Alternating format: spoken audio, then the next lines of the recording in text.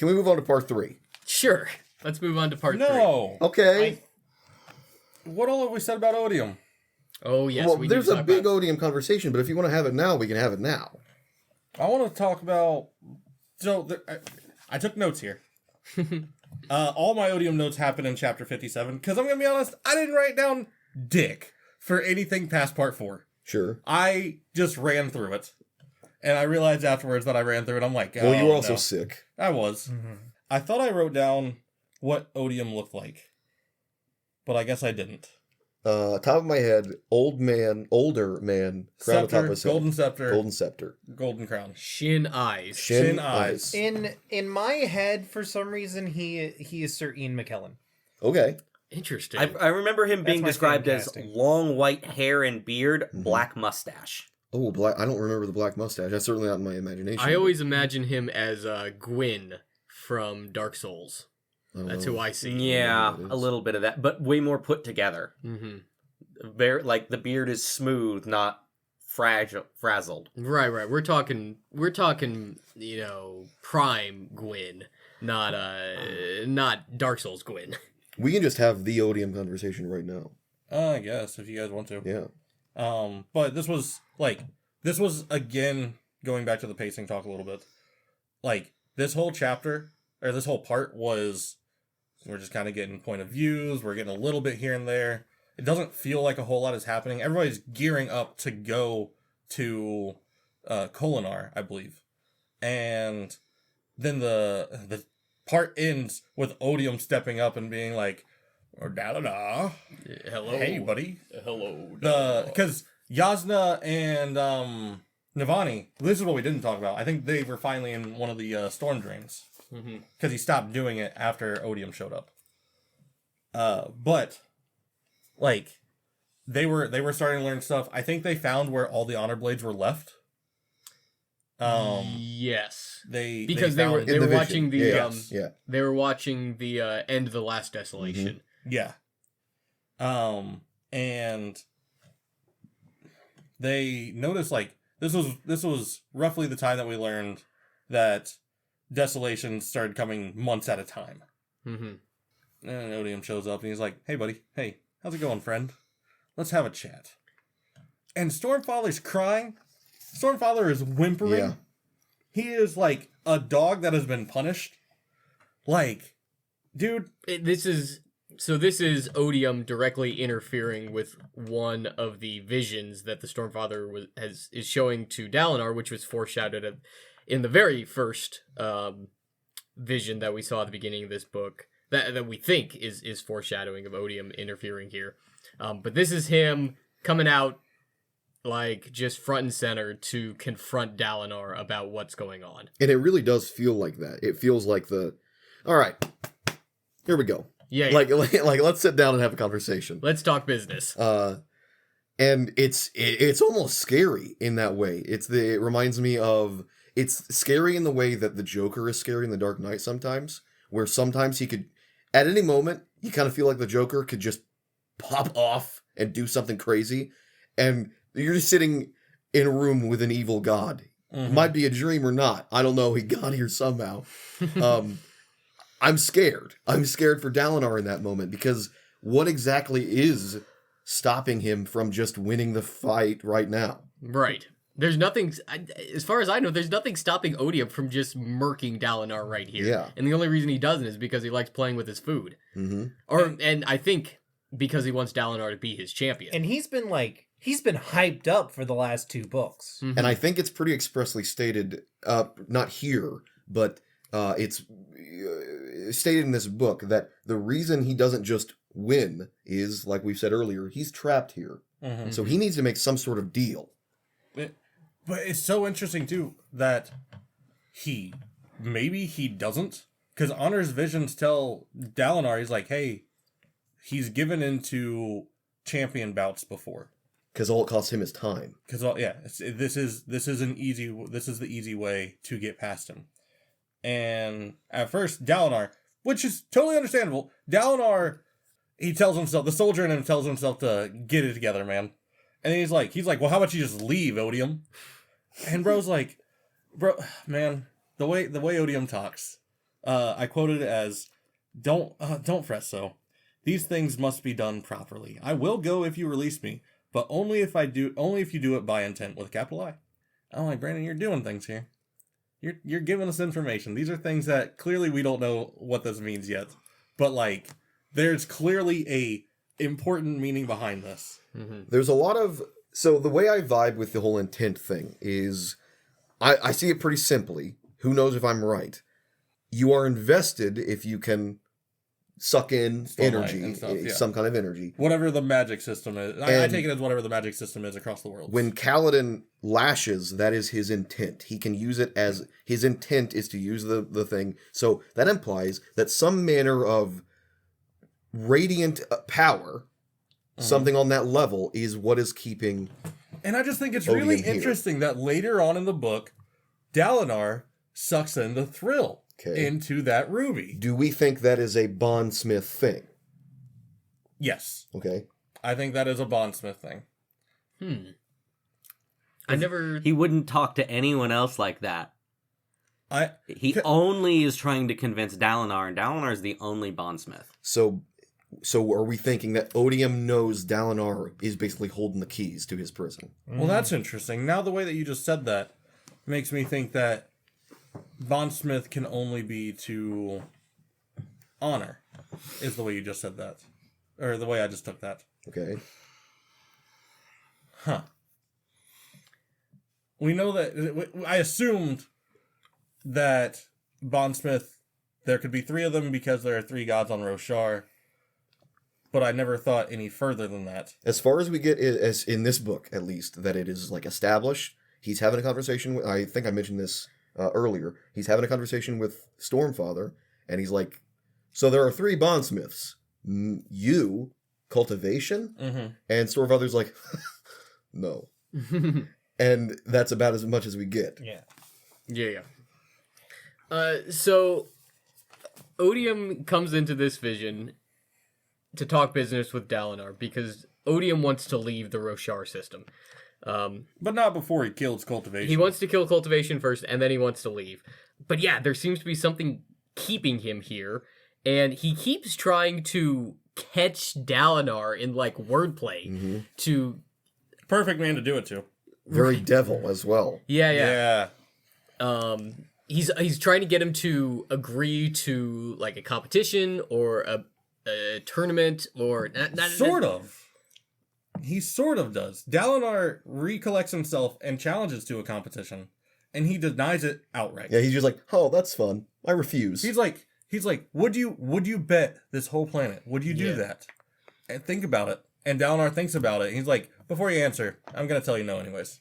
And it's like, dude, oh, what a tease. So what we got here is there are definitely rules that Odium has to follow. We don't know who they're imposed Bound by honor.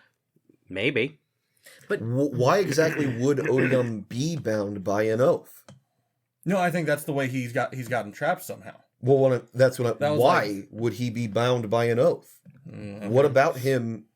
Like, he is literally Odium, right? What about that is forcing him to honor this agreement? second question, Maybe why the would power that itself. why would that bind him if honor is splintered? Yeah.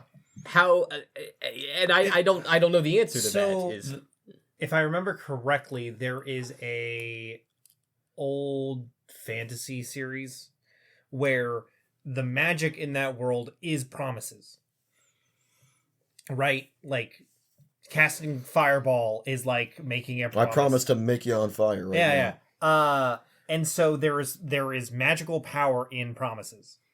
So maybe in here there is physical there is some sort of actual power within oaths, right? And so if honor caught Odium in an oath, then Odium has to abide by it, even if honor's gone, because there is power in that still. Well, see, I mean, the thing, you're here's saying- the thing. Maybe the shard is splintered, but the power's still there. Like, Stormlight is Odium- Honor's power. Odium clearly, I wrote this down. Odium clearly stated, you can't serve 2 gods at once, and so I cannot leave cultivation behind. In fact, I cannot leave behind the splinters of honor. Those are all capitals. As I once thought I could, I can already see that going wrong. Once you release me, my transformation of this realm will be substantial. So my understanding that the Splinters of Honor are the Stormfather and the Spren. That's certainly what I grok. The Probably Dalinar at this point. You think he was wrapped up in there? Maybe because he's bonded to the Stormfather. Possibly the only other entity that I could think of that would be a Splinter of Honor would be the Heralds, because they were given their powers by honor. Do we think the Oath Pact has anything to do with this thing that is keeping Odium here? Yes. You think? I think so. Because that's the thing that holds back the Desolations. That's the Oath Pact allows them to go to Braze and hold Odium back there. Or at the very least, all the fused. All the fused, yeah. It makes sense. So does that imply that in between Desolations, there is, like, when the fused can't be here on Roshar, that Odium has no presence on Roshar? I don't know that he has no presence, but he can't exert nearly as much power, I don't That would think. explain why he made the Unmade. At the very least, To, like, have, like, So we would a have, pawn. so we would have things on Roshar to enact bidding. My theory is that, similar to Kyle, he probably wasn't able to have physical form on Roshar while the Heralds were on Braze. I think the Everstorm being summoned is what breaks that in half. Yeah. He is now allowed to take physical form on Roshar now that the Everstorm has been He summoned. was certainly there. Or at the very end least, of he the can book. circumvent the Oath Pact in some way. Yeah. Yeah. Because, like, the Oath Pact still there. They didn't violate it yet. And, yeah. So, Odium needs to destroy all the Splinters of Honor, and I think that is support... He needs to kill the Herald as well, and that's supported by the fact that the Fused have started hunting down the Heralds by the end of this book. Because Moash kills Yezrian. Like, capital K destroys his soul. He seems like Yezrian wasn't there, but then in that moment he's like, "You're doing something to me. Oh no." Yeah. So that's pretty scary. Yeah, that was pretty wild. Another thing that I want to make mention of, when Dalinar asks him what he is, and you get the most odium answer, he says, "I am passion, Dalinar. Dalinar : whole name, power play. I am emotion incarnate. I am the soul of the Spren and of men. I am lust, joy, hatred, anger, exultation. I am glory and I am vice. I am the very thing that makes men men." And the thing that I found really interesting there is there are a lot of those Spren. There are a lot of those Spren. Anger Spren. Anger Well, Spren. it's interesting. Anger, They haven't talked about, like, joy. horny Spren. That sounds jokey, but seriously. I wouldn't think expect it was that. written by a there was Mormon. I think there was a very small mention of them because I wasn't shocked to hear that. What I just said right now? No, that there was a small mention of Lustspren. Like a Yeah, I was going to say, I'm pretty I don't sure remember that at all. I think like, that was I in want to say it there. was like once. but, Yeah, like, they don't go into We'll it. have to go back. But the one that was really interesting to me, Glory. Glory Spren. Does Odium say Interesting he's thing. glory? I am glory and I am vice. And I find that to be really interesting. Especially because of Dalinar's relationship with Glory Spren by the end of this book. Even beforehand, he makes Glory Spren For Elhokar. show up for Elhokar. Yeah. One last thing I'd like to talk about with Odium is his interaction with Taravangian right near the end. Yeah, that's huge. He shows Taravangian his plan. Does that happen in Taravangian's interlude chapter? Yeah. Okay. He shows Taravangian his plan. Could we talk about that? How do we feel about that? So, it's like comparing your math homework to an ant. It was this. He had that line, or I can't remember exactly. Was this where Taravangian showed him the Diagram? Diagram? He didn't show it to him. He just happened to have it. Odium like waves his hand, and there's a pedestal with the diagram sitting on it, and he's like, "Oh wow, you did all this. Great job, Taravangian, and without fortune, you did all this. Fortune, capital F, I Yes. believe. And Shard? Possibly. you did all of this without fortune. Here's what I came up with," and he just shows him the entirety of his plan, and Taravangian almost dies. almost dies from the grandiosity of it, right? But then he sees a small black part of the plan, and he's like squinting. He looks closer and closer at it, and sees something that he wrote for himself that he would see in this plan, and he just reads it aloud, and Odium responds. Anybody? I don't remember what he says. Well, I just wanted to bring it up because it is integral To your theory? to my whole theory. Well, I believe, doesn't Taravangian see Renarin's name? He sees I do remember that. Renarin and how it's blacked out. Like, that part of the plan is murky. He can't see it, but everything else is crystal clear. Yeah, He sees things happening, this occurs, then that occurs. Are we talking about Taravangian can see things clearly, or Odium can see things clearly? Taravangian. Okay. But in this one part of the plan that Odium seems to be ignoring, Right. He can't see or it. he can't who knows? Taravangian zooms in on that, sees words that Taravangian wrote in the diagram repeated to him, and he just reads them aloud, as if part of the conversation, and Odium responds as if it is.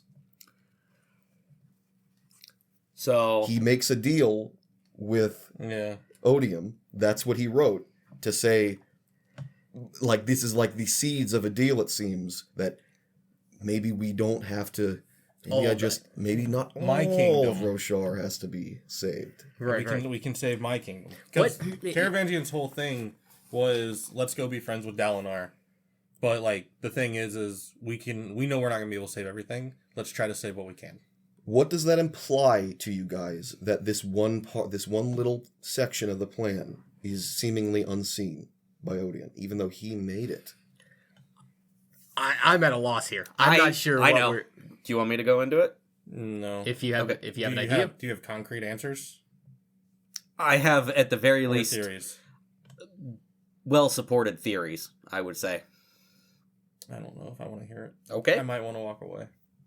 Well, I can talk about it at the end. Then. There's one obvious explanation because Renarin's name came up. Yeah. If Renarin can see the future, that implies that this plan, Truth Watchers might be able to change things. and even Renarin says, it's not set in stone. You didn't kill me. Something changed. Also, it could be influence from honor or cultivation, trying to, push back on Odium. Well, I think that has some support there, because we learn where Taravangian got a boon and curse as well.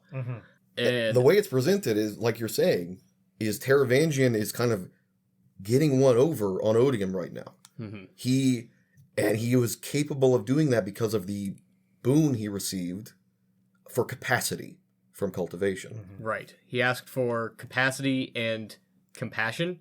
No, he just asked for the capacity. He asked for to the say- capacity, and the negative was that you will lack the compassion to go with. But he says he spoke to cultivation. Right. So, That doesn't necessarily mean that there's a boon and a curse there. Absolutely. it also means that Taravangian is in Cultivation's plot the same way that Dalinar and Lift are as well. So that was the third character that I alluded to earlier, however many hours ago. And that kind of at least gets my gears grinding. Who else could be involved in Cultivation's plot? Right. Well, I don't know if anybody else has directly interacted with Cultivation besides those Not that we know of. that we know of, correct. But I do think that with Cultivation giving Taravangian the ability to create the diagram, her influence is in the diagram. And so I think Cultivation gave Taravangian the idea to write this note to himself in this moment. The way I see it, especially with the way the worded of the boon is, he was granted capacity. I think it might, yes, absolutely, I agree with what you just said. I think he had the capacity to not literally die at seeing Odium's plan. I see. He was granted the capacity to see this plan and be like, this is like what I did, but this is not like what I did. Mm-hmm. And because he did what he did, because he was capable of doing what he did, he didn't just go insane like that girl from the DYE fantasy music video.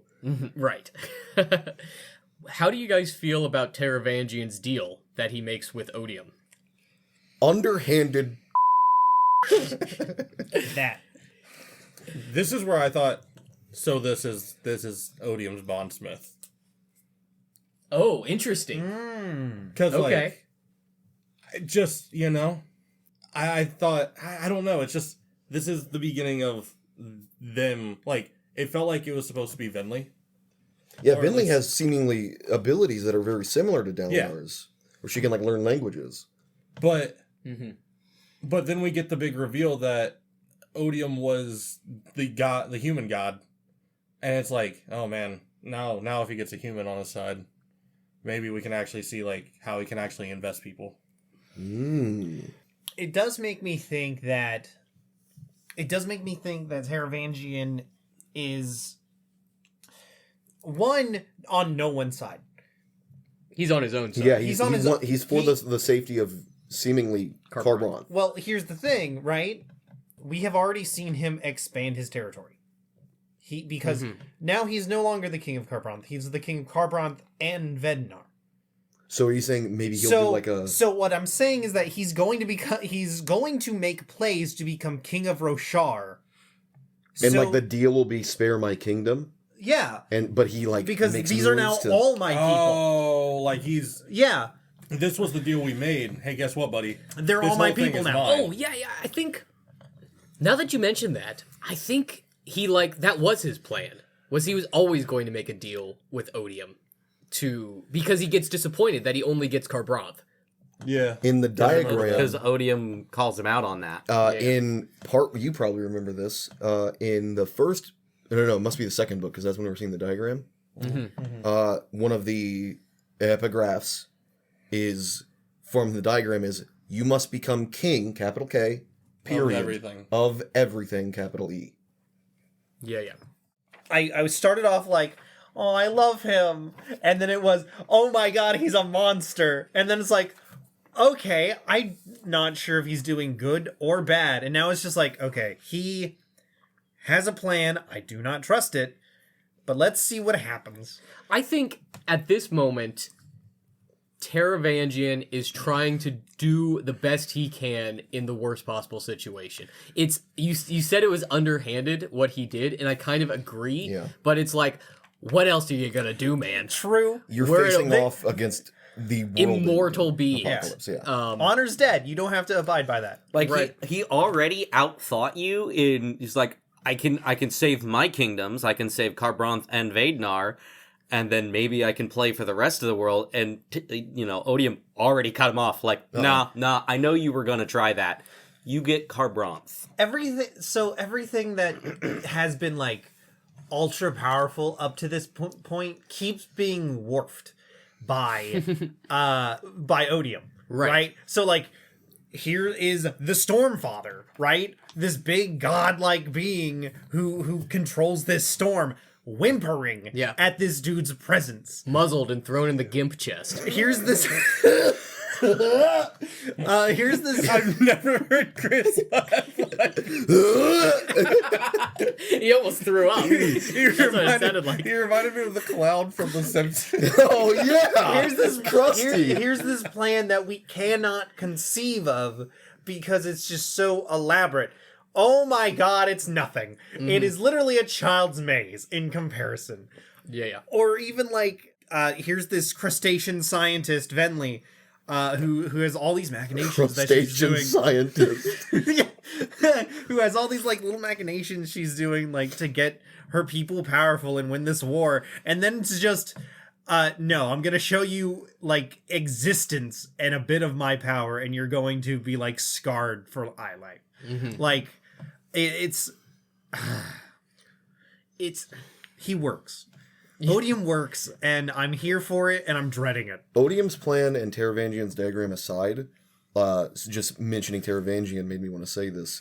I hate that man for what he did to Dalinar in this book. Yeah.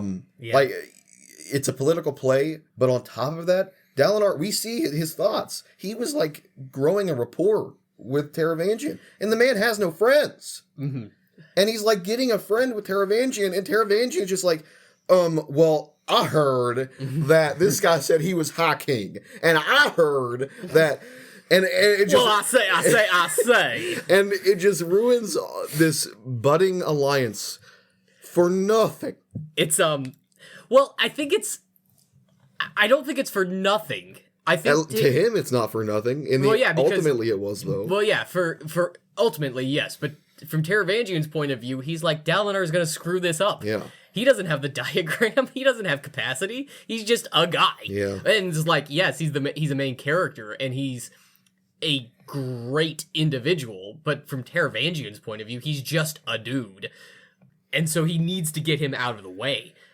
It's funny you bring that up because I don't know if I showed it to you, but I definitely showed it to John.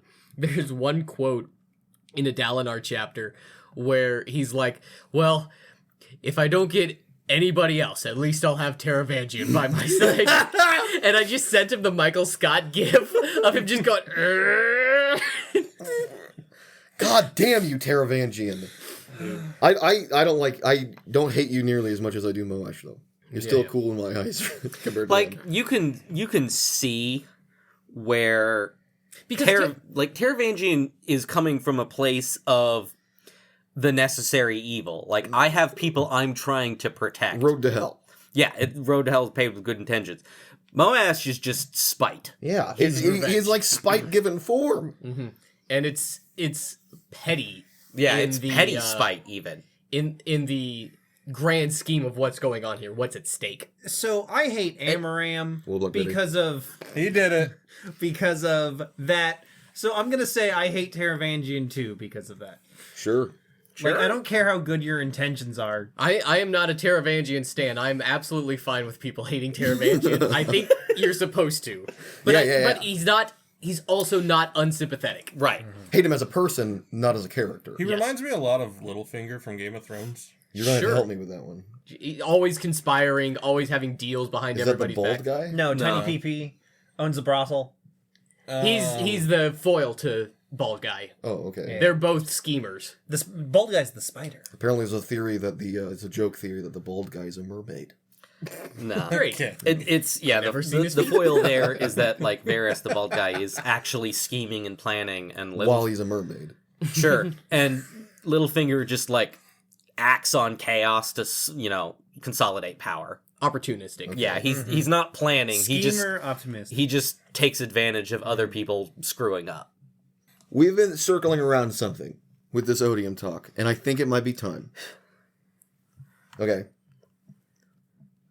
I'm gonna go as slow as possible. Okay. Because I want someone to beat me to it. Is this the theory? You still might have to repeat yourself. Okay. I did not get capacity. So the foundational part of this theory is that scene with the lighthouse people researching Flamesprin Okay. in the first book.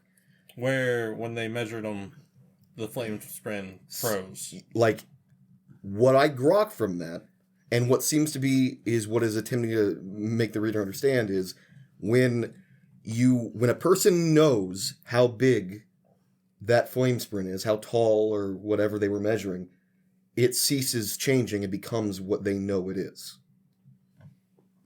We all agree with this. Okay. Yes. Um, It is the electron sprint. It's kind of like this quantum phenomenon, Yeah. right? Where when we know where it is, it stops being all places at once. But before that, it's everywhere. Let's couple this with this idea that how could we apply this idea to other Sprin? Like the bonds, right? Oh, I was going to go with natural things. Go Like for it. Wind sprint and mile per hours of wind. Okay. Something like that. Sure.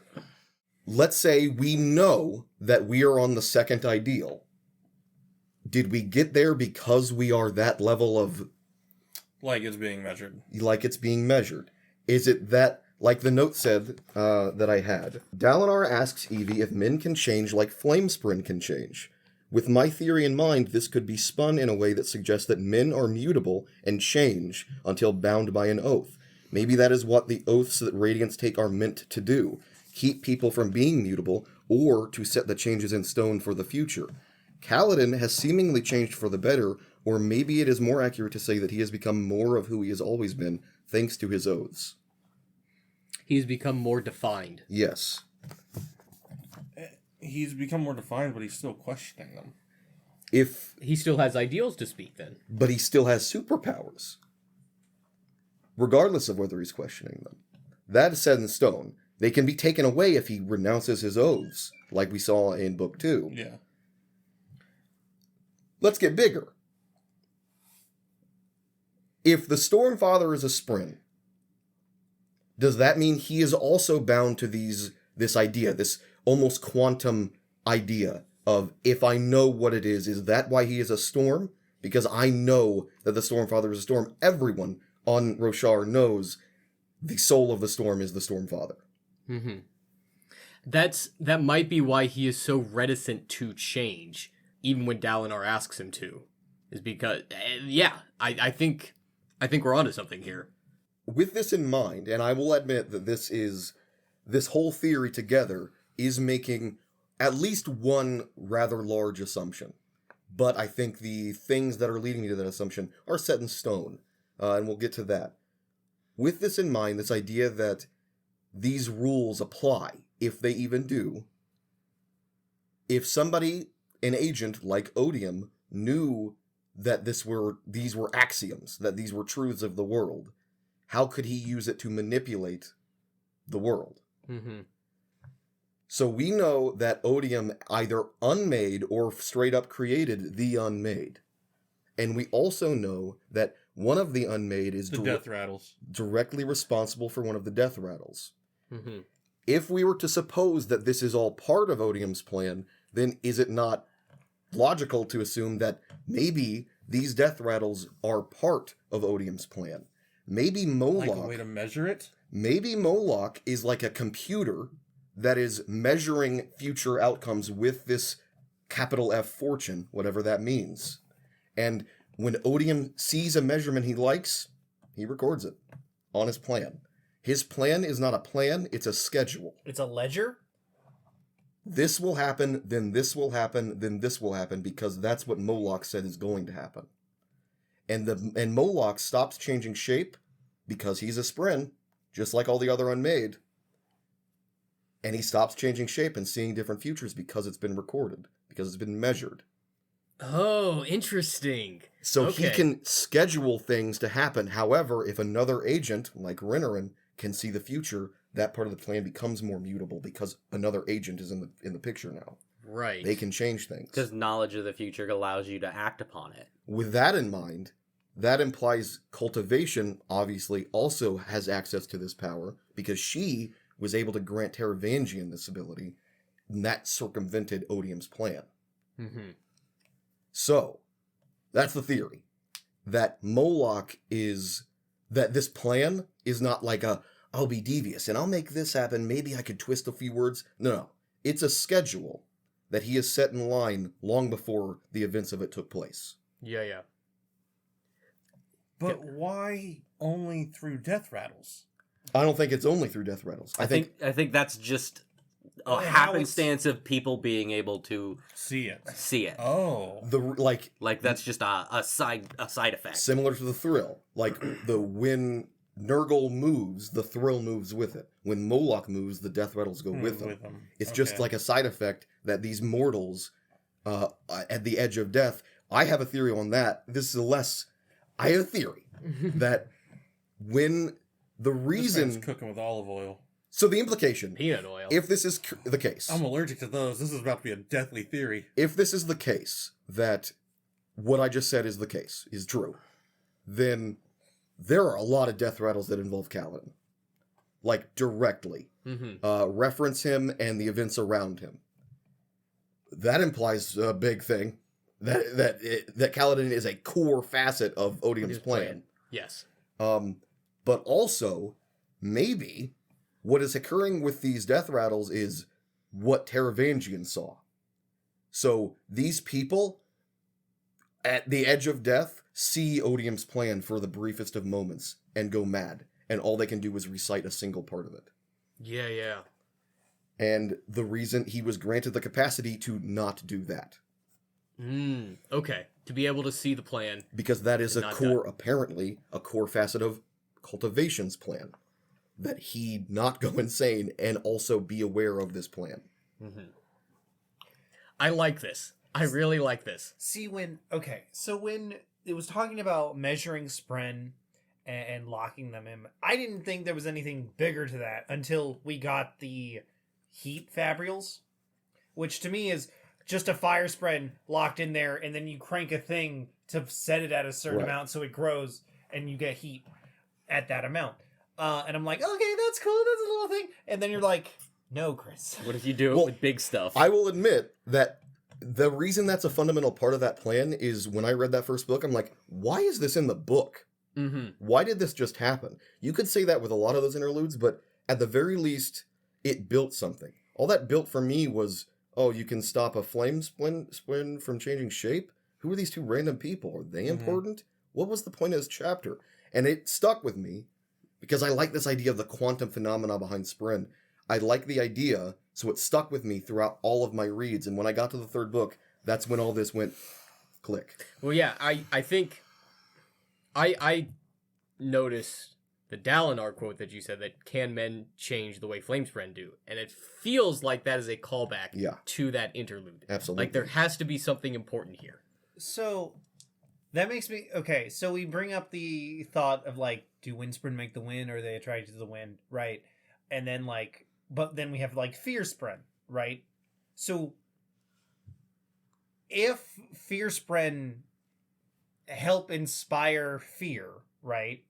And you can change like the intensity of a Spren, like could you like trap a Fear Spren and put it into a Fabrial, and then you could just make a whole army run away by cranking that thing to 11. Navani had a pain reel, right? Yeah. She could take away pain, but also use it like a taser. Yeah. So, like, one of the things, I think there's something to that, because one of the things that we don't talk about too much is, like, yes, the Spren are absolutely attracted to emotions of various different kind, but that also means you can never hide a strong emotion, which means you are immediately made aware that everyone knows, amplifying it even more. That's why, like, when fear sprints start to sprout, or even better, anxiety sprint. Like anticipation sprint, it's streamers coming up out of the ground.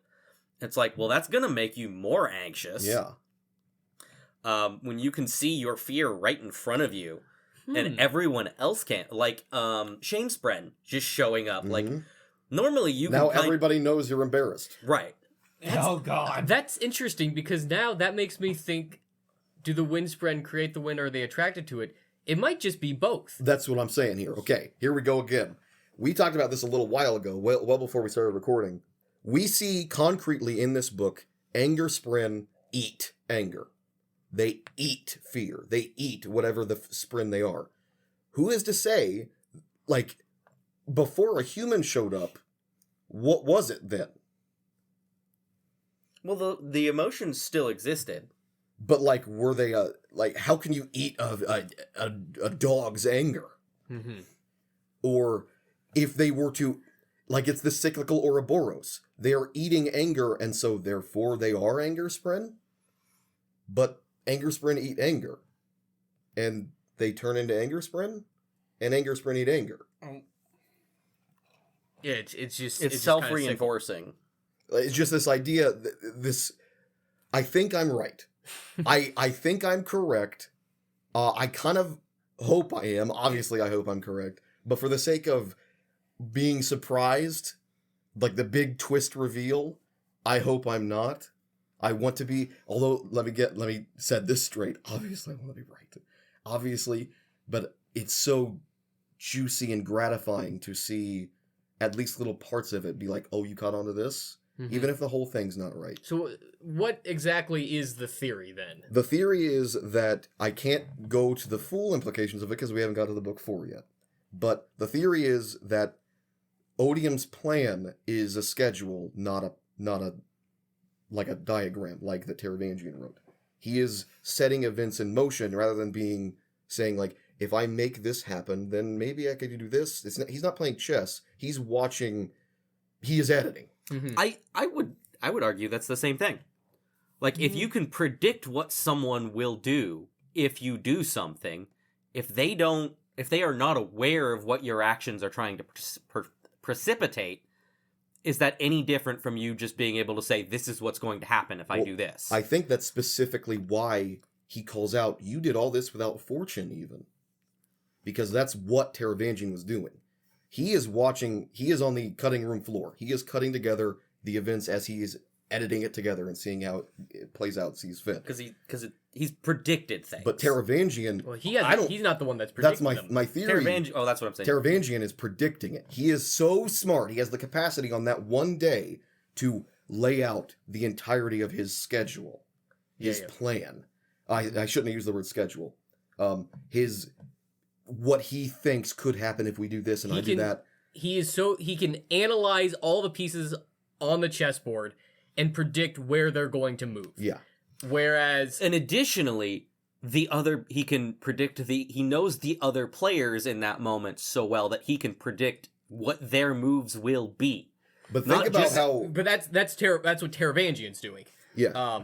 What Odium is doing According to my theory. is what was the unmade? Moloch. Moloch is running a chess simulator and running thousands and thousands of games, and Odium's just like, have him move to e4 right now. And because he is observing that death rattle, that move on the chessboard, it will come to pass. Yeah. And imagine the tactical It locks advantage of even going further than that, where you aren't predicting that this guy on turn 87 will move his pawn to e4. You are dictating. You know his pawn is going to be on e4 at turn 87, and how you are literally 87 turns ahead of the guy you're against, who is predicting. So you know what the board state will be in the future. No.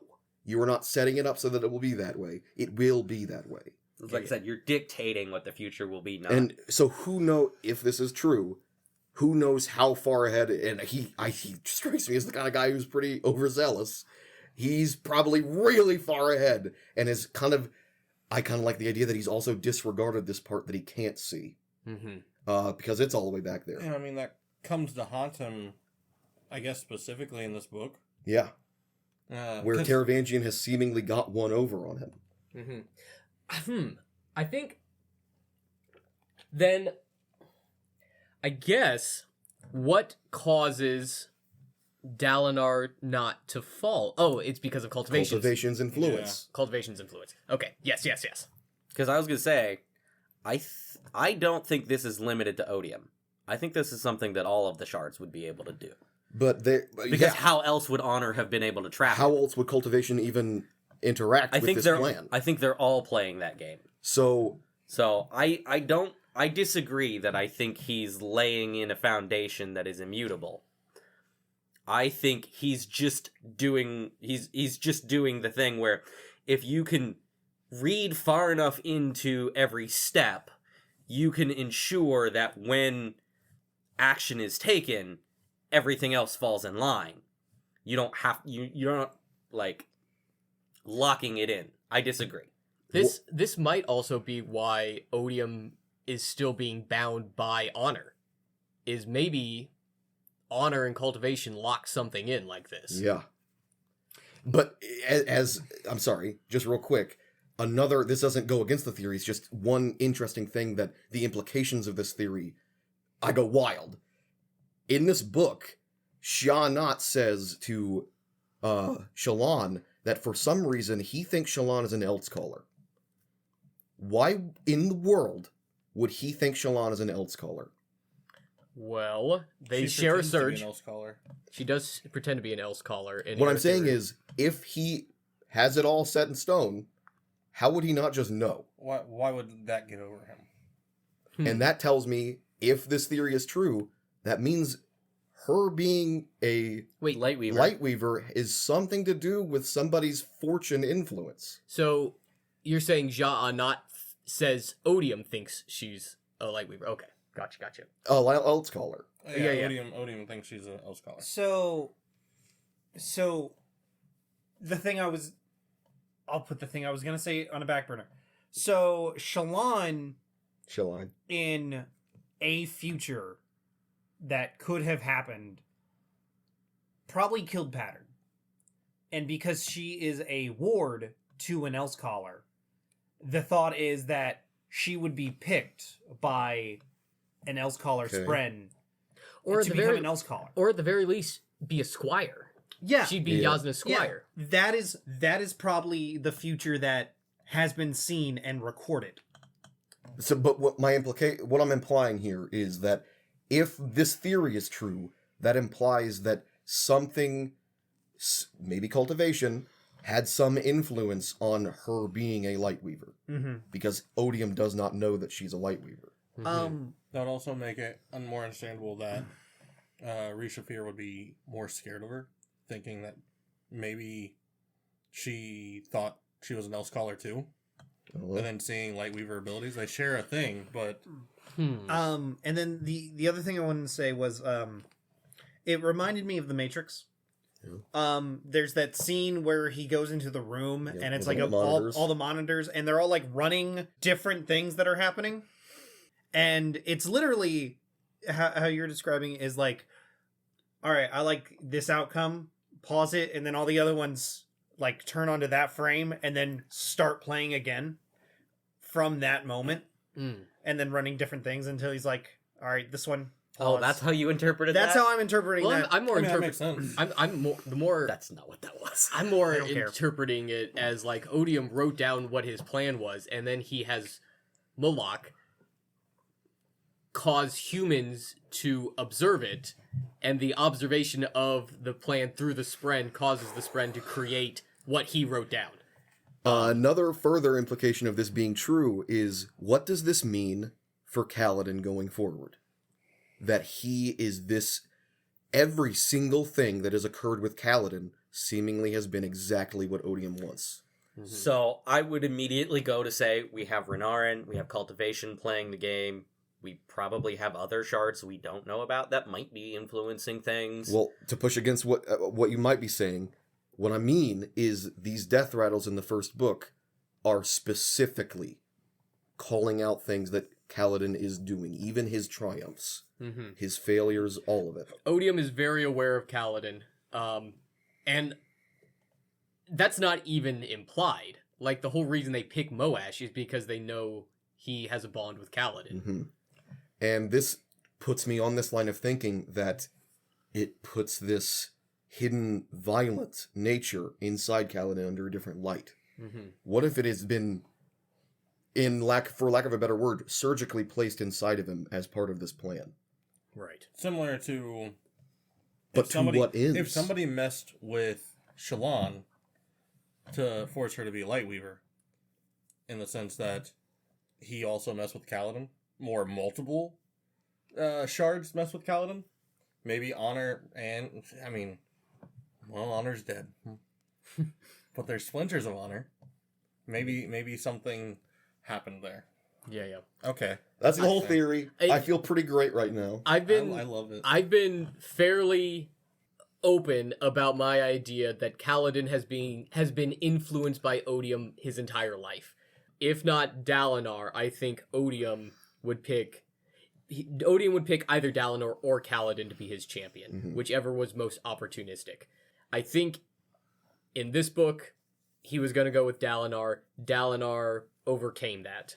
So I think Kaladin is the next logical choice. So if we are going through that line, that implies that even inside this, if this is true, even inside this certainty, this schedule of events that will occur, he has backup plans. Yes. So Contingencies. He is like scared, just in case, Dalinar, you're not my champion. Maybe I'll put this guy in the back corner here. Yeah. The interesting thing about Shallan being the spanner in the works is who near Shallan would have had the opportunity to meet with Cultivation. Three names come to my mind. Okay. Either Shallan's mother, her brother Helleran, or Yasna. Mm-hmm. I think those three have had enough influence on Shallan that cultivation could have worked through one of them. See, I would say it would be Halloran. Yasna's an interesting one because in the assumption that Shallan was never on Yasna's radar, and that like she didn't know who she was until the first book. Mm-hmm. Like that means that when she teleported to Shadesmar or wherever she did at the beginning of the second book, and then raised hell in Shadesmar, would have been what she was doing. That's Oh no! I think he's saying that maybe I'm misunderstanding you. I think he's saying that maybe any of those three characters have touched cultivation at one point. Nice. And because they've been touched by cultivation, that and Cultivation interacted could with then because of extend the things influence. that they have done, Shallan could have been set on a path by any of these people to make to not be Odium- an Elsecaller anymore. Yeah, Maybe she was never an Elsecaller. Who knows? Like, I don't know why. I do not know That would why. be so interesting if it was Halloran, and like that's the reason he gave her the sketch pad. I'll be real. Let's just assume this whole thing that I just said is not the case. Why the hell does Odium not know she is a Lightweaver? Why? So, I will raise you another name. Okay. Her father. Okay. So this is Oh, goes to the old magic to get money or something. well. I'm thinking before then, right? Okay. Because we don't know Lynn. Yes. Lindavar. Yeah. Lynn. We don't know Lynn like before who he Shallan is. does. Before Mom before does. Shallan does. And so I don't think if it's her mother, right? I don't think her mother would be willing to kill her daughter if she had this go on. However, maybe Lynn had gone seeking the old magics to like be like, all right, like there's something weird about my first sons, right? Or maybe even way before then, he's just like, I want a family, Mm-hmm. right? He, like alone in his estate, lost parents, maybe, I don't know, something. So he goes, seeks the old magics, gets a wife, has kids. Something's weird about his kids. Maybe Has Kyle Shallan. was hinting at last book that like pattern sees patterns. Maybe Shallan had a sprint, and maybe that was the weird thing that he was seeing about his kids. Hmm.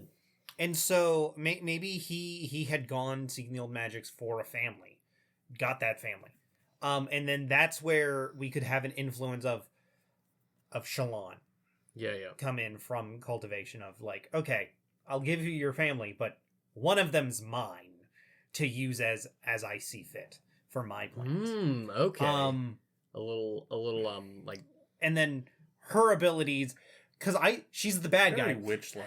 Yeah, hag. Is what So it is. in my head, she's the bad guy. She made her father worse because Yeah. we like Scott put me onto this idea. Because we see her like do all these pictures, and then those people slowly like become the image in their picture. I'll give some of the credit to John too, because it was in my notes, but John did mention that, and that's what led me onto that So tangent. no matter how bad he was, she made him worse. Mhm. So at the end there, when she killed him, she killed her image of her father. And I do absolutely agree with Cody with what you said in the previous book as well, regarding that, where I love that. I love that idea. It really does cheapen the character's decisions. But I also think she ruined her brothers too. Okay. Because, he has a bit of a gambling problem. And that's become thing. his whole thing. He's a bit sadistic. He tortures animals now. Mhm. That's pretty messed up. They're not okay. That whole thing. You know, they're not okay. Probably just start But over. Shallan has made it worse. Yeah. But that's where I'm at currently. This is the That exact could kind be of- her father. This is the exact kind of conjecture I wanted to foster by bringing this to the table this early. Because I was worried that if I started talking about this at the end, I wanted to say it at the end because I wanted to give you guys a chance to be like, oh, but maybe this, and like kind of touch on something, and I would leap on it. And I was worried to say it at the end, though, because of this. I was worried that I would say it. We're about to wrap up, and then we talk for another hour and a half because we get so excited about what the implications could mean. Yeah. Right.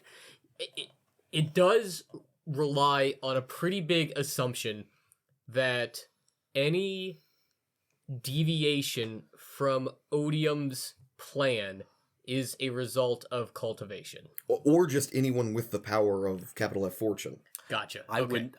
I'm following in on just knowledge of the plan. Sure. 'Cause Like, you don't need power, you just need to know that this is a thing, and then you can act on it. Absolutely, because you can change if you know that this is going to happen, but then it could become But self-fulfilling. that becomes part of it. That could become self-fulfilling where maybe Odium brought Teravangian there, so he knew Teravangian was going to see something, Mhm. Right, but so then, that could just be part of the plan.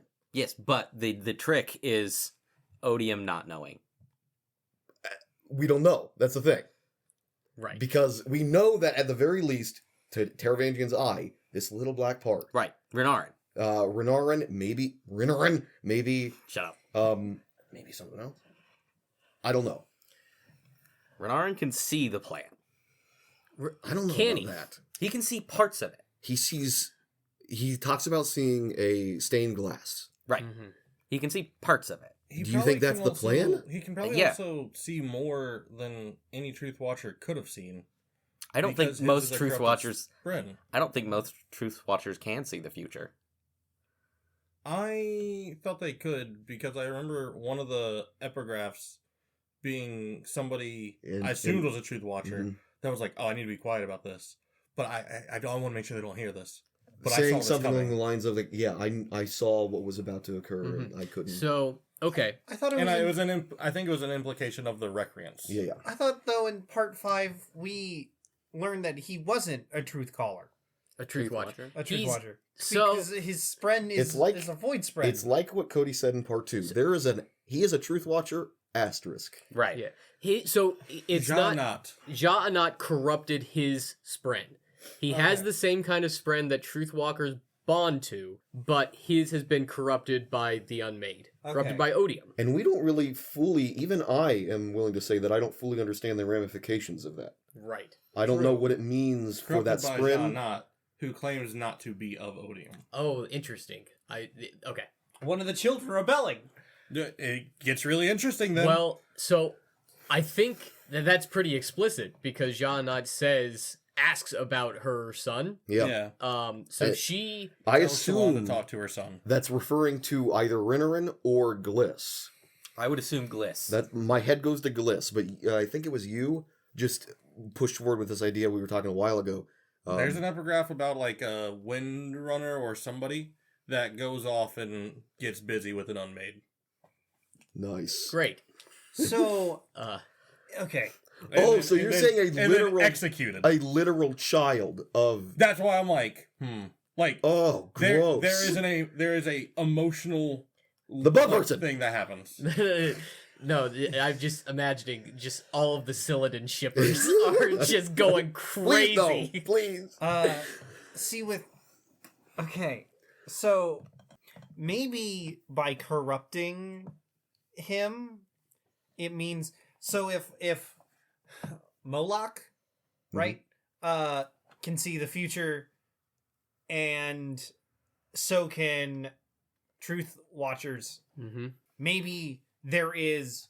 It's kind of like, oh, I'm looking in the crystal ball, scrying on the guy, and the guy's looking in the crystal ball, scrying at me, sort of situation, right? Mhm. So maybe in corrupting him, she is protecting him from being scryed back, Possibly. right? Possibly. So, Put that down to his and maybe arrogance. that's why Renarin is that black spot. Because I can't see him. I don't know the plays that he is moving because I literally cannot look at him because he's corrupted in some way. Yeah. Another thing that spurred on this whole line of thinking for me in book 3 was I had this idea in my head, especially when we start seeing like connecting these dots of what these Unmade did and do, where the Midnight Mother, we see the monster she creates killing innocent people in one of Dalinar's visions. So like we can assume that she was like this monster generator for Odium during the fights, whatever they're called, Desolation. the desolations. What the hell Would he need that? For? would he need Moloch for? To make death rattles? To scare people? Maybe. But like, so then that got me on this line of thinking that maybe the death rattle is just a side effect, or like what you said, maybe the death rattles are part of the plan because, oh my god, and this all started coming together. Unless Moloch and the death rattles are Great band name. are said to be a part of Write that down. of Odium because Odium is, because death rattles are scary, right? And seeing the future is a part of the enemy, apparently. However, maybe Moloch isn't. Maybe Moloch is just a spren that can see the future, and all the gods, all the honor and cultivation and Odium can observe him. I could go even one further And with then- this idea that you were touching on this, Chris, earlier. Now we're touching. How maybe Janat has been unmade. It was some kind of like president spren of whatever spren it was, and it's been unmade to serve Odium's purpose. Mhm. Maybe like Odium corrupted Moloch, and Moloch used to be just a president truth watcher spren. Whatever Miss Spren, and it's been unmade to allow him to serve at its purpose and see what he wants it to see. I don't know. That's just latching on to something you mentioned earlier. This is all very interesting, and I'm glad we're having this conversation. Hell yeah. This is like new stuff. I don't know if it's clear. We talk about these books all the time. I've been sitting on this one. and we're finally getting new material. Now the egg is hatched. So, anyway, this book, huh? Part 3? Part 3. Finally? Let's move over to what's occurring in Kolinar with part 3. Is that all right, guys? Yeah. This was probably my least interested part of the book. I agree, I think. Everybody rides the storm, and Shalon loves it. You could say they're Yeah, right. she's having a great time. Kaladin notices. I she looped loves in it. like the what you mentioned in book 2, the like thrill seeker type of thing. That's what I was picturing. For At sure. any moment, Kaladin could drop her, and she's done. Nice.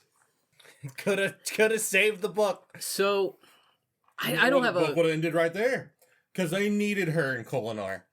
And she I'm stood up to curious- Yasna because she didn't want to be her ward anymore. Broad strokes here. I actually don't have a lot of feelings about part 3 other than the end of it. same. You're kind I'm of just curious what you two, well, what everybody, if you can remember. I will be honest, I don't. What were you guys thinking of Azure in this moment? Like, what was going through your head of who she was, what was going on with her? Dude, so I have a Kaladin note, actually. All right. Hold on. Give me 15 minutes to find it. So, this is when I realized maybe audiobooks aren't for me. Yeah. Because there's a lot of things going on, a lot of names happening, and I'm not That's what I'm scared of. fully there. Yeah. In Kolinar, is my thought. So it didn't occur to me that Azure was a woman at first until way late Okay. in it. Okay. I guess Wow. all the people around Azure wanted you to think that. Yeah, It worked. It worked. So that might just be It me didn't- being stupid, but It didn't become clear when Kaladin explicitly is like, that's a chick. Shut up. That's what happened. Kaladin. We don't talk about that. Yeah. No, that's when it finally became clear. But like when we're seeing Azure before then, I'm not like there with it. But I think I might have been. Azure, it's not her fault, but Azure is a point in this story where I started to get one foot off the train a little bit. Really? Yeah, well, because Azure is such an anomaly in this story. It's, Oh, suddenly this now? That's what it feels like. well, not They fly now? kind They of, fly now. kind of, Every time. but the fact that Azure is here, not just in Kolinar, but in this book, Yeah.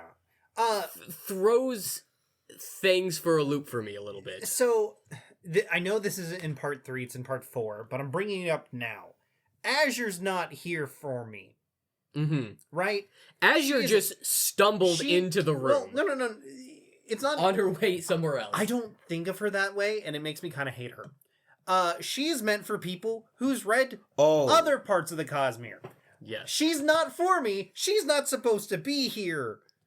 She's like, oh hey guys, I guess look what your character's doing. utilitarian-wise, her purpose in the narrative is to make sure they don't die in Shadesmar immediately. Yeah. Mm-hmm. Utilitarian wise. And then more structurally, it's to, by the way, you're reading something that's in a larger universe. But I was kind of hinting at this idea that I'm curious how well the mystery was working on you guys in the moment. I don't really remember how I was reacting to it.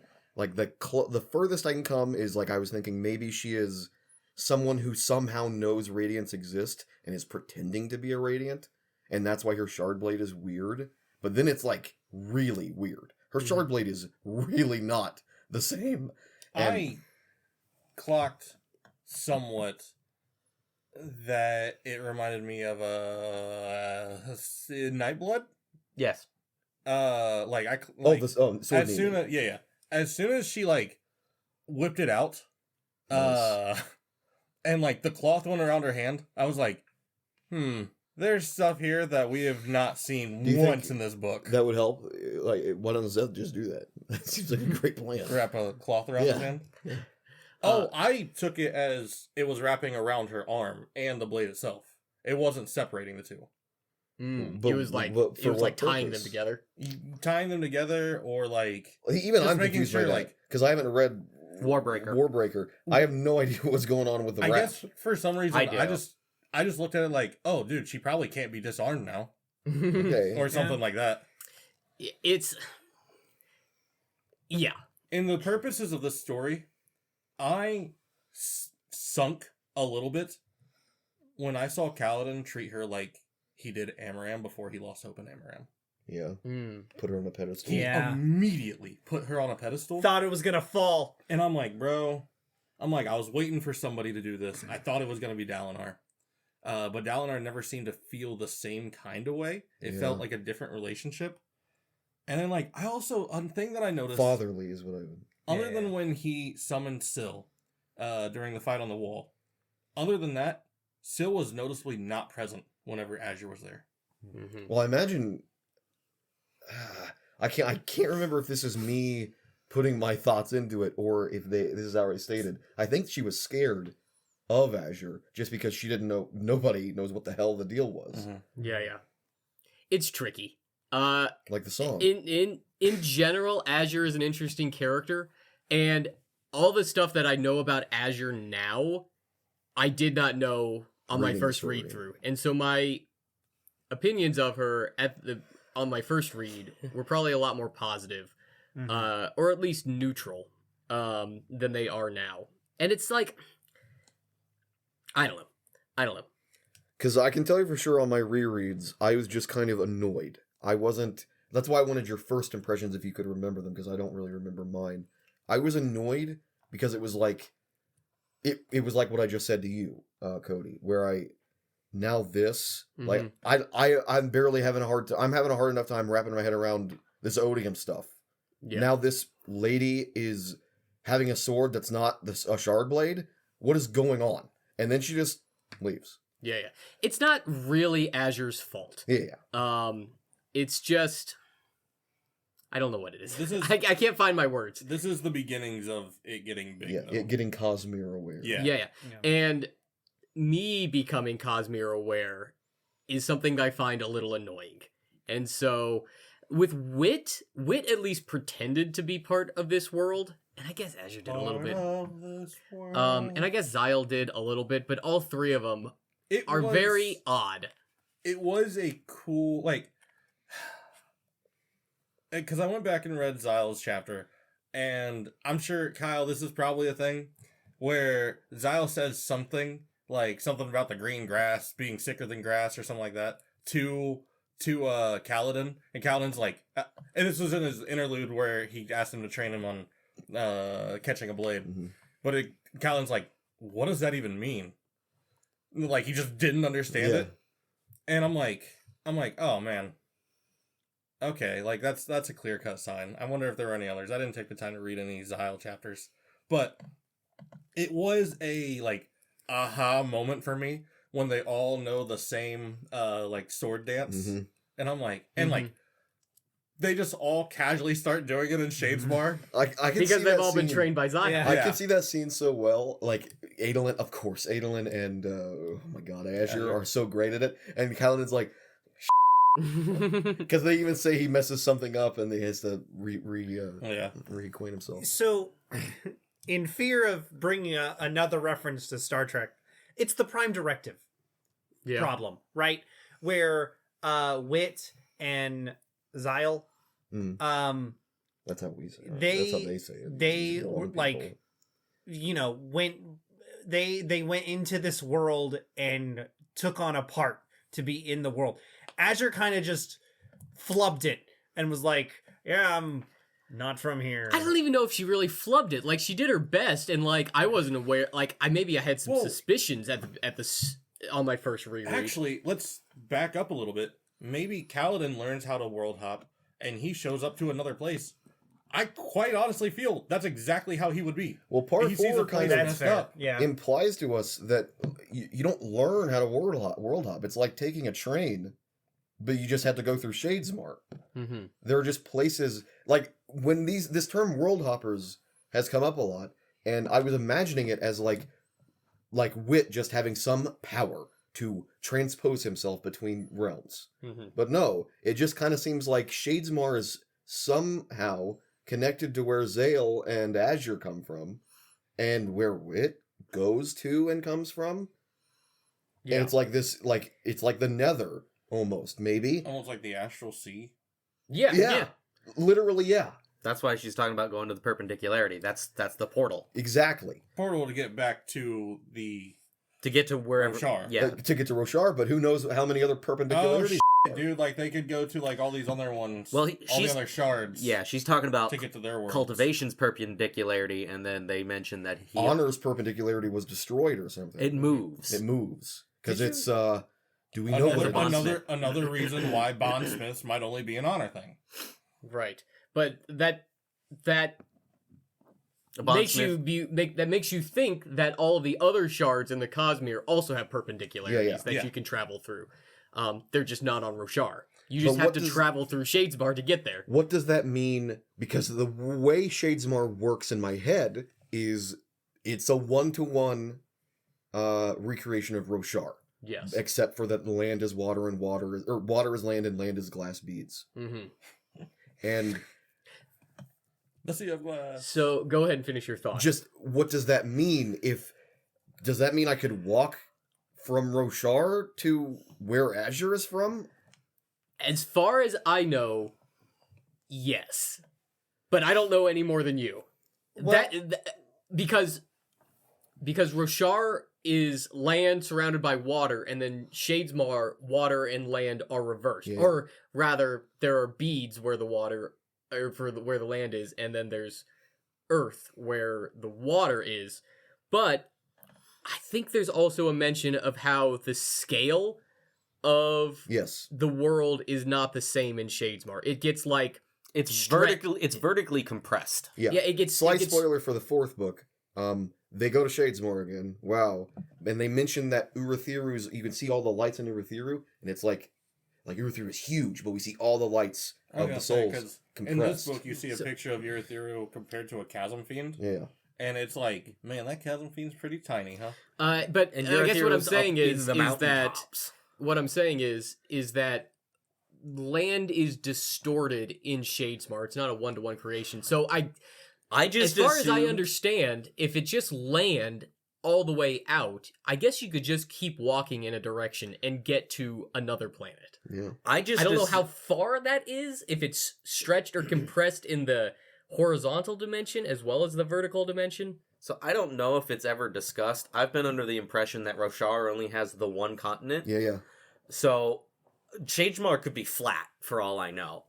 But my other thought going is to even assume if it is. even if it's not, I always just assumed they pulled a Lord of the Rings where like the Grey Havens have just been like they made the world round and then you just sail off a tangent of the world, We're forgetting there's a third realm. the spiritual realm. Braze.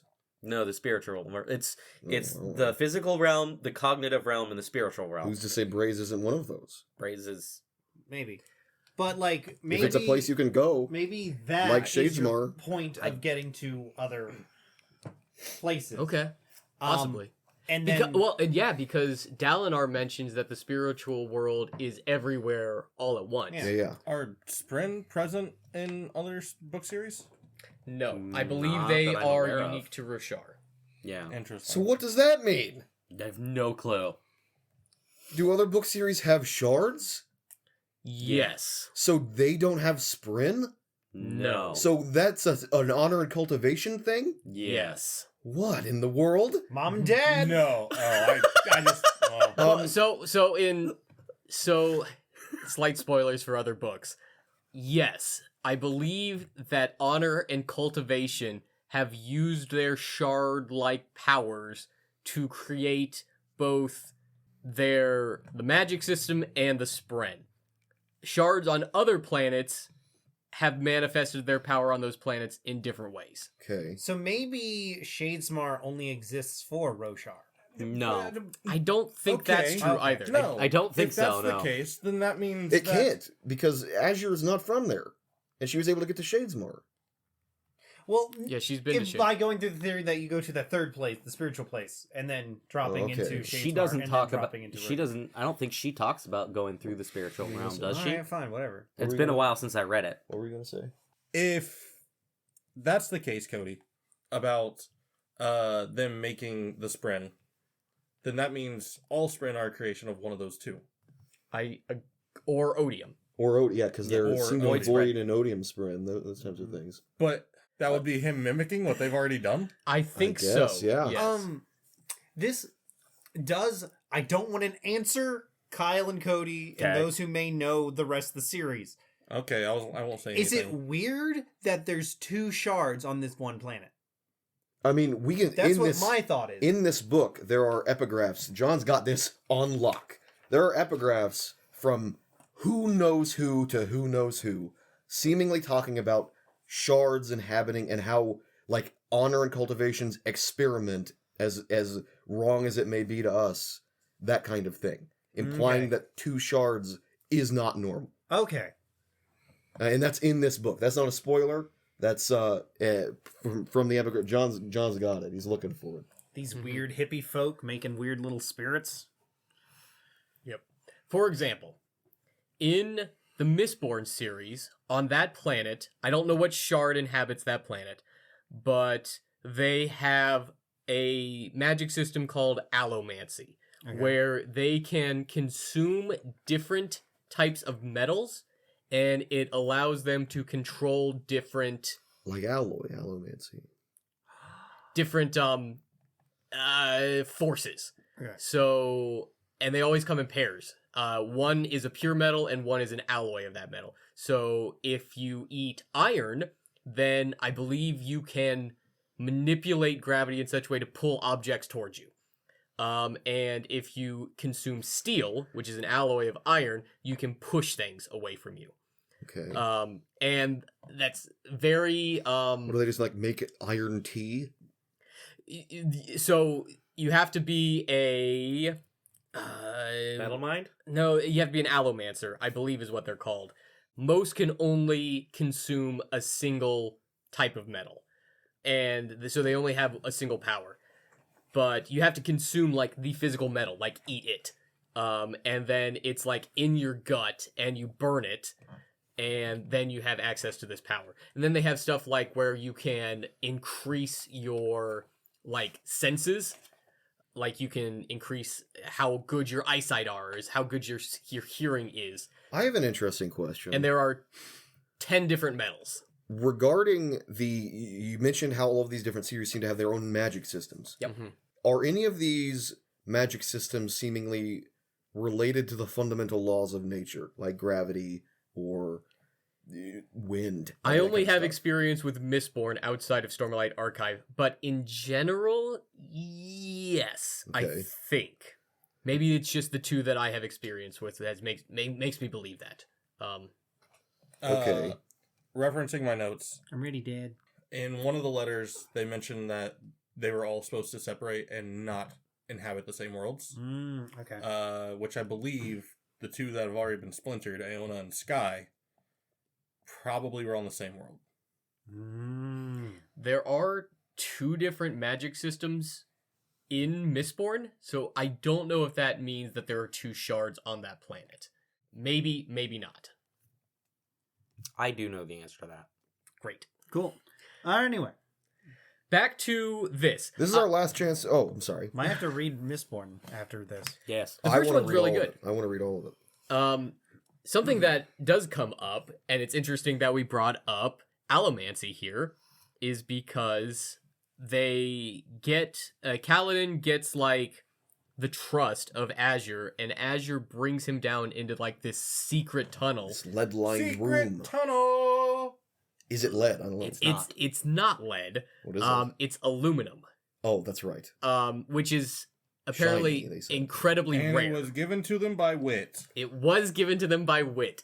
There's a theme throughout the books that aluminum is very rare and interacts with the powers of the shards very uniquely. So I guess in Roshar, having this aluminum lined room basically negates all stormlight. Or at the very least, hides its presence. Hides its It's presence. like a radiation. It's kinda like a Faraday capture thing. cage. Yeah. Yes. So that's interesting as well. This is our last chance to talk about Elokar. Yes. Oh, let's talk about Elokar. Let's talk about this. First thing, the first note I have about Elokar is in reference to when this is after they arrive, and he feels very motivated. He seems very motivated to Kaladin's eyes and Shallan's eyes at least, and they're in the Taylor house.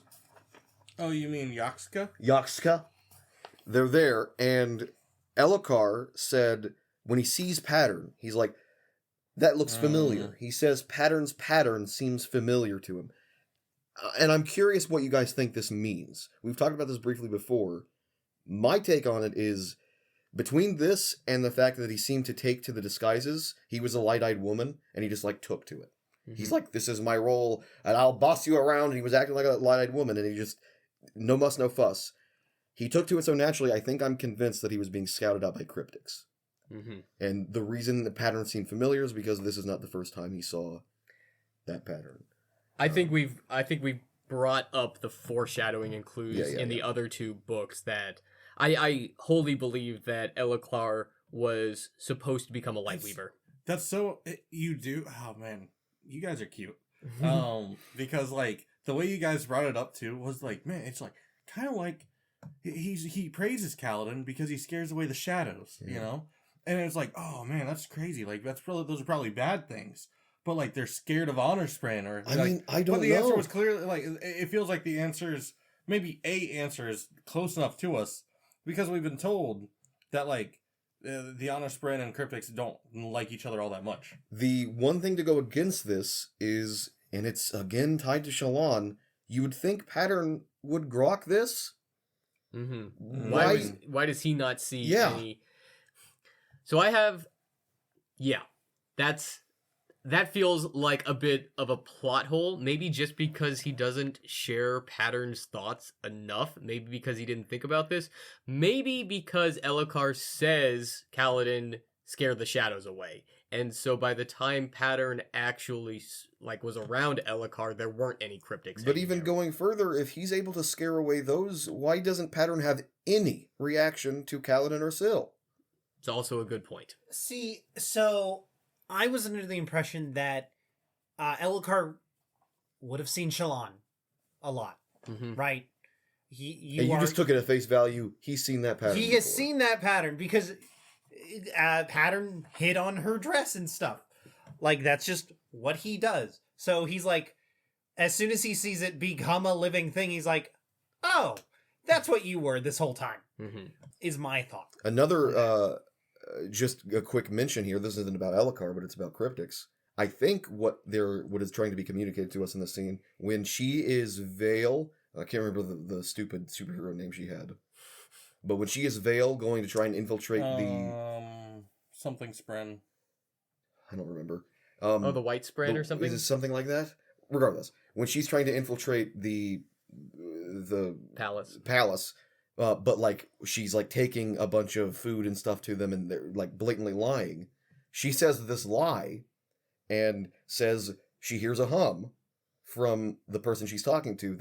They just notes that it is very similar to patterns, and I think that's implying that the cryptic that Wit gets at the end was on that woman that she was talking to. Well, we know that It Wit. detected her lie and was like, tasty. Right over my head. Right over my head.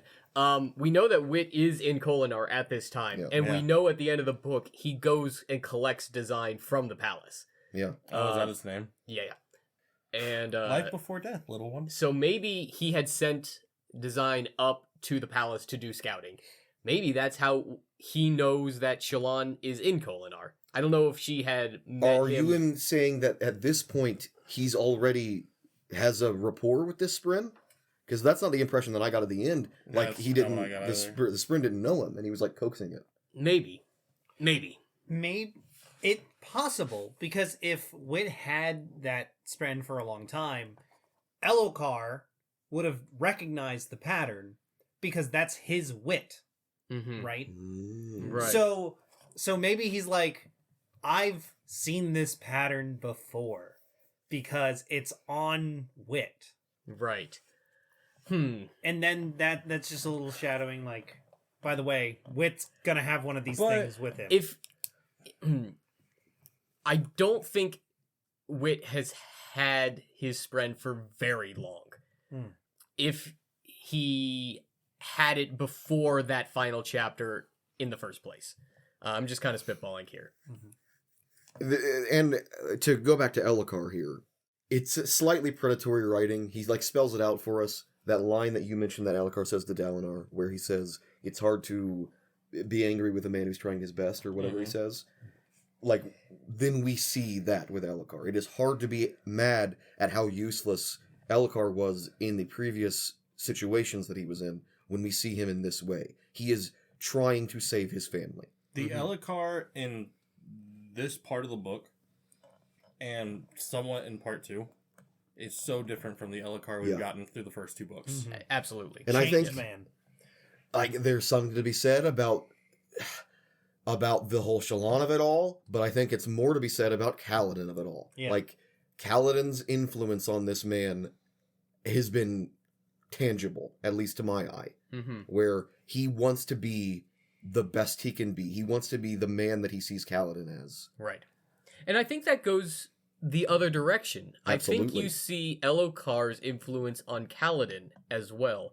I noticed this a little bit ago, and I told Scott about it, but after Kaladin swears the third ideal, he swears, I will protect even those that I hate so long as it is right. And after he makes that declaration, the relationship he has with the people that he is talking about in that oath starts to improve. He actually starts to appreciate and admire Elokar after he makes that oath. And maybe it's kind of reciprocal because Elokar is improving himself and Kaladin is noticing that, but I just thought that was interesting. I will say other Windrunners who swear the third ideal, the people that they are talking about in that ideal, their relationship with those people starts to improve after they make that declaration. So you're saying Teft fixed himself? No.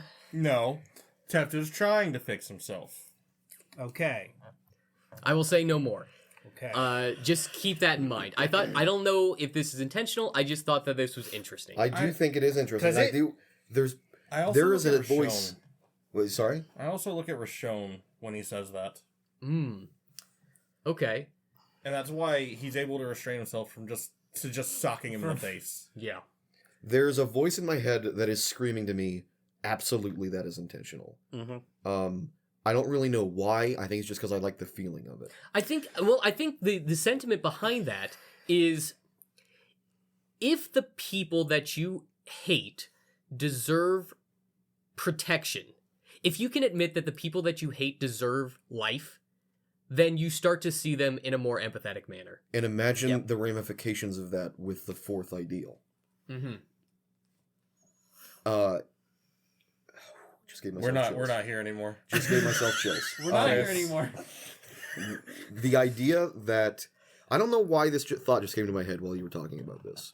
Isn't it kind of interesting, or maybe it's not, that nobody ever talks about high storms as a variable thing. Nobody's like in a real life scenario, we'd be like, that was a pretty one. That was a pretty bad one.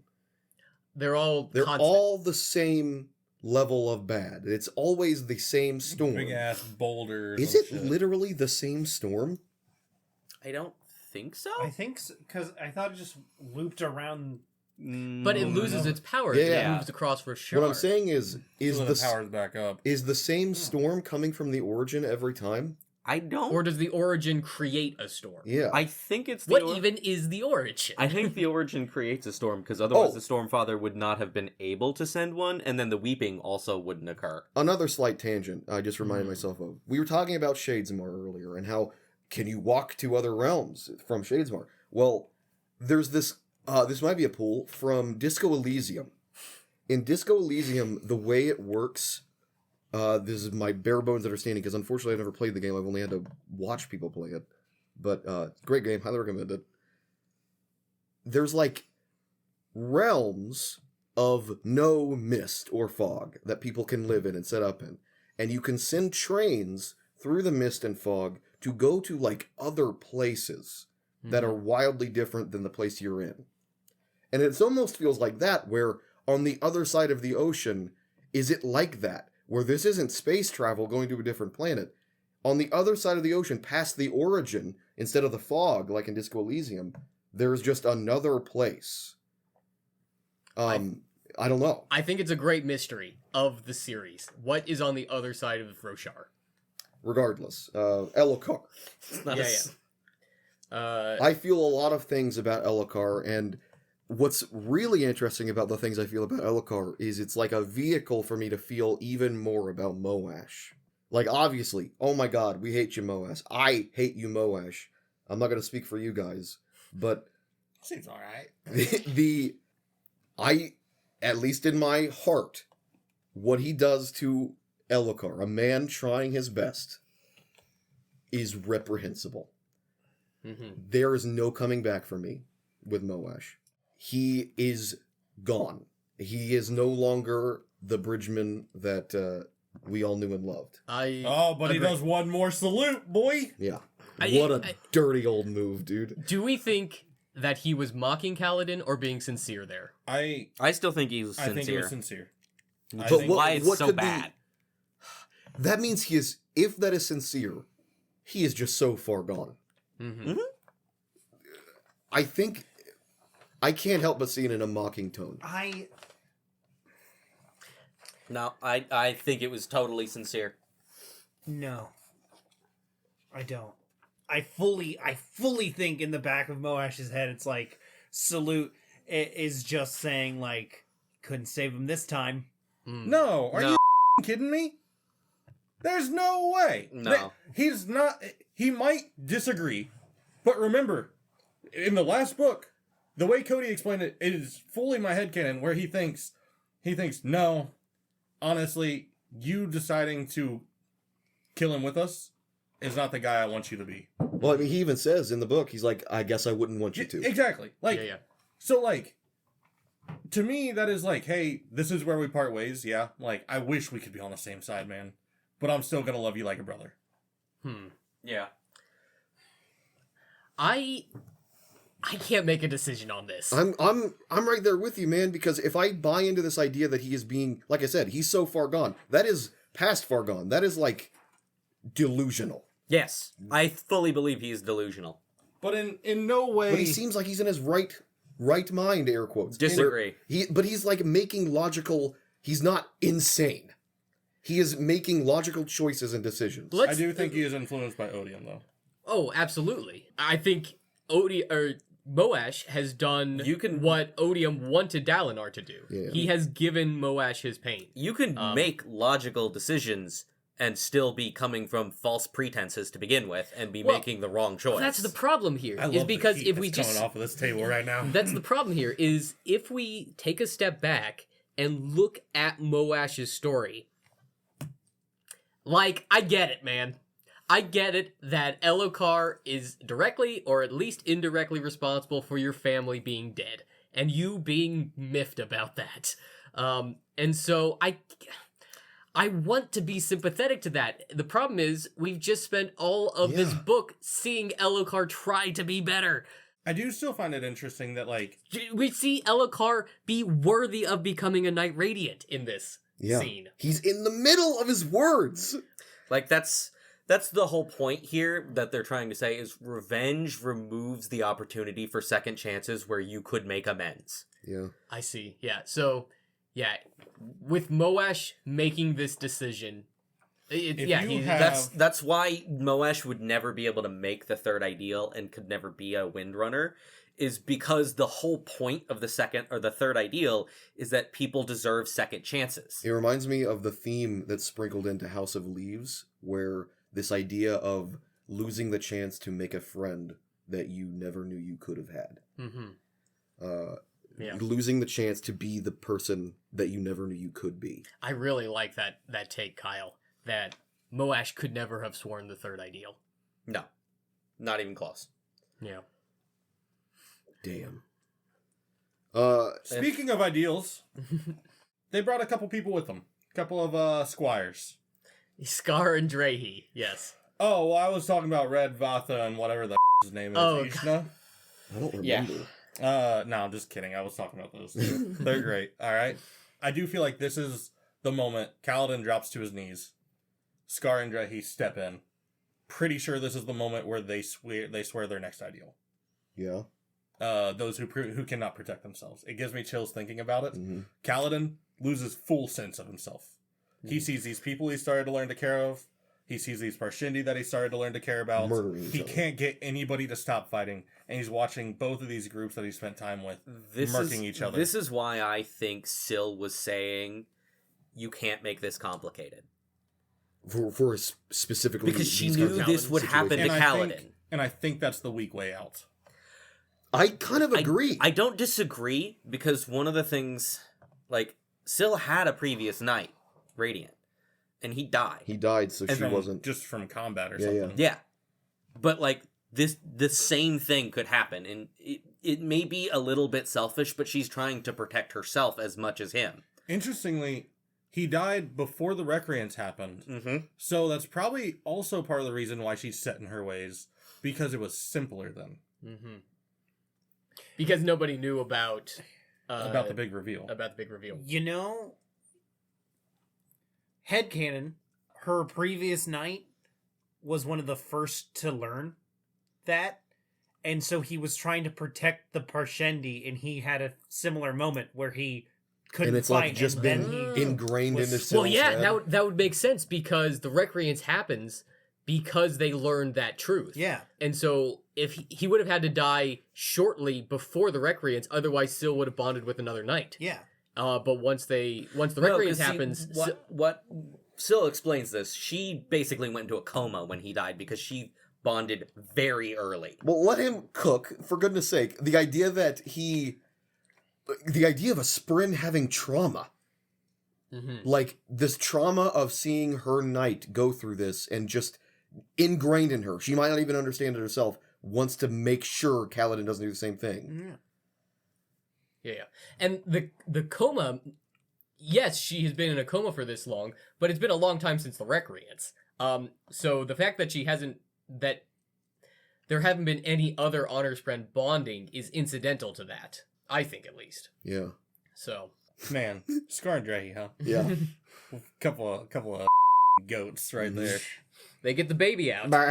Dude, when you get that moment where that Kaladin goes and flies to them, and they're just kind of like, they're a couple of homeless bums holding a little Gavalor, I'm like, man, they fucking did it, dude. They They're did it. alive. Yep. And those other three are there too, I guess. The dad is dead, but the heir lives. Yeah. Yes. Also, Mom's probably gone too. Maybe. I believe Odium spells that out. Yeah. Odium- When he says like something like she was used up, so to Oh, speak, okay. something along those lines. With when Amaram Yeah, eats the ball. When he pops the pill. Yeah. I just like, let's see if you'll be any better. Yeah. Gotcha. Also, Aesudan, piece of work from what I saw. How do we feel about like? I feel like I wanna- need more context on her. Well, so there was an interlude chapter in Words of Radiance Yeah. of the Ardents in the palace talking about how the riots in Kholinar started, and it's basically because of like excess and hedonism from Mhm. Aesadon. Sounds like that unmade. Yeah. So it's like, can you blame her? Is it all Odium's influence? I kind of seems like it is. She's just like a victim of this plot. Yeah, but you gotta leave the back door unlocked if you're gonna. If Yeah. someone's gonna come in. Aesadon loves the back door. I No, think I think she's more of a throat goat. Okay. The way she swallowed that I like pill. it when you make Stop. things more explicit. Yeah. God. Let's talk. I want to, I want to talk about Maybe Ja'anat chose Kholinar because, and Odium chose Kholinar because they knew they could Get in through influence Aesadon. I have a theory about why he chose Kholinar, but I can't talk about it yet. Okay. I don't even know if I'm right, but I want to talk about sprint on sprint violence. Oh yeah. Right. Well, we discussed that a little earlier. yeah, when But he kills a Void Spren with the Silblade. Oh, we did talk about that. And don't get me Sorry, my wrong, memory fails. he is correct. It was like torturing this little kid. I can't imagine a more evil thing being presented to me than two little devilish imps toying with a Davalor's child. like 4, 5. 6. I think he's Oh, like 6 years okay. old. You're right. He's a small child. What kind of spren were they? Some Like kind of void void spren. Dead some kind of- now. yeah, some kind of void You're spren. right. We don't know what kind. And like, what are the ramifications of that? Syl, on the surface, we see that, and it doesn't seem all that crazy. But then Syl thinks it's pretty crazy. Mhm. that it's something that can happen. Yeah. But it just kind of makes, and on top of that, he like used her to murder that sprint. Mhm. Murder. She says they like rip into pieces and drift away. So the only parallel that I can think of is Moash killing Yezrian at the end of the book. Right. Because don't they say that the dagger they give Moash has a A gemstone in gem, it? yeah. Yep. And it has the negative light in it? Mhm. So maybe it's because the negative light in the dagger destroys a splinter of honor, and the reverse happened with Syl. A splinter of honor destroyed the Void Spring. Is the implication there that Like- you could do this to a fused when it's outside of its body? Would it matter if it's outside of its body? I don't know. I don't know. Possibly. Maybe there is a hierarchy here where the aggressor has to be a stronger splinter than the victim. Okay. I think in this book, She's an ancient How- it ma- daughter. it and depends she's on on how- and she's on the third ideal. She's almost on the fourth ideal. I How don't- invested So you are. no, I hope that there, yeah, maybe. Well, Maybe. Because I was just thinking, the Radiants have been fighting the Fused this whole time. Mm-hmm. And this has never happened. That's a good point. well, At the very least, Well, I mean, Syl- okay, Syl doesn't we don't know know. if it's we don't know happened. that it's happened. Yeah, I think all we have is speculation at this point. Circling back slightly, because I think that's all I had to say about that weirdness, because it's all conjecture. Unless you guys have any other theories about? because this jumps forward a little bit because we see basically what the Spren consider dead, which is a dead eye. Mhm. That's what they think being dead for a Spren is. So a Spren being destroyed like this is definitely different than anything else we would encounter that at least the Spren thinks. My head goes to, like, he just did to that Spren what happened to Honor, Mhm. shattering it into a bunch of little pieces. Yeah. Yeah. I don't know if that's correct at all, but that's where my head went. splintered it. Sure. So maybe it could only happen because it was an honor Spren blade that did it. Maybe it's because Syl was more invested. I have my or own theory. Stronger. I have my own theory. We'll get to it at the end when I talk to you guys. Okay. Circling back, here I go, not making friends about Shallan again. I know what you're bringing up. I'm not a huge fan of... I love that scene that she has with Wit. I love all the Wit scenes. They're beautiful. They're beautifully written, and they make me feel things. This one, to me, felt a little too heavy-handed. I know This wit scene? this wit scene with Shallan. I know I am our resident Shallan apologizer. I felt like he hammed it up a little too much with her, where he's just like, there, girl, it's okay. You're good. You're so good. The tone here was not dissimilar to Kylo Ren forgiving himself for killing his dad. It was obviously well better written than that scene, but dude. So, I think Wit at heart is a bit of a actor, Sure. right? At He's the a very bit of a least, storyteller. yeah. He's a bit of a Thespian. nurse, Excuse me? right? He's a bit of a nurse. And when looking at Kaladin, as opposed to Shallan, because we get to see him interact with either of them, right? Right. In this sort of fashion. Kaladin is a lot more scarred. He has layers of protection, right, that seep out. And the point of those is that to fully heal, he needs to go back to a point where he is not scarred. So Wit will punch through that as needed. Okay. Right. That's why he a little bit harsher.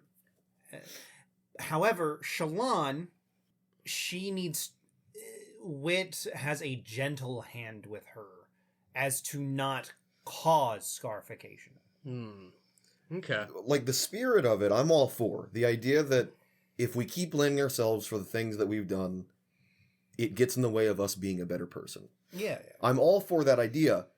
If going forward we see her take this to heart and own up to the consequences of her actions and learn from them, great. If not, what the hell are you doing, Shallan? You don't deserve this moment with Wit if you're just going to be this flippant with the lesson. Mm-hmm. And I have no faith in Shallan to be better. And that's my main quibble with her arc in this is it's like it comes across, and it's because of the tone that Shallan has. It comes across as like, oh yeah, I guess she has kind of it recently. Yeah, she should probably feel pretty bad about it. And that's what the writer feels like he's saying. Mm-hmm. And it just takes me out of the book a little bit. But I'm pretty sure that's a me problem because I don't like Shallan. So I'm curious how you guys feel about it on that front. Great. Sorry, Hold on. I'm formulating thoughts. I was more so thinking about what Chris had been saying earlier about his interactions between Shallan and Kaladin. Because I went back and reread all the Wit chapters. Yeah, he's done a lot of homework for this podcast. I noticed that his tone around Shallan in general is just different. Mm-hmm. And so it would be more on... One thing I noticed is she always catches him by surprise, which seems like a very hard thing to do. The things that she does, he does not expect to happen. Can we list some the references? first one coming to mind, going back to the chapter that they all recognized Wit Mm-hmm. in Words of Radiance, she just immediately hugs him. Yeah. And he's at a loss for words to this. Maybe he's afraid to touch an underage girl. Probably. I would be too. She's of age. It depends on the country she's in. Luckily there's only one continent there, huh? Many countries, though. In any countries. He's caught off guard that she came to chase him. Or not that she came to chase him, that she made such an elaborate picture in her flashback chapter. When he's asking her to describe more and more, and then once she gets pushed enough, he makes a picture that's like so great. He tells her to stop. He's like, well, okay, calm down. You're not there yet. Mm-hmm. And like, it was weird. Seeing the stories that are told, this story also, he tells two stories here, but he tells one about the moon and he tells about the same story that she told.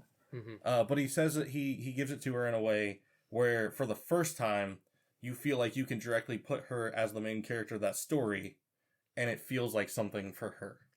The one that I always go back to that you mentioned was the very first time she sees Wit in that flashback. He's giving some note to her dad. That's what it was. He drops the goblet. And she shows up. He's like, "Daddy, can I, Daddy?" And he's like, Yeah. gets like He's startled. Like it's either a or it's a. And because he dropped his goblet, caught it before it hit the ground, and then used that to like poison himself again.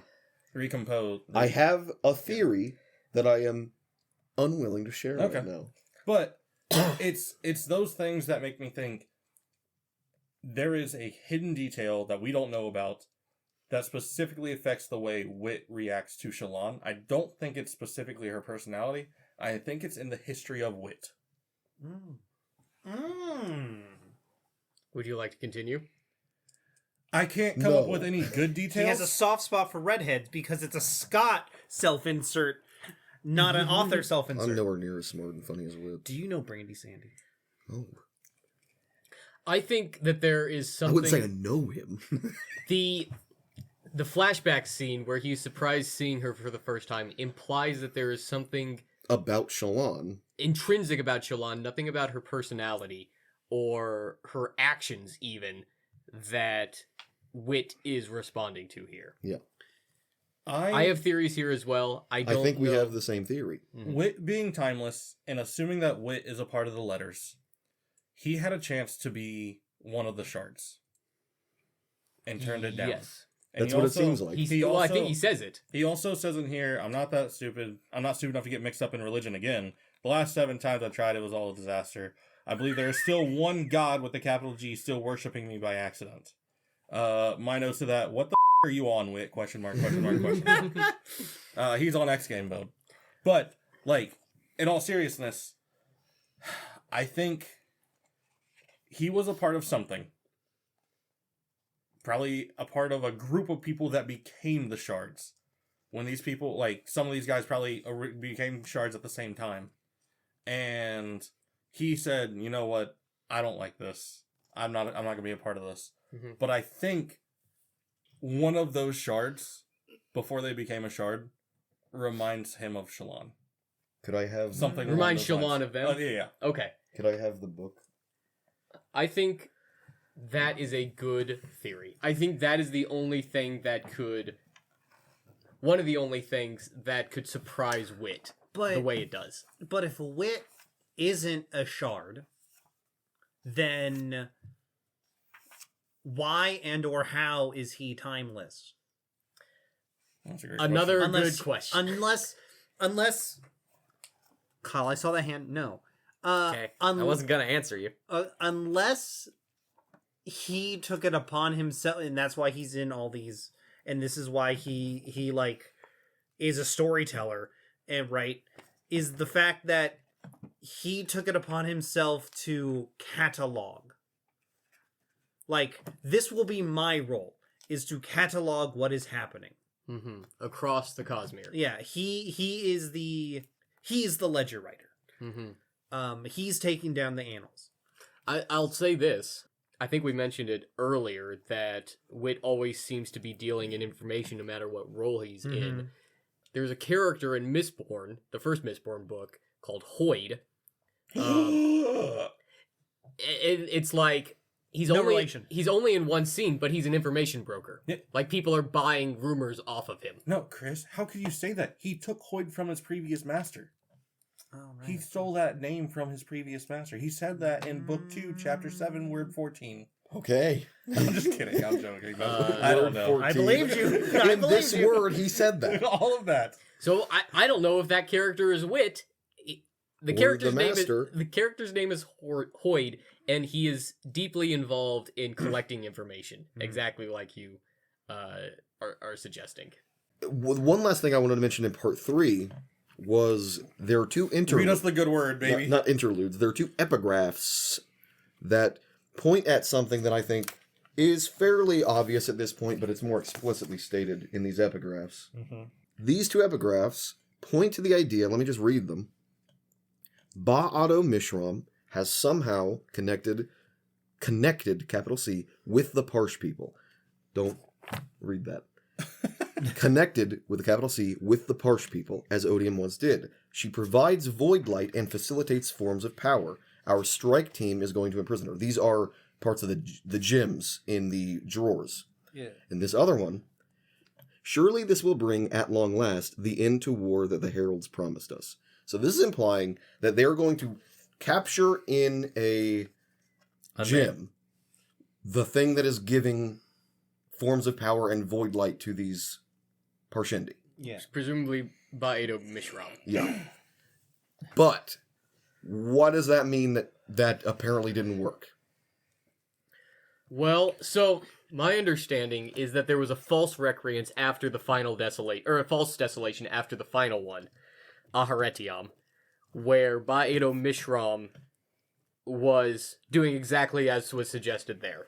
So they seem to have been able to contain Baedo Mishram in this gem.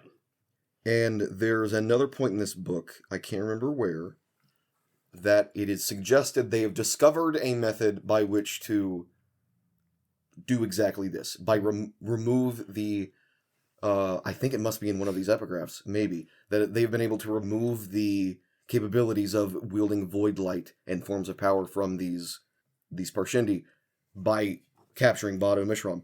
But in that quote that I'm not remembering where it is, they say something along the lines of, I'm not sure what the side effects of this might be.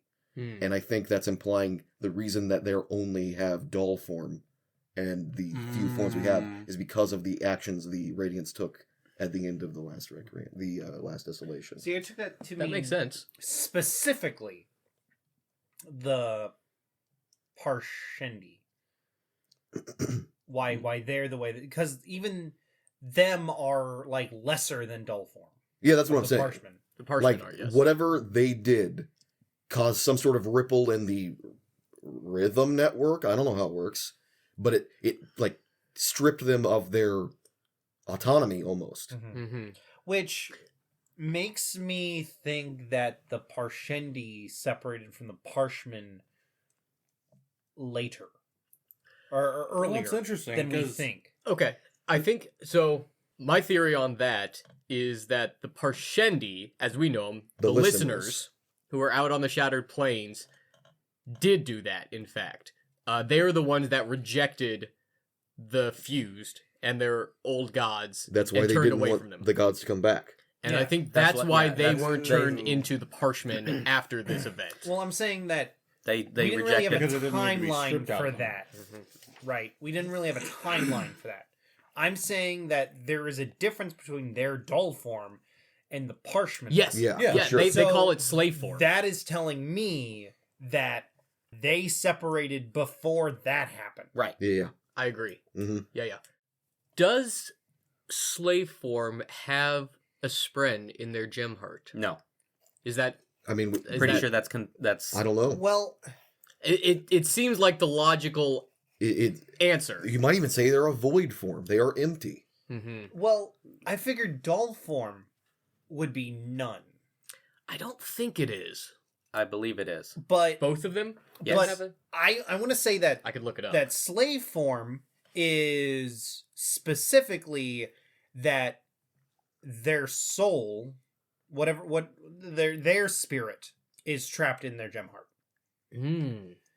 and that's why So they it's like show a recursive loop or something. that's why they show nothing. They're trapped because- inside themselves. Yeah, and the storm released that, and that is why they're now, Oh man, I do like that. I like Yeah. that bit of dinner you just cooked up.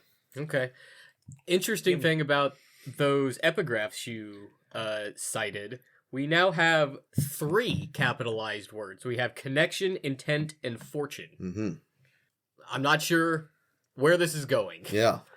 but it's interesting that we keep finding these capitalizations. Do we recall what the interludes were? 3 to 4. They were a lot I think there were quite a few Venli interludes.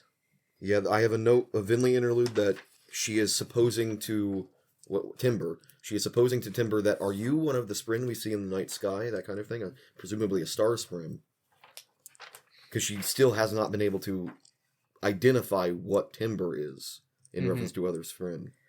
I don't think Timber is a star spread. Nope. I don't know what I do know which one. Timber is, but This is the Shalash interlude. yes, ma'am. That's, I think, the last one. Shalash and Sheeler You know, it would make sense that the stars are That's where she goes to Spren, see Mraize. but also it doesn't. Yeah. Especially under the impression that Spren are only localized on Roshar. I'm sorry, I didn't hear what the first thing you said. So she said, "Are you a star Spren?" Right. Yeah. So that makes me think there are Spren of the stars in the night sky. However, knowing that that Spren are localized on Roshar makes me think that's incredibly wrong. Or And it so- could just be people literally seeing falling stars, like meteorites. Mm-hmm. True. And they're just idiots. Or it could just be they look like stars in the night sky, and so they're not literally Spren of the stars. Oh, okay. I guess I don't really know what they So would there's be just Spren little- of. There's But just a little ball of light. I can answer both of these things, and we'll get to it next book. I think Okay. I'd like, if you have anything, I don't have anything to say about the interludes. I don't Oh, know. I still have things to talk about in part 3. Continue. Because all we did was talk about the end. We'll go. There were 2 stories in part 3. Okay. There was a story about the moon being friends with Mhm. Queen Sa. How's it go? Sa? TSA? Sure. that's sure. Is it just that? Okay. Like Great. Tsunami. Oh, yeah, sure. And this is how the blue people were made? Supposedly. Theory Not wise? none. Not none, yeah. I guess my first thought of this was when I first read this, I genuinely forgot that there was more blue people than just Axios the Collector. Yeah. And I was like, is this guy just a demigod walking around going to jail all the time? I just want to make sure that this is brought up because, like, it feels like there's more to it than just a background of lore that's not going to mean anything later. Right. This is part of that Varus Italian thing, where we're hearing this story and we have to ask ourselves, does this mean something in a real sense to the world building? Mhm. Or is it just a story? And obviously, there's no way it's just a story, right? Right. in this world, I guess not, no. But I don't even know what to conjecture about. Mm-hmm. I don't even know where to begin. Like the other 2 stories that Wit tells Kaladin seem to provide an answer to Kaladin that Wit was not asking. Yeah. This story wasn't actually for Shallan. This was a story that he was just telling to the people in Kolinar. Right. He was in, like, town square. And again, Telling he them about he it. did seem to, like, note her and be a little Yep. bit, like, And surprised. let's talk about the sand, huh? His little bag of sand. Mm-hmm. It was pretty weird how, like, I want to say it was first described as all black. And then when she looked at it again, it was just like the side towards her was described as white. Or the side away from her was described as white. Sure. One of those two. It had changed colors. And I'm like, interesting. Is it like reacting to her? But he's doing some sort of magic. And it's not seemingly reacting to him. At least like his storytelling has some sort of illusion magic going on. Mm-hmm. What are you getting at? Just weird sand? I know Mraize is a world hopper. I think that sand is from another magic system. Do we know that Mraize is a world hopper? I'm pretty confident. He is. I feel confident in saying that he is as well, but I don't know if we know it. Going through all of the stuff that he had, which I wrote it all out, makes me feel like he's on a whole nother level. Yeah. Like, at the very least, he's been to other worlds. I don't know if I can confidently say he's from somewhere other than Roshar, Yeah. but he definitely has been somewhere else. Or he knows well enough about them to, speak on it almost academically. right. Or he's in contact with other people Yeah, yeah. who are world hoppers. All of these are possible. He is Cosmere aware. Like, Yeah. Yes, at the very least, we definitely, can for say sure. that. Do we know if span reads are only to Roshar? I They seem believe sprint powered. they're powered by True. Spren. So I think yes. Okay. At least the way they work on Roshar is unique to Roshar. Okay. Well, like, if there was a span read adjacent, right, type device in a different part of the universe, right, Okay. then if somehow their signals get crossed, you could have communication with people on your span read with some other device. maybe Murray's has something like that. An information network. That's not yeah. And I mean, we see people utilize them all the time. That is in this book we see it. Yeah. With So I Yasnas. don't think that's beyond the realm of possibility. Okay. I guess. I don't know, but in theory, you called me out in the last episodes where I say I don't know a lot. Yes. I just did it again. Yeah, no. Oh, so you're lying. I do know that I do it. No, I do know that I do know that I do that, and I'm aware of it every time I do. In theory, I think you could take one span read off of Roshar. And have it talk to one that's on Roshar again. Yes. I didn't still even think connect. about that. I was just like, That makes the sense. different type of span read, just like their wires get crossed Which somewhere. means there are sprint on other worlds if you do that. Like, imagine, in a really stupid pop culture way to put this, imagine if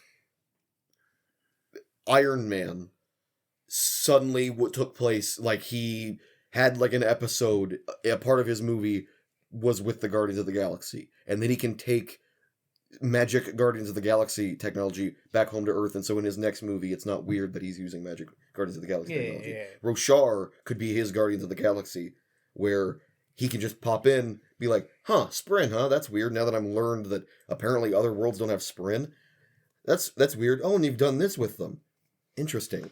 Mm-hmm. And it turns into this big, like, suddenly I can do something with this kind of thing. Yeah. Who knows? Well, and I think we get something close to that with Wit, because Wit clearly has some sort of magic that he is using, but it's not the Rosharan magic. Yeah. So Same with Zale. same with Zale. Yeah. but it does act similarly to light weaving. Yes, it And does. what's really interesting is you would think being away from the shard that provides it would mean that it stops working. That's the only spanner in the Assuming it theory comes from here. the shard. Are we saying that that honor and cultivation aren't what made these things, these surges? I'm saying whatever Wit is doing might not be shard related. This is kind of what why I was asking if He predates shards, No. I'm talking about like Zale. at least in our theory. He Like predates- Zale clearly comes. He's not like a modern day warrior. right. Like he isn't like a timeless man like Wit is. Mhm. right. He clearly came from a different world that has its own shard, presumably, Yeah. And its And own magic. and its own magic that works on Roshar. Right. Uh-huh. So does Azure. To That's clarify, what I'm saying is he's apart from his shard. to That's- clarify, I don't think Wit is older than shards. I think he's older than the current shard holders. Okay. Okay. Okay. Okay. Quick talking points about Shallan in this chapter. Made me hate the magic system. Hate how invincible Night Radiants are. With the She crossbow takes bolt. a crossbow bolt to the dome and gets a speech impediment. Yeah. Like, dude. So unless you sever their head, they're basically unkillable. We've talked about this before. My problem with it is less that I don't believe that it could happen. It's more that this is a very dangerous precedent to set going forward. Because how can there be stakes when we just see her get shot in the head? Yeah. And it was like, mainly it was the tone that was the problem for me. It was like a joke. Look at this funny scene, and it was funny. Look at this funny scene of her, like, not being okay with a friggin' bolt in her head. And I think going forward, that's just a dangerous precedent to set for stakes. Because not everybody is gonna be, like, a shard blade wielding enemy. Right? What if they're fighting a fused that just, like, their whole thing is they pummel you to death? How could they ever kill a shard bearer? Or a radiant. They would have to just run out of Stormlight, and even then, how could they? How? Like, it just makes like I said, the going forward stakes of these fights that will matter in this war that we were watching tougher to reconcile. But essentially, any sort of Stormlight wielder is invincible as long as they have Stormlight. And what's rough is she isn't, at least in my head, the Lightweavers aren't particularly battle-oriented. So I could buy that Kaladin in particular, a Windrunner in particular, they are frontline fighters, would have like a bit better regeneration than, say, a Lightweaver, just because Lightweavers seem more espionage-y. It would be cool seeing a Lightweaver that can fight, though, because like they like in a way that they I use think we like saw it their mirror at the end there. images to like dodge and weave between them to like disorient something. That Or would be cool. I think the implication there at the end was that she was like creating golems out of her memories. She was soul casting the earth to be her illusions. I don't know. I That one over my head. didn't have a problem with it at all. Yeah. Yeah, Didn't have a problem with Sean getting shot in the head. It totally believable at the time. Still believable now. If she has Stormlight, she can't die. I was under the If she runs out of Stormlight, she can die. That's the yeah, stakes. because I was under the impression she was almost out when she woke back up. Because taking it out locked her out. She almost guess- ran out of Stormlight while unconscious and healing. I guess it just to me it puts them on the level of gods, and I 'Cause now don't we like have how this- strong that makes them. We have Dalinar in the position where he can make infinite Stormlight. Yes, that does change the stakes for people who are around Dalinar. If you are So not be around, around him. well, we The clearly war's taking place clearly, all there over are the world. other places that people will need to be besides next to Dalinar. and there can only ever If be everybody three just goes to Oath- Urithiru, it's a big old tower that's not even close to being filled. Just be there. Yeah, but we've already seen they don't want to do that. Why? Because of Dalinar. What I'm saying is, if every single main character is Wolverine when they have Stormlight, Then nobody's circumcised. it's just like it does lower the stakes. And I'm totally like, imagine this now. Imagine that scene, knowing with Kaladin jumping dramatically over saying the first or the second ideal, knowing that at any moment all of those arrows, the arrows that pelted his shield, could have just riddled his whole body and he would have been fine. Mm-hmm. I don't think he would have had enough Stormlight for that. I mean, he was sucking it from them. like The thing is, maybe the stakes get lowered in this case. The stakes get lowered against normal enemies, Yeah. mundane mortal enemies. I feel like the stakes are getting higher in other places because our main characters are no longer fighting just normal mundane enemies. They're Yeah. fighting enhanced enemies. This It's is like going to when be the goblins only have 1 HP at some point. Right. It's power scaling. This you is know? going to be This- something that I certainly continue to bring up going forward in these books when we get to a fight scene like this, where in the back of my head I can't help but think at all times they're Wolverine right now. I'm just going to be watching Wolverine kill this guy slowly Mhm. because this guy can fly around and whatever. And like I said, it's not like it wasn't that before, but before it just seems like getting shot in the head with a crossbow crosses a line that I hadn't crossed before in my head. They were already regenerating, unkillable monsters. Like, it was unexpected. I guess, honestly, like, we could have seen it with Kaladin get his arm cut by the Honor Blade, but that wasn't a fatal blow. That wasn't a shot to the skull. It went through her brain. Yes. I mean, I've already seen Odium just jump into a Dalinar's visions and very nearly kill the Stormfather just by being there. That's great. And I'm like, who cares if the Radiance gets shot in the head? Odium can just smite people if he really wanted to. That's exactly what I'm saying. The stakes are all now. Who cares if the Radiance gets shot on the head? Like, if we are at that level where you have the cope is, I mean, Odium could have just won anyway. Then what have Then we the story done? doesn't matter. What have we done? And it was for the sake of kind of a funny, silly moment. Mm-hmm. And it reminds me of what people about when they look at, like, modern Marvel stuff. They're like, wow, for the sake of this joke, you've ruined the entire tone of this film and the stakes that it had. And I don't think it's nearly that severe for this scene. Don't get me wrong. Like, it's something that I can look past, but it's something that I took note of, and I'm like, man, unless it's something by the Pershendi, if it's something by the Fused, or they run out of Stormlight, I'm never worried about these characters. Devil's advocate, that's why there are Radiants, is to fight the Fused. And that's part of course, and it's like they are made to fight each other, maybe. So, of course, they would be able to get behind each other's defenses. Although, the Fused are specifically unable to be killed. Yes. Yes. Well, Their yes. physical They forms can be reborn. killed. Yeah. The other thing I wanted to point out is when Shallan first heard Janat, it was a voice she'd recognized and heard before. Did not elaborate any further. Oh, that's interesting. I didn't catch that. Yep. What could that mean? That could go into this idea that maybe Sha-Not is the reason that the black spot is in Odium's plan, and that maybe she had some influence rather than cultivation on her being a Lightweaver. Okay.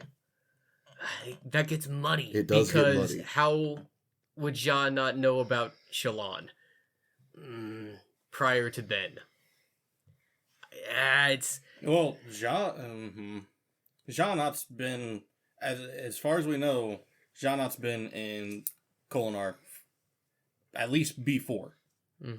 Because when we see Yaza's shadow reverse, and we see the same thing happen with Shallan, right. that tells me that Janat was at least there during the feast. Hey, guess what, guys? Another one that was there during the feast. We did it. We got another line in there. But Doesn't, in Yasna's prologue chapter in Words of Radiance, doesn't she fight a shadow monster? Is it is it the same as Ray Shafir's?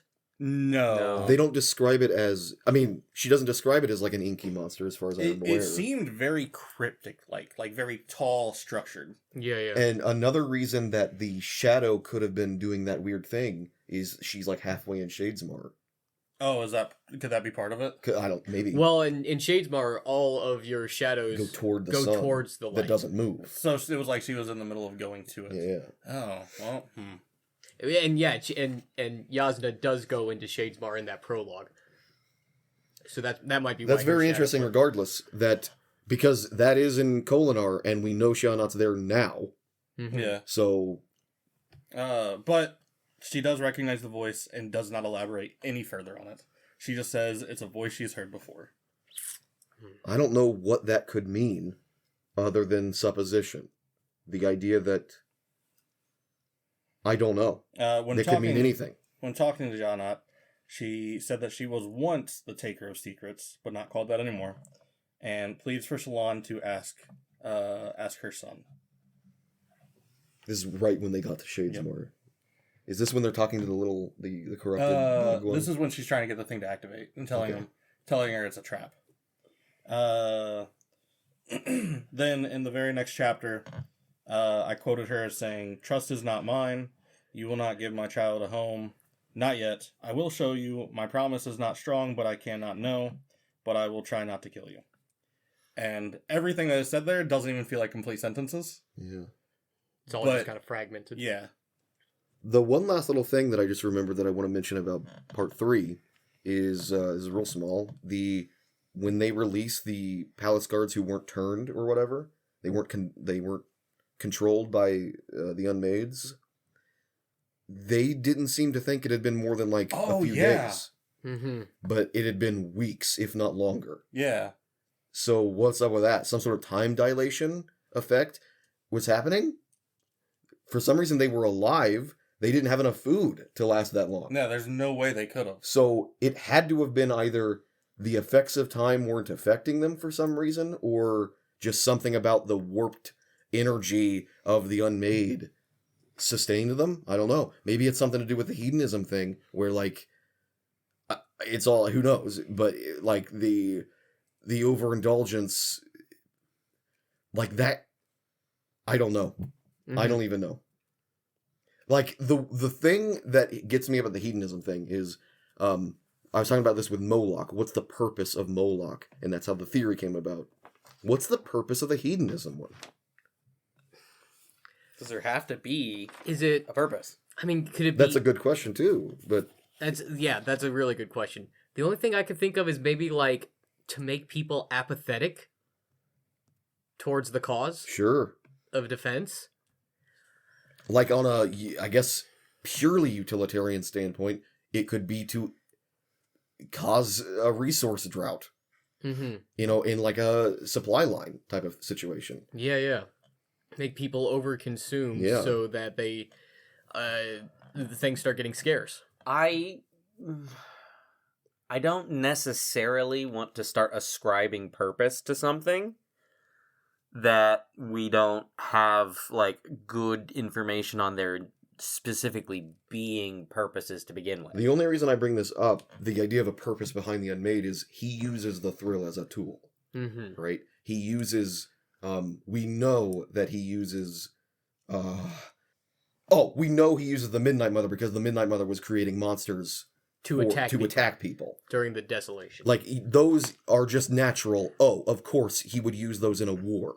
I mean, sure, but does that mean he made Ray Shafir for that purpose? I disagree. I think maybe. I don't think that has any support outside of coincidence so far. Then why But make them at all? Yeah. So you'd be rather willing to believe in a coincidence rather than the fact that they have a purpose? Yeah. It feels okay.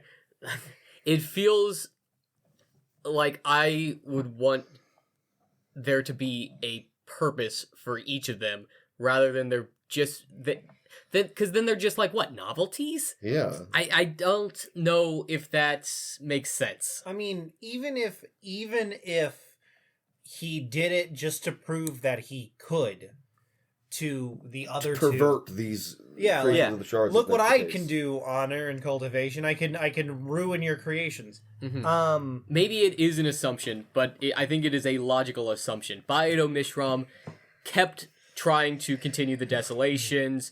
The thrill is used in battle. It seems like all of these have purposes, so it implies that the others do as well, even if we don't know what they are yet. I like the idea that the revel is it breaks your rationing. Okay. Because, I'm gonna have a party anyway.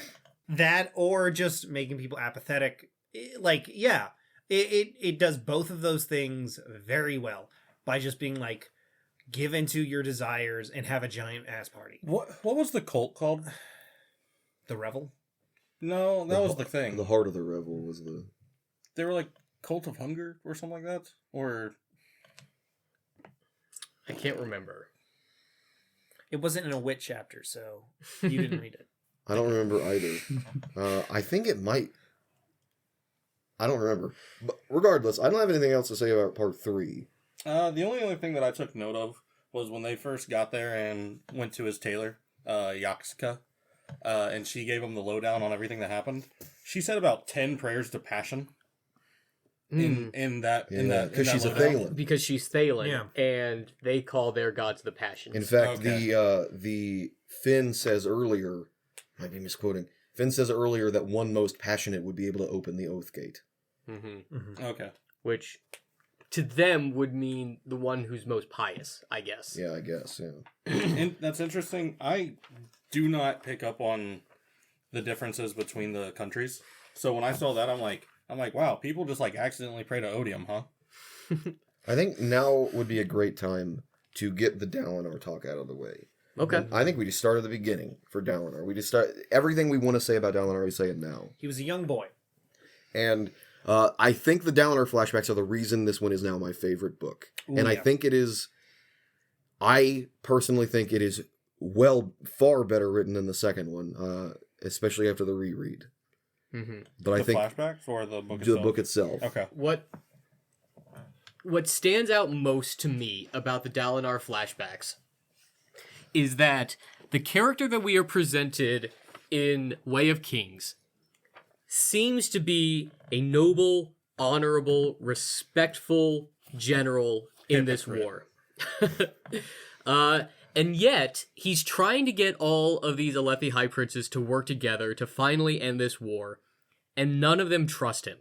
They seem to have this prejudice against Dalinar when we first meet him, when everything we have seen implies that he is somebody that you would want to work with. He, like, there's this idea that we would be giving the Alethi keys to our kingdom to just send a whole platoon of soldiers into the middle of our Oh, capital. I'm talking even before that. I'm Just- talking about yeah. in Way of Oh, Kings. sorry. When we see Dalinar in Way... the High Way of Kings Prince's and in- distrust Gotcha. of And in Dalinar. Lord Yeah, of Radiance. in Way of Kings, none of the other Alethi High Princes trust him because he has this reputation as the Blackthorn.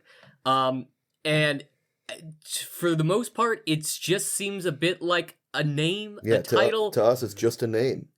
So it's like, you don't understand why people are treating Dalinar the way he is, or the way they do. And then you get to the flashback chapters in Oathbringer, and you're like, oh. You just kind of grok it immediately. You realize, oh, he isn't as bad as I thought he was. He is so much worse. He was Gavilar's attack dog, and Gavilar had him on a leash and let him go from time to time. Yeah. Mm-hmm.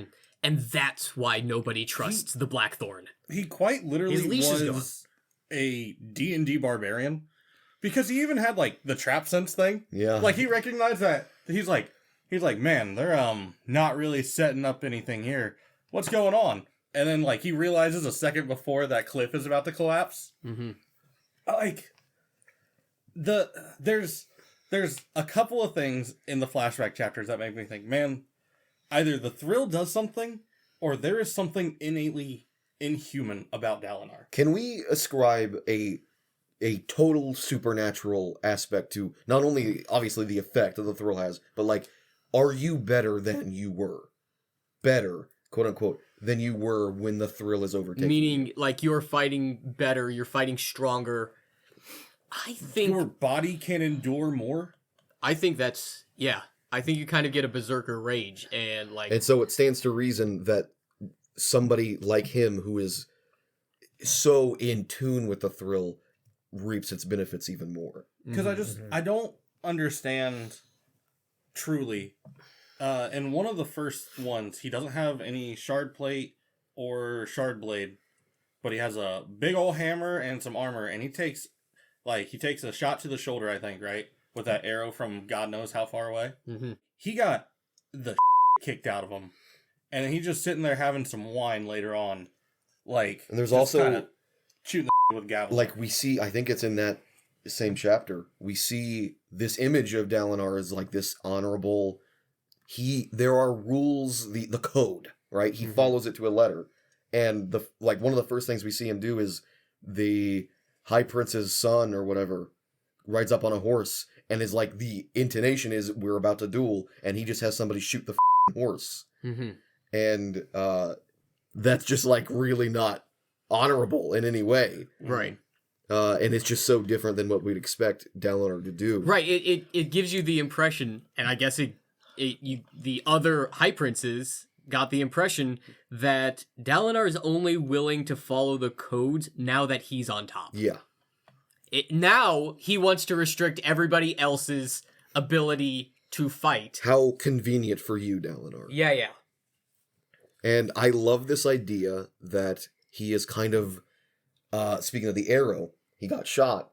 There's this like Dutch-like aspect to him where he's an opportunistic person, and it's manipulative, where he sees this capable soldier and is like, shoot that thing down there. And it's on the other side. He was shot. He was an enemy a moment ago. And the implication of the soldier is, I guess I'm on your side because you're about to kill me. Yeah, he said, hey, if you join us, we won't pillage. Yeah, I won't let my men have the way with your town. Yeah. Okay. I think Gavilar is explained very well through Dalinar's flashback chapters. Mm-hmm. Because Gavilar created Dalinar. Yes. End of story.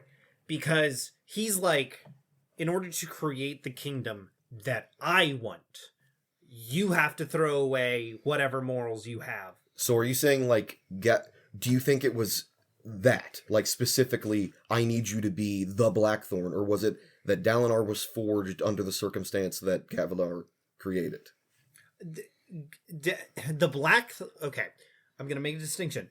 Dalinar, the man, and Blackthorn, the man, are separate characters.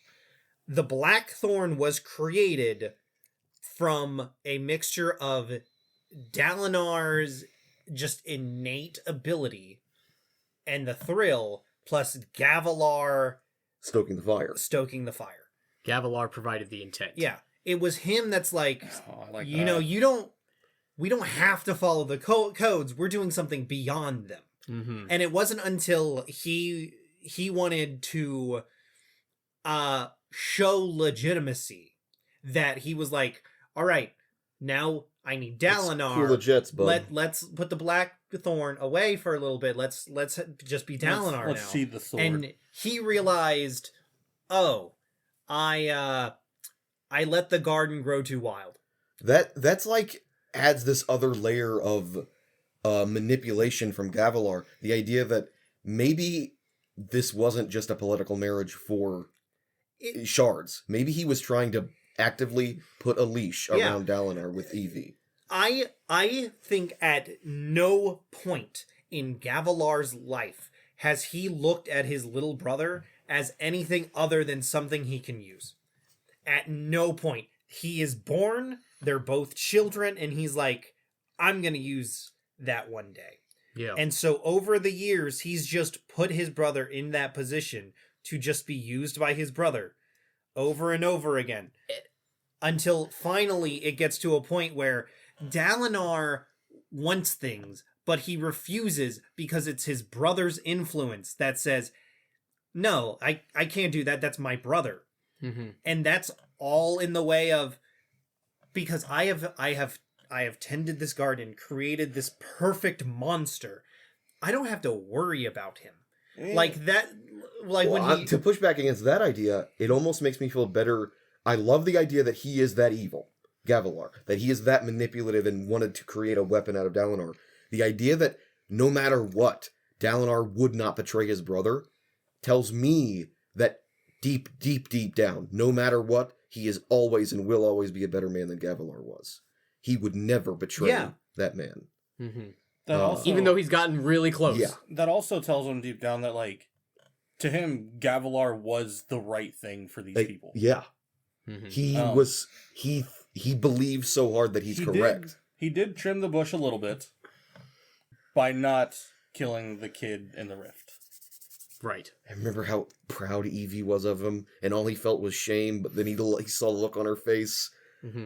What's tragic about that read, Chris, is that it does seem in these flashback chapters that they were in the good old days. Yeah. There's the one chapter where it's Dalinar and Gavilar, Navani, Sadeas, and Ialai, and they're younger people, they're in their prime of their lives, and they're like just having fun and like scheming and like making goals about the future, and they're like, we're gonna do this. And it seemed like it was just better times. It seemed like all of the rough edges weren't there. Like even Sadeas and Ialai seemed not as reprehensible. Yeah. That's a weird name for a monkey. Yeah. But what also seems like the case is that Dunstan's a great name for Dalinar isn't...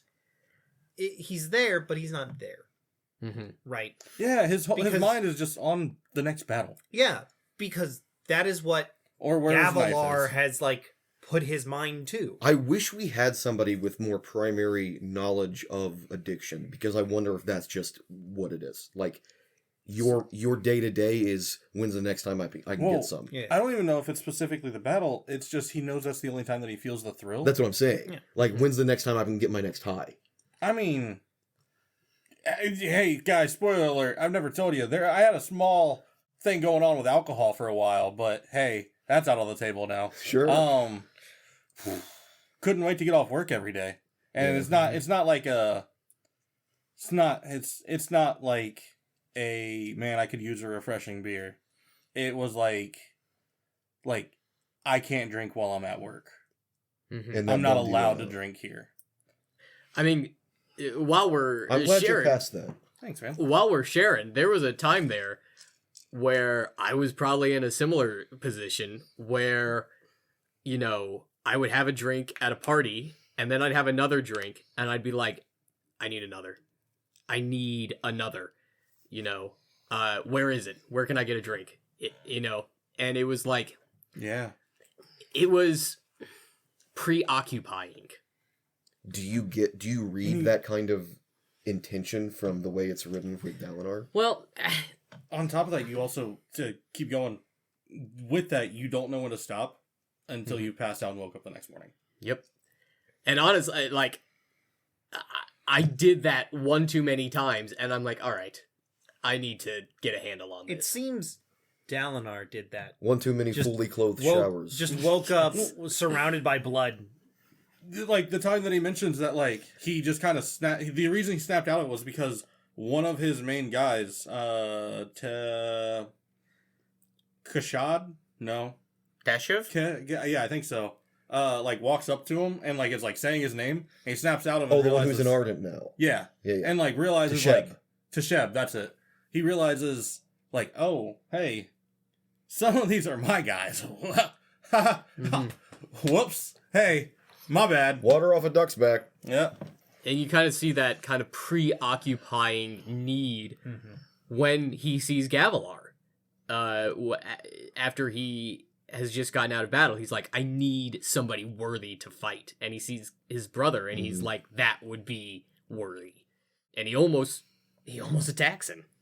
It's obviously such an effective. That's like his moment, similar to like, I'm sure you guys had moments like that where you're like, this has to stop. That seems to be his moment where like, I can't let myself get to this place again. Mm-hmm. Yeah. Man, I love Dalinar. And it's like he only let it get to that point one more time. Yep. And it cost him everything. It was so before he got to that point, Aelin and Renarin were born. Mm-hmm. And before reading this book, I knew the way you guys talked about it, how he got to name Aelin, and he gave it this very Lethe name, and then Renarin's name is told to him, and he's like, what is that? Born Born unto. Oneself. And what does Rinna mean? He's like, nothing. It's just his name, Rinna. Nothing born unto itself. Born unto himself. Oh my Okay. god. And I smiled at that. But then I read these chapters and dude, the newfound purpose that he found only so briefly with having Adelin was so heartwarming for me. Because Mhm. one of the things I noticed about it was, yeah, we see Dalinar in the grips of the thrill all the time when he's in battle. But they What do... about in bed? The big thing that they go on to elaborate on is the thrill is not just violence. It's competition. It's winning. And he does the exact same thing and falls into that when he's fighting the Vadens and the Herdazians.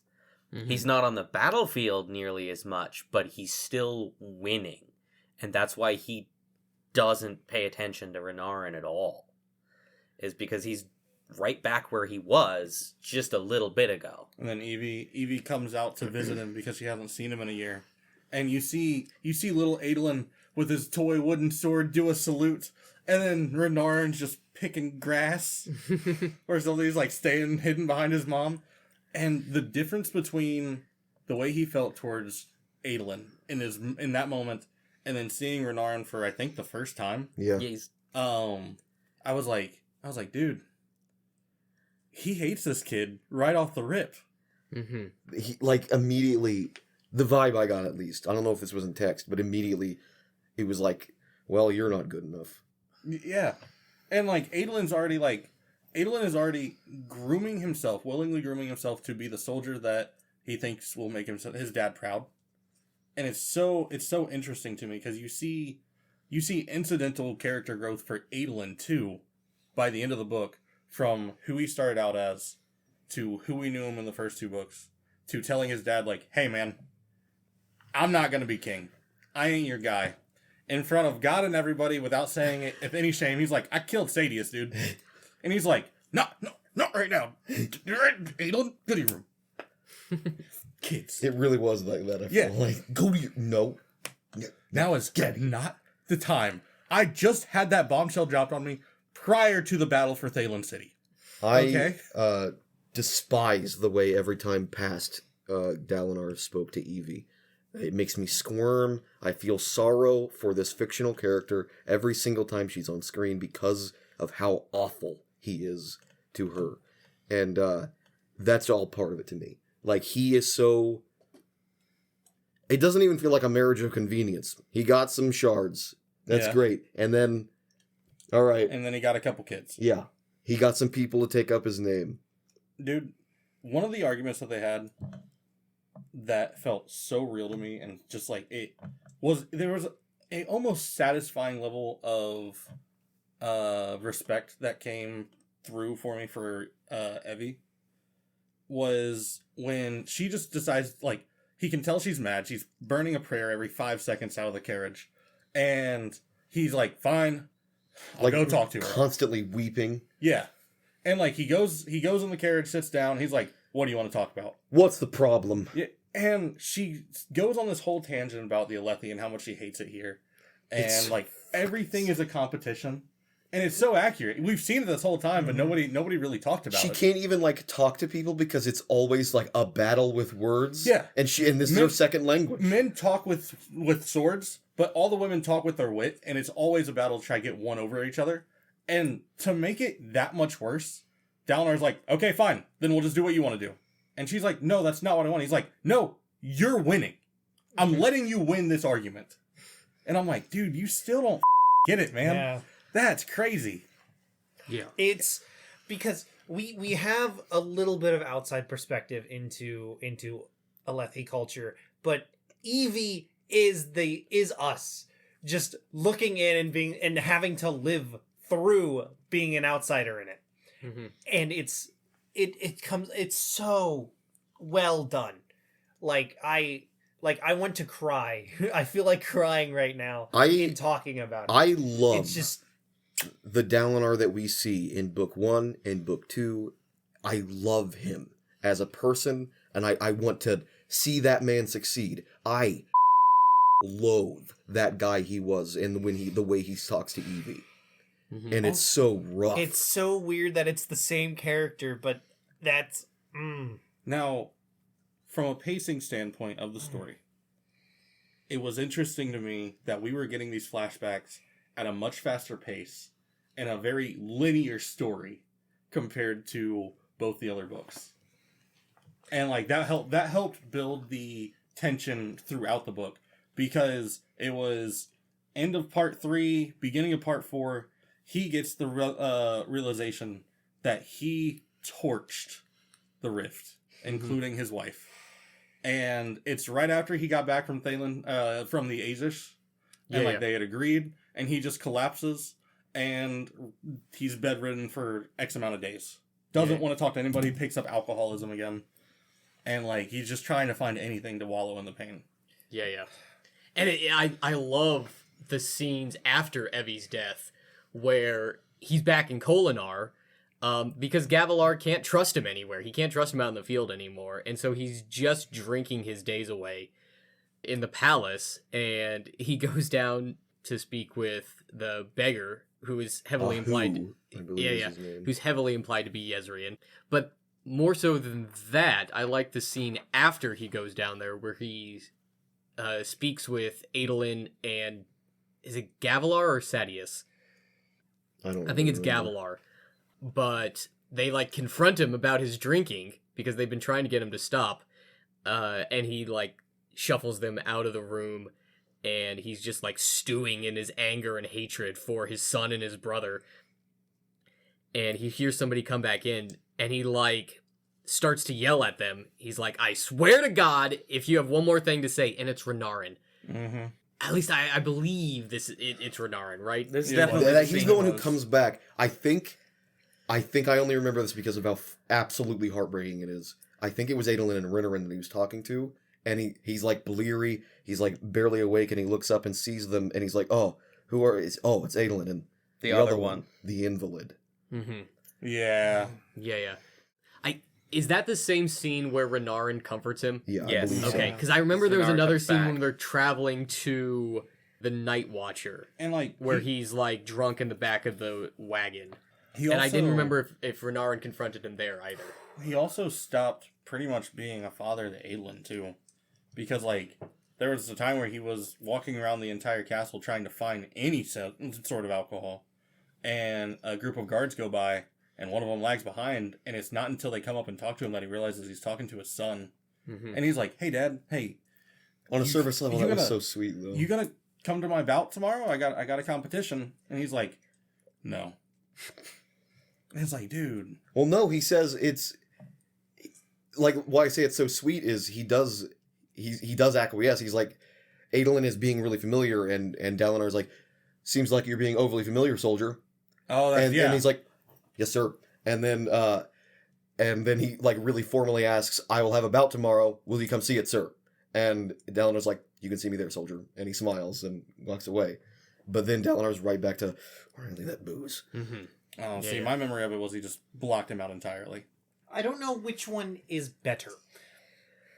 You're remembering that he just blocks it out entirely, or blatantly lies to going him. straight back, like lying and Yeah. going straight back into his search. I don't know which one's better. I'm about to get a little bit floppy real quick. This is one of my 2 floppyisms. Okay. This is something I noticed. Throughout the series, Dalinar has made several comments about heating fabrials. Saying they lack the Yeah. life of an actual flame. But then after he remembers what happened to Evie, he gets When she got turned into a Flareon. he gets hardcore PTSD when he sees real fire, and he can't, right? And I think the reason that he's been having these feelings about heating fabrials throughout the series, because this is certainly not the only time he's mentioned it, in Way We of had Kings. multiple conversations with multiple Taravangian in this book. And in this book, but even before then, I believe, in Way of Kings and Words of Radiance, I think it's like his subconscious knowing he is feeling an absence of something that he should be feeling looking at this heating fabrial. There's supposed to be a fire there, and that's supposed to make me feel something. And then when he does see fire in this book, he comments, before he remembers, he comments on it being like, it's always so much more alive than the heating fabrial. I know heating fabrials are more convenient, but there's nothing like a real fire. And I think it's like his subconscious being like, you should be feeling something right now. Yeah. I don't know if that's intentional, but that's something I picked up on. I like it. If If it's not intentional, it's there. Yeah. I would also just want to look at, like, when all the stuff went down the rift and it got burned, Evie convinced him to try to give him a chance to cause the least amount of bloodshed possible, which was nice that he, like, it was him trying before he snapped, right? But, like, I think the thing that somewhat gets overlooked is the fact that Sadius and Amaram were there too. Yeah. And, like, they didn't seem to want to stop it, or at least did not verbalize wanting to I mean, stop they it. seem to be at least Sadius was absolutely in a position to do something, Yeah. right? And wanted it to happen. Or at least it felt He that way to me. goaded him, it seemed. Like, It might have been a case of I don't think Sadius knew how unbelievably broken out Dalinar was in that moment, I mean, and how that's- far I- he was willing to go. That's a good I point. got a feeling, and it's just from small little tidbits from everything, that Sadius might have felt the thrill, not on the same level, but close to it. Definitely, you get hints of that in book. I In think book 3. In book 2, there's Yeah. a Sadius chapter Yeah. where he talks about how the thrill is the only thing that brings him joy anymore. So I think he is deeply connected to it as well. Mm-hmm. But for Amaram to try to put on the face of this guy, where everybody calls Dalinar a hypocrite, Amaram feels even more like a hypocrite. in that particular instance, I think Amaram was just too afraid to say anything. Oh, probably. He's a guy. I think I agree with you. I think Amaram, he's like the perfect example of a hypocrite. He believes the hypocrisy. He is, he walks the walk and doesn't, or he talks the talk, but doesn't walk the walk. That is the, definition of a I hypocrite. think the only person who could have even remotely convinced Dalinar to stop in that stage was Evie. She tried. And I mean, it worked. Right? And all it cost was her life and the rift. Dude, Dalinar shooting the messenger to come out to say like, "Hey, we have your wife," and then that young king laughing in his face, basically saying like, "Dude, you keep track of your family that poorly." In that moment, were you guys like, how bought in were you that like, oh, this is gonna work out? That the young king, was like, Oh, but maybe this happens, and then we give you like they're making a sly Yeah. deal. How bought in were you on that? there was I wanted to believe it. there was a side of me I that was when I saw the Sadius colors, I was like, "There's no way he gets another one on us over his grave. There's no way he gets another one on us." I was wanted- genuinely like, I want this to succeed so that Dalinar can be the man that he wants to be for Evie. And we know him to be. Like, I want Evie to be proud of him for once. Yeah. That's a fascinating I- observation there, John, because you said we want him to be the man that we know he can be, but we are projecting a future Dalinar onto his past self. Kind of like Odium. Okay. It's really interesting. It's an interesting idea. That also we know says that a he lot. can be better. Yeah. It says a lot because of the deal he gets with cultivation. It says a lot that how much of the person he was because of the things he did. Mm-hmm. Mhm. That was just wiped away from him. Mm-hmm. That's really interesting. So that would make me think that the Dalinar that we have had in these first two books and through some of the third is a Dalinar without any trauma. I guess in a way, because his request from cultivation is to remove the voices, Yeah, and the and- voices seem to be the victims of all of his violence. The implicit notion is that it is the rift, but I think or the explicit notion is that it's the rift. I think the implicit notion is that it's all the heartache he's caused. Yeah. Mhm. An interesting thing here, after the rift, he consistently heard the screams of those who died. Who else have we heard the screams of those they've killed from? Okay, Zeth. Zeth. Zeth. Zeth Isn't that Zalana, an interesting totally. thing?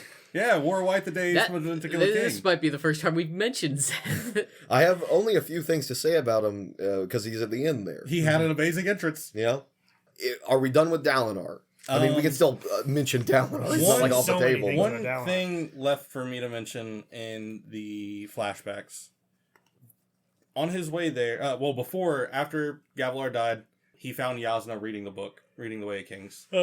And that was Lovely honestly scene. such a wholesome moment where he's like, "Hey, can you read these to me?" And that was, I loved that. Incredible. He, on his way to cultivation, to the Night Watcher, the guy that he was with, cannot remember his name, said he looked kind of Shinnish, I think.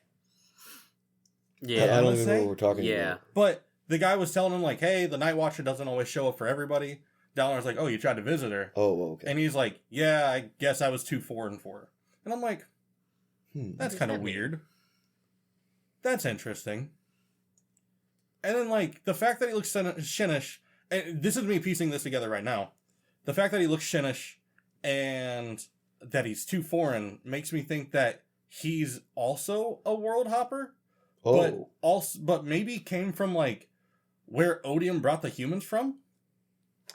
Oh. So my thought on that, now knowing like what does Odium look like and all this stuff, is that she does not show up for anyone from Shin because Odium looks like Shinnish. So I don't hate that.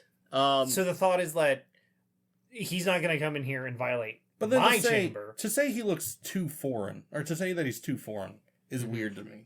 what does a mass exodus of a planet look like in this world?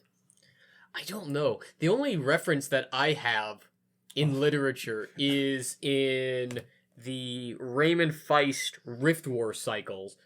There is a mass exodus from one planet to, I believe, Midkemia? Or no, it's to Suranani. Suranani? Sure. It's, Midkini is the only one I know. well, I can't remember the names of the planets, but my answer's a lot. I believe it's the Sarani. They were originally from another planet, But they went through this rift, and I imagine it like this giant rainbow bridge to their current planet. And then I believe they trapped whatever was destroying their planet on the other side. Yeah.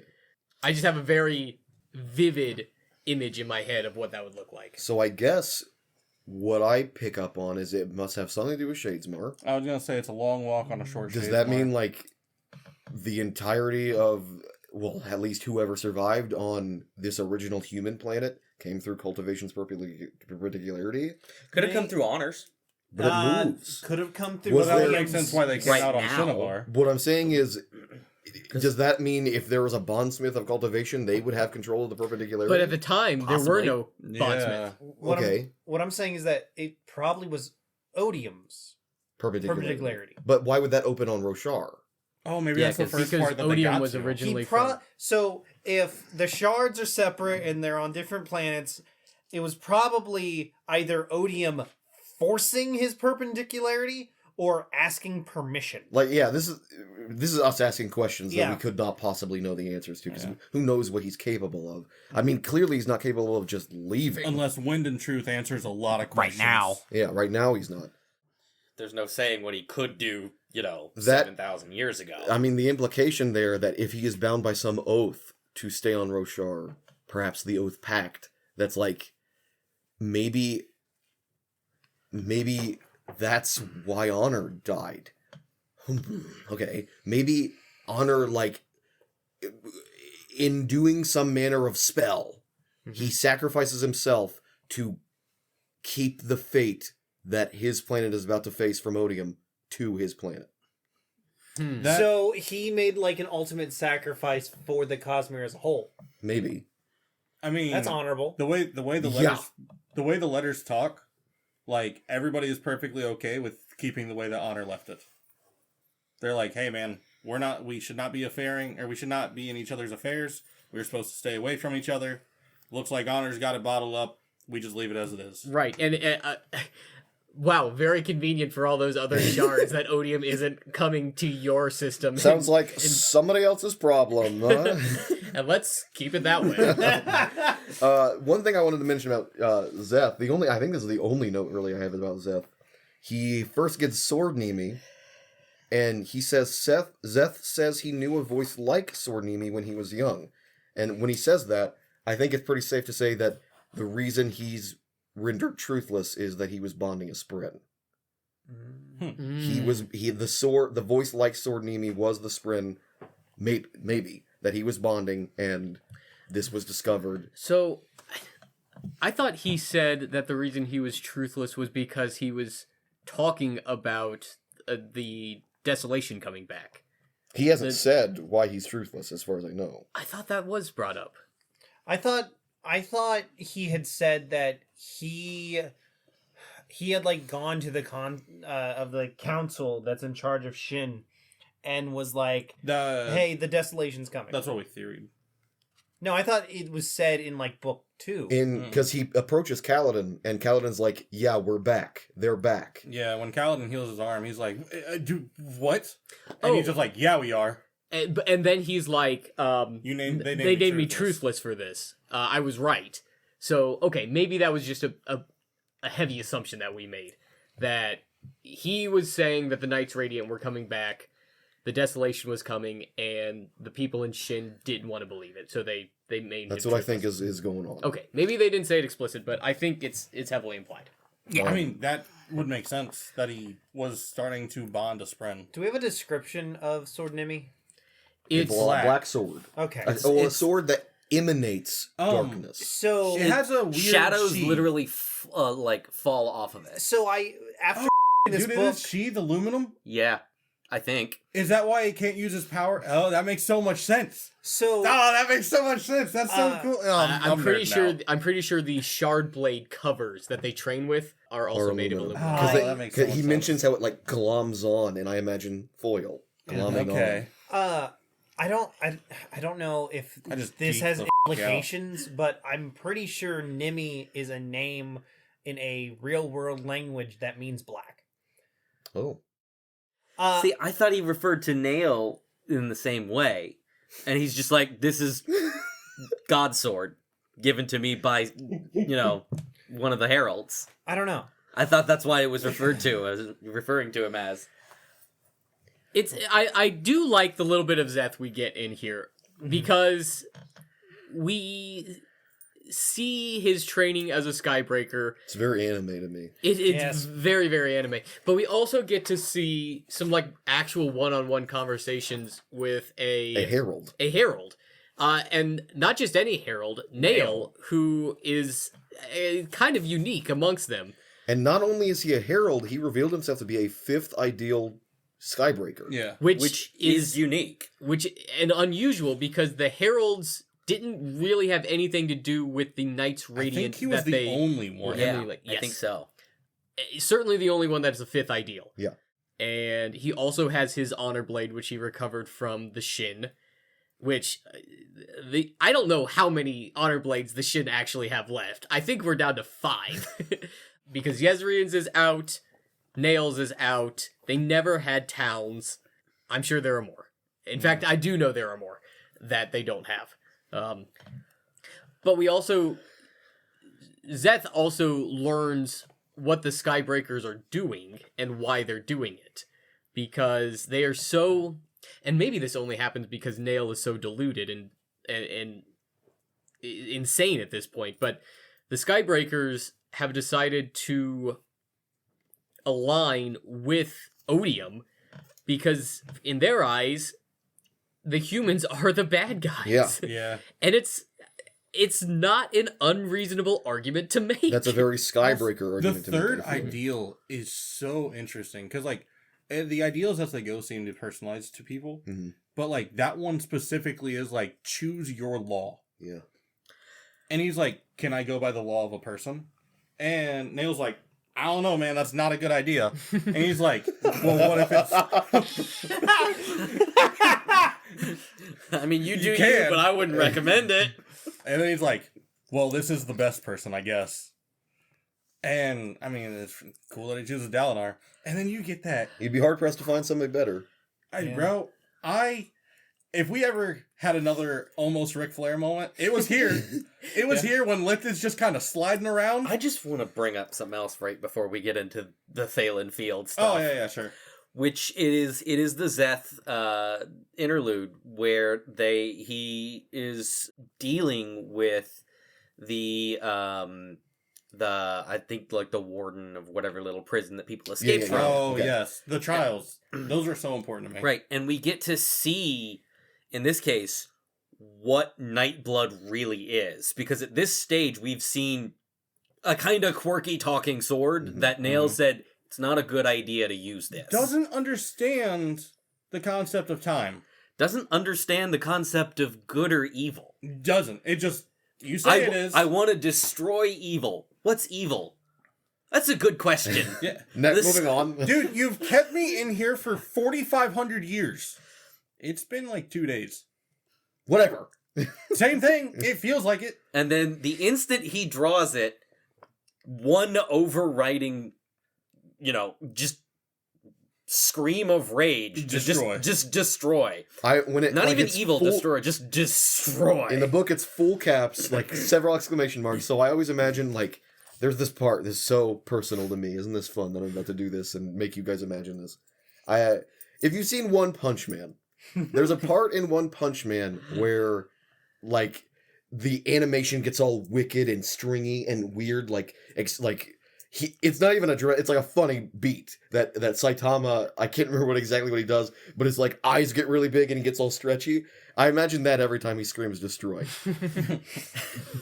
But then he hits the dude with the sword. And just Yeah, he's gone. He's just erased from existence. He doesn't die. He's just gone. This is another one of those things Which that is like, that has never happened from anything yeah. either. I mean, the book does this for me, but I package this in with the Azure stuff where I'm like, okay, I Yeah. guess this is now. Because didn't Azure say she was looking She's for looking a person? Yeah. she's And looking a for a sword. sword. Well, Yeah, I bet we know what. if there's a sword to be looking for, It it's also that. makes me wonder, what does her blade say to her? Because I feel like it does. Does it talk? I don't think know. it does, man. If Because it has these special The properties. Sprin, we're holding it and they're like, this isn't a dead Sprin?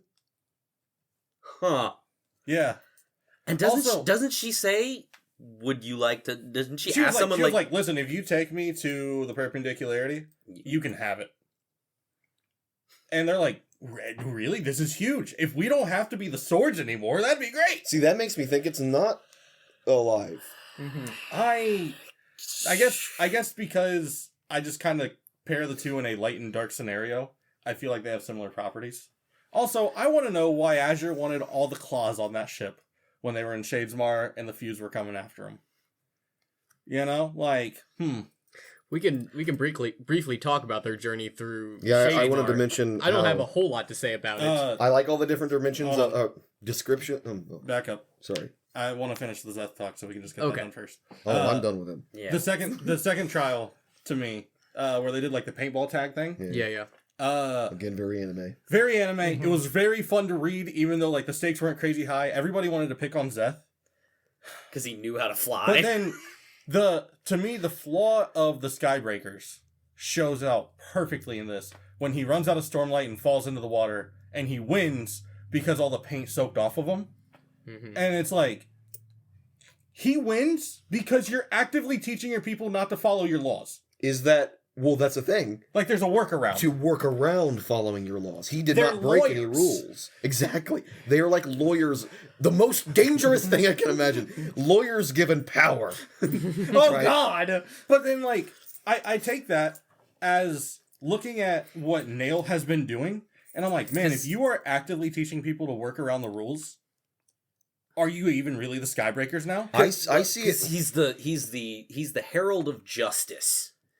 Yeah, That's terrifying yeah. when you compare it's those pretty two. cool when Justice tries to work around the laws that Well, were made for That's justice. the thing. I see it less as working. It's just showing he is being trained to fully understand law and all of its quirks and all the things you can work around. It's a great way of showing that laws are created by man.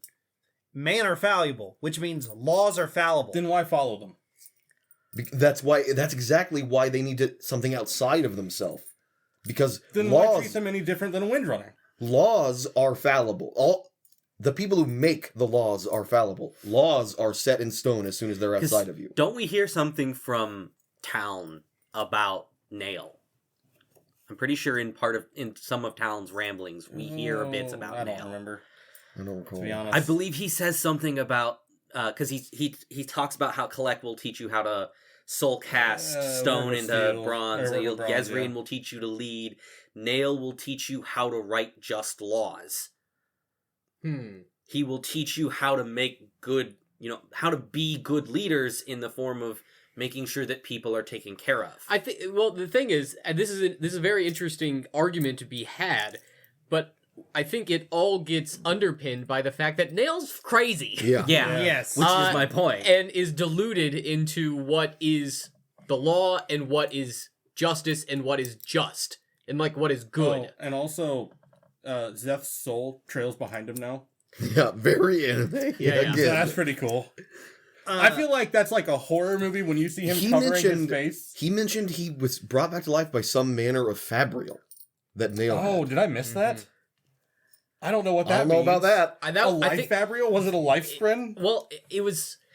This was at the end of book 2, Yeah. or was it in this Into book? book 2. I Yeah, can't book remember. two. It He was brought certainly- back at the end of book 2. I don't Oh, know I if see what you're saying. I don't know if Nail gave the explanation right then. Yeah, I don't know that he explained what no, happened that to would him. be on. Well, I I think that think- was this book. I think the reason he was able to be brought back, they mentioned that he had so much stormlight in him that it kept his soul tethered to his body for a little while longer. I That's think so that's metal. it. I might be making So- that up. Okay. The one thing I And now will he can say- like see spirits or something, right? He can, and Oh, so is that true? yeah, there's like something about like only he can see his after image, and only people who can see Oh. like is it just invested people can see his. Well, no, but then all Skybreakers would see it. So I know there's Lift something can- about that. I will say this: Lift can see it, Okay. and I know that because I That's just read. Interesting. And, another thing. I'm sorry. Another interesting about Sword Nimi, Zeth seems to apply the genderless Mm-hmm. to I the Sword looked at it as Nimi. masculine. But Lift Lift definitely is immediately like she said this right, to the sword. and they do call that out because I believe Dalinar says male. I don't remember. I don't know that we necessarily just like that's not really a big deal. Like everyone views it differently. Yeah. Like the voice is different for everyone. The one thing I wanted to say about Nail and specifically Nail, since we're talking about Seth, the one thing specifically about Nail, what is his third ideal then? What is he sworn to? Well, I Law. think. Well- the thing is, I think by the time you get to the 5th ideal, that I feel like the Overrides oaths. it. You become the law. It feels like like Judge Dredd. yeah. It feels like the Skybreakers ideals supersede the last one. Yeah. They don't work in tandem. Mm. Does that mean if we are to extrapolate, if the 5th ideal of Skybreakers is to become the law that you follow, right? Do we extrapolate that to the other? Like, does a Lightweaver become the truths they believe? Or does a Windrunner become the... Person that they protect. It doesn't. It seems to fall apart a little Yeah. bit. It's one of those things. Like, doesn't Nail also explain like very few Radiants ever reached the 4th and 5th ideals? Yeah. Yeah. I think that's all I had on Zeth. Okay. It stands Up to until we reason... get to the fight. Slight spoiler, the 4th ideal you'd expect is where Shard Plate comes from. So, No, that's for sure. there's a fair amount of Shard Plate. Yeah, that's a good point. So I thought Nail specifically was talking about There were also the 5th ideal a lot more spread. for the Skybreakers. the Skybreakers. I wonder how many. I wonder how many people have made it to the 5th ideal at all. I would imagine very few. Like, gotta be in the whole history of Roshar. I'm guessing less than 100. knowing what I Definitely know less than $1.50. knowing what I know about some of like the 4th ideals, I think it would be very hard to make that for a lot of people. Don't know. I don't But- know if that's true. I think there's probably been plenty. Really? Yeah. I'm going to say It probably Over depends. 100. It probably depends on the order as well. Let's ask Right. Brandon. It's that- probably What, easier. what for if some Brandon orders. hits us with a read Well, and find and- out? and I don't think the orders were equally distributed either. Yeah. No. I For think sure. there were way more Windrunners than Skybreakers, and I'd imagine that there were a lot of 4th and 5th ideal Windrunners. Yeah. That's just my theory. I mean, we know for sure. Like, there was a flashback that Dalinar had, where he put himself in the shoes of not the Windrunner, but the other one, and was like, "Hey, where's my armor?" And they're like, "What are you talking about, dude? I can't lash you if you have your armor on." Oh yeah, there was something wrong with my helmet. It wasn't going Talk away. to such and such when we Yeah. get back. Yeah. That's so cute. Uh, And it's also fun that he is absolutely learning things in those scenes. In the Stormfather's like, just like stop, like it's pointless. And I'm just like, you're learning something. You are absolutely learning something. At least the fact that they can't teach you something even is teaching you something. it's funny that the Stormfather is so uninterested Yeah. in being in the plot. He's like, dude, you are. The more questions you ask, the more they're gonna realize you're going outside of the vision. The more it's So gonna just break stop, down. okay? So I do just want to say the funniest moment in this whole series, like I thought I woke my neighbors up like at 1:00 in the morning because Dalinar, I forget the moment, but I'm pretty sure it's in part 3. He's like, "Oh, Stormfather," and you just hear, "Yes." It's like, no, that was sorry. that was a sorry. curse. Oh, dude, it also cracks me up. Like Yes. when Liv first got into the vision, and like he's like, "Storm that woman," and Dalinar's like, They curse too. What? They curse too, huh? Moving forward, speaking of Dalinar, in part 4, he's like starting to actually build this union, and it feels really good. It feels like finally it's coming to pass, right? Mhm. Uh, It feels like this is where the book should have started. honestly, I To agree. me. I do like the journey he's taken. Like he's like learning to be a politician, kind of, Mhm. but also there are these moments throughout where it feels a bit hokey, but it feels very Dalinar, where he's just like, "Oh, I should just be me," and Mhm. abrasive, and people respond to that. And that's probably why this doesn't happen until part 4, the end of the book, because everybody is very suspicious of Dalinar Yeah. still, even though it's the literal apocalypse. And it's still like they can't trust the Alethi not to conquer. How do we feel? Like I feel okay about that as far as I find it believable because there is quite a great deal of cope occurring throughout this whole book where it's just a storm going the wrong direction. Like it destroyed my city, it was all wood, but I mean, now we know. Mm-hmm. And now there's no more city left to destroy. And It can't get any worse. I really like how I'm sorry to interrupt you briefly, but I really like how they immediately try to predict it. They're like, oh, we can understand this. It comes every these many days. It's just like the high storm. And they're so incorrect immediately. And they that hits them so hard in the Battle of Thaylen Fields. I think also, like, part of it is, like, their parshmen start acting strangely, sure, but, like, I think it's only in Alethkar that the parshmen are being violent, right? And maybe Yakaved. Because most of them just left.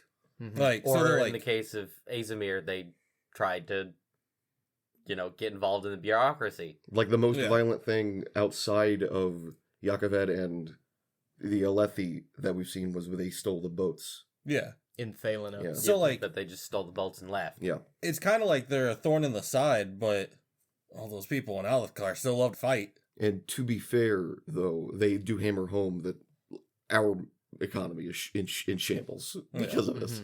Right. And they also make mention that the Parshmen took on the characteristics of the civilization and the society that they were living in. So the Alethi and the Vadens were very violent and militaristic. The Thaylen Parshmen were mariners, and so they took the ships because they could sail. The Azish, wrote up documents. Mm-hmm. Exactly. When did you guys realize on your first reading that this is what the parshmen were doing? They were acting based on where they came from. Gotta Well, it was be pretty honest. explicit in the book. No, I mean, when did you make that connection the first time you read it? Because for Honestly- me, it wasn't until they started talking about it, and I'm like, oh man. Honestly, for me, not till book 4. Okay. Oh, really? It took me that long. It was to probably notice. the same time as you when they were just outright state it. Yeah. Mm-hmm. I might have missed this. Are there parshmen in Shinovar? Huh. I don't. We think don't we've- get a lot of information about Shinovar. It's too far away. Yeah. Except for chickens and horses and dirt. and strawberries Yeah. and grass Huh. No, and that's Zeths. Regardless, the reason I brought up the alliance with Dalinar is this is also the moment where it starts to Taravangian makes his best effort to shatter it completely. Mm-hmm. And With this his trump card. wicked betrayal that I briefly mentioned earlier, how much it makes me loathe that man. Gonna punch an old dude. Because he was Dalinar's only friend. He needs a friend.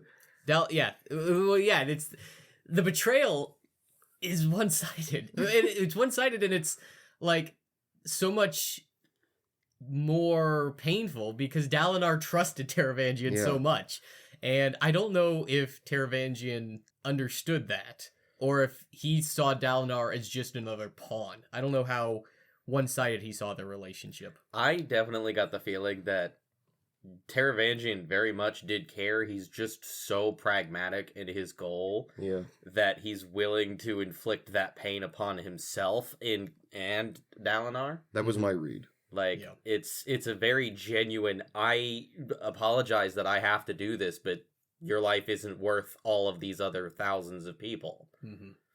So, talking about the betrayal, I know the scene where everybody's span reads start going off, but the way I read the scene, it sounded like something specific got sent to everybody. Something different got sent to Oh. everybody. It was the same time that the Dawn chant got decrypted. Right. So it felt like this was like a very important, canonical moment, and I feel like there was more that happened than just Taravangian, is the impression I got. I was under the impression that Taravangian orchestrated all of that. But he couldn't have. Maybe Not the Dawn chant. The Dawn chant may Unless have that was been part of the the diagram. Maybe. But I just I thought the impression I got was that he kind of said one thing to somebody that he knew it was going to start to foil everything. And then everybody else would start to crumble because it was already shaky grounds. Yeah. Yeah. My understanding, my read on it was they translated the Dawn chant, this big thing.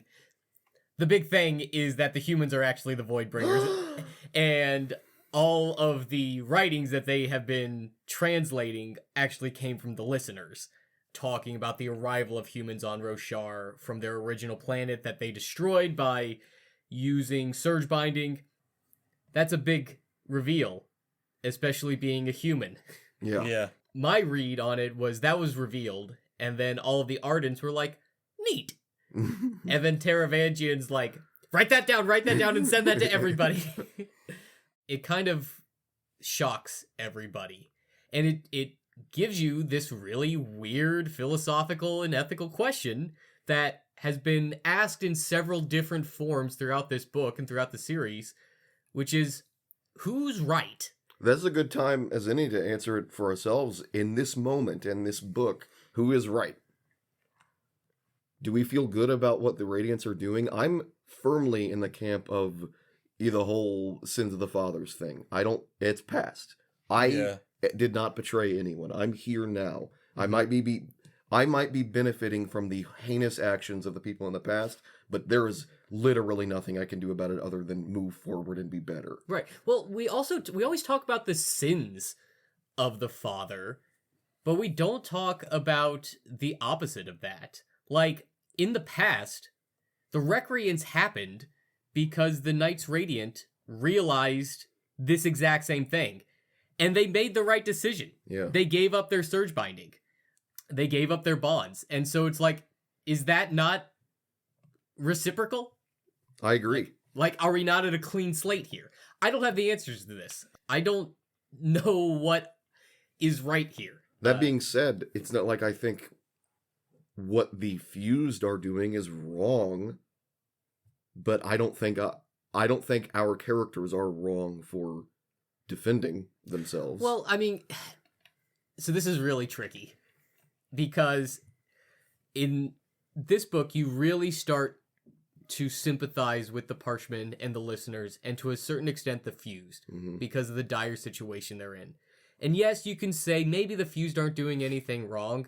I'm a little less likely to say that because Odium is just the evil bad guy and they're working for him. And so, yeah, we should sympathize with them more. It gets really difficult to sympathize with them when the Fused are like 7-foot tall red demons with glowing black eyes. Well, you made They're crazy. You made a really good point, John, earlier. It's like that scene from Game of Thrones that I've never seen that you mentioned. How to torture a guy, he put a bunch of rats in a bucket, put them on his tummy, and then heated the bucket. So the only way the rats could get out of the heat was to dig through the tummy. Right? So I'm not blaming the rats. No. Yeah. But I still... So in that, so hang on, let's unpack that. The 'cause Fused are the rats. The Fused are the rats, and the bucket. Odium is the fire. Odium is the The fire. Tranquil Halls is the bucket. The bucket, and then who's the tummy? The tummy are Roshar? Okay. Yeah, I would go with all of Roshar. Roshar, or you could say the Heralds. Okay, just wanted to get. I mean, that. in a more specific, yeah, the Heralds in a more specific, because they literally are trapped in Braze until they can work their way through the Heralds. At least one of them. Do you think? So the Heralds share their pain. Do you think it was like is it more effective to spread the love or just focus on one? Well, Clearly, the it was second one. It was clearly the second one, as long as the one was Talon. Well, that's the thing. If they share their more effective for them For the Fused. Oh. If they had multiple people to go after, like you go after the weakest link. Like, right? Well, we've already talked about this. Talon never broke, so clearly any of the others. What I'm saying is, Oh, no, I- just in a He's just purely, asking in general. purely hypothetical. Do you think it'd be worse if you were part of a group of 10 that can share their pain? Would it be worse if all 10 of you had one fingernail removed, or if one of you had all 10 removed at the same time? I see. How would that pain feel? Yeah. If you are trying to break through a wall, you hit the same spot every time. Yeah. Yep. I think in this case, it's a matter of you're going to get the best results by spreading things out because you have an infinite amount of time. That's another good point. You're not going to win this by breaking one every single time. I mean, what if all the fuse because break though? God, could you imagine? They're I just think like, they have. That's why they're going crazy. But you get at the end like there was only a few months between desolations there at the end, Yeah. because all of them were so broken because they'd been enduring that for so long, because it had been spread out like that. Imagine the horror of that too. Like, oh, it's desolation season. Could you also like just think about like they all show back up and it's like, here we are again. And you just hear one of the few like, hey, found Collect. Ah, come on, man. Do you think? I wonder who broke the most. So I was just about to say that. Yezrian. I mean, my gut goes there because he's like the king. He's And also the one that's like, and a super alcoholic who has like no idea what's going on around him. I figured that. I think he I knows thought all that- about what's going on around he's him. I think he's the most broken. I thought and I that- think he was the weak link that they would target. I read that as the guilt of having to be the one to take on the guilt of having forsaken Sure. the Oath Pact in that guard. He was the one who He- ultimately made the decision. He had He's to the one who could. Yeah, Yeah. he had to dissociate in order to Well, just not go back, because he was the Windrunner and he left town there. Man, that's brutal. Collect saw in the prelude just a man who was so far on the edge. yeah. And I think he really recognizes it in that point because he is also that far gone. Mm. Mm-hmm. Yeah. So Dalinar has his work cut out for him, trying to get the Aegis and the Thalens back in line, and because Taravangian's just out. Yeah. So the What, rest. what is his plan moving forward? Well, I think he got as much as he could. Yeah. So like, screw Alethkar, screw Vadenar. His plan going forward from that moment, or his plan going forward from the book? In that moment. Might have been just to get Odium's attention. I think. I thought it was to usurp Yeah. Dalinar as the Oh, yeah, man in duh. charge. Yeah. Yeah. Like, because I think that's my read on it, because the one piece of the diagram from book 2 was you must become king of everything. So he's like, if Dalinar is flirting with this idea, like apocryphal or not, if he's flirting with this idea of becoming a high king, a Of king Erethier. over, like, regardless of what politically it means, you are literally the king over everything. Mhm. I need to be that. Yeah. If that's what the diagram is telling me, that's what I'm interpreting it as. He sees, I must become king of everything. I must become high king. Yeah, and I think it's double-edged there, because not only does Taravangian have to be the one in charge, meaning he has to usurp Dalinar, Dalinar in charge is also the biggest threat against Odium. Yeah. And Taravangian's deal only works if Odium wins. I feel like it would have been so much easier to just puppeteer Dalinar from the shadows with him being in charge, because you just go through those philosophical musings with him in the room next to the little heating fabrial, and I think Navani would have caught on to something like that. maybe you have a good point there.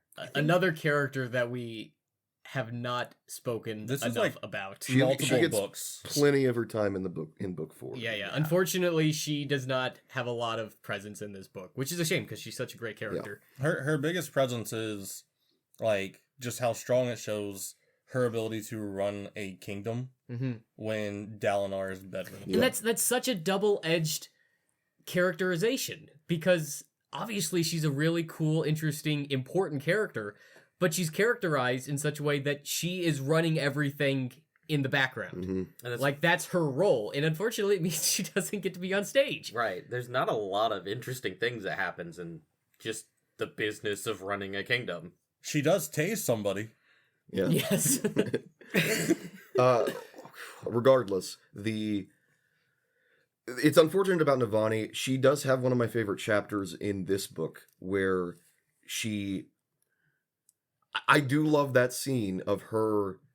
Wait, he's not okay. Dalinar's not okay. This is in part 4. Yeah. Dalinar's not okay. Like you said, she's like taking care of everything. And there's that moment where he's just like, thank you. And it just, I don't know, feels great. It feels really good that he's not that guy anymore. And that's thanks to, I see it as thanks in a lot of bit to Navani. Like he has her influence and they can just be in love together. And he can just be that guy who's like, I needed to lean on you and you were there. That's great. I want Dalinar to be happy. I need him to be happy.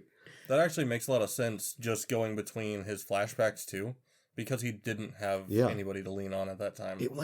That's so bad, because I hate Gavilar solely because of his absence in that respect. He's your brother. Regardless. Yeah. Shadesmar, huh? Shadesmar. So the rest of our characters are in Shadesmar after they get bamboozled at the Kholinar Oathgate. So we've got Azure, Kaladin, Shallan, Adolin, and a mysterious additional character. We also have Syl. Oh yes, we also have Syl, and we also have Pattern, and we also have Maya Lauren, who is Adolin's Shardblade, or rather the Spren that embodies his Shardblade. And we realize that even though his Shardblade is dead, and not like Syl or Pattern, there is still a Spren attached to it. Dude, when I first started reading that and I saw the description, I was like, holy that's Ja Not. Oh, the Deadeye. Yeah. I'm like, that's crazy, Do we dude. know what Spren Maya is? She's a cultivation Spren. Okay. She was a cultivation Spren, is? Oh, wait, yeah, I don't know. I don't know what to say here. I don't know that Spren can change what kind of Spren No, they he's are. saying she's a Deadeye. Does the kind of Spren she was matter anymore? Mm-hmm. She is a cultivation Spren. Speaking of the descriptions of Spren, we get them in this chapter finally, like what they properly look like on the other side. This is probably nothing, I'll admit that. But throughout the book, there are several Spren, the ones, the rocky guys in particular, on the boat. The way they are described is like basically 1-to-1 for how the soulcasters who are soulcasting Gavilar are described. Where Dalinar sees the soulcaster put his hand out or her hand out, whatever, and turn Gavilar to stone, and notes that the hand is like cracking and becoming stone, and it's like a pale blue stone or so. I can't remember the exact wording, but it is 1-to-1 the exact wording of what those Spren look like on the ship. I don't know if that means anything. That's odd, because I don't think those were the same ones. Because the ones on the ship are Reachers, right? This is information we don't have. Okay. Well, because I know the different kinds of Spren, and I can't remember if it's Reachers. Sorry. well, where's the copy of the book? There's probably a sketch of one somewhere in there. You guys keep talking. I'm going to look for this sketch. And this isn't even the only time where in part 5, it's not even the only time in the book where this kind of comparison occurs, where we get a few descriptions of people's skin turning to stone, and it could just be a symptom of Brandy being like, well, this guy's a guy whose skin is stone, and these people's skins are turning to stone, and so it's just the same guy describing the same thing, but they are not related in any way. It'd be like me telling a story, but part of me is like, is this connected in some way? I don't really see what the connection could be. I'm just kind of throwing stuff out there. You're just thinking out loud. Yeah. That in doing these abilities and using the magic system of this world, humans slowly become the Spren. Maybe. They're creating, Yeah. ultimately, or transforming. Because surely there is a Spren made of smoke, and that lady is turning into smoke. Sure. I fully think it is not a coincidence if it is basically word for word the same description. Yeah. Not everyone can do everything, though, right? Yeah, like you have to have specific gems in your soulcaster to Like rubies were for blood or Well, something like that. Not only that, some people just aren't proficient in their ability, That's what it feels to, like. to do things. So maybe they're Like those people. Yasna. Yasna couldn't use a soulcaster, so she had to make herself a Night Radiant. Oh. Yeah. So maybe That's those like people... the Stanley Kubrick thing of, we did fake the moon landing, but he's such a perfectionist, he made us film it on site. Yeah. Maybe the thing is that they are connected to Spren in some way. Just like how Kaladin is storm blessed, and he creates Windspren from his body in Shadesmar. That's another thing we're gonna ramble about in this Shadesmar chapter here. Maybe that lady is smoke blessed. Some way, I don't know. some kind. Yeah, I'm not sure about this. It kind of goes back to what Hasina says in the first book about everything has a spren. So, but then you have we Dude, I see forgot now that was his mom's name. but now it brings this idea that you have sapient spren and kind of animalistic spren, and it's kind of divided down the natural versus cognitive spren line. It's not a great 1-to-1 because there are higher order spren like the honor spren and the cryptics and the cultivation spren, and then there are the other cognitive or emotional spren, and then the natural spren below them. I guess even then, now it's saying it out loud, I don't know if that feels right. It goes even further at this point too, because like Syl's whole arc in Shadesmar. Stop talking about Soul's Hole, for God's sake. Yeah. Syl's Shadesmar arc. Thank you. Basically, she's like, her fear is to tell Kaladin that she's kind of famous. She's kind of like a light, their version of Light Eyes, being an ancient daughter. But like, what I get from that is, Honor Spren were created probably after Honor had died. Somehow, more Honor Spren are created, but they're maybe like watered down. They're not as not as potent. Yeah, without the direct connection to honor anymore. I don't know. How do spren get created? Well, she mentions that they... God, I don't remember the specifics. It's like they go to a place and you just have a one. You have a daughter or a son. And that's like as much detail as she gives, really. Right. Maybe it's self-sustaining, even without honor there. I don't know. She's also kind of on the run, because the Stormfather has put a bounty out on her to get her back to lasting integrity. I love that for Syl. We just find out 3 books in, she's just a loose cannon on the run. And also, Kaladin, like, I'll say this, he has a rapport with the Stormfather. Could have mentioned it. Yeah. At any moment. He doesn't care. It's like exactly. Visions. I buy that he doesn't. It's just him being even more of a prick. Yeah. He It's can't like the just be a storm. It's like the helpful person. Stormfather being petty to his daughter's boyfriend. Yeah. You know. Please don't. Metaphorically. He's a boy and they're friends. He's just very standoffish. Speaking of Syl's totally platonic friend, he sees the future. They go to a lighthouse when they get to the other side after doing some treks across the, like, on the other side, we've mentioned this, waterland. So they're walking along a river that would be on Roshar, and they get, at the end of this river is a lighthouse. Is it a lighthouse, correct? Yeah. Mm-hmm. And Kaladin's over there, he's scouting it, and then, like, some anticipation sprint, which are just, like, gross toads on this side, start just screaming at him, basically, and he's like, well, I guess the jig is up, and the guy's like, hello, somebody out there? And he goes I know in, you're nervous. and it seems like this guy is some sort of, like, soothsayer or something. He also described him to also look like a Shin man. Interesting. Yep. We got to that chapter, I'm like, okay, this is weird, right? That there's just a guy out here. Does that mean, I mean, What does it mean? I don't know. What help would a lighthouse have? Also, I think it was around that time that you could tell a storm was rolling over. Yeah. A high storm was rolling over, and it was like, how was it described in Shadesmar? It's kind of like a wave through the sky Yeah. of light.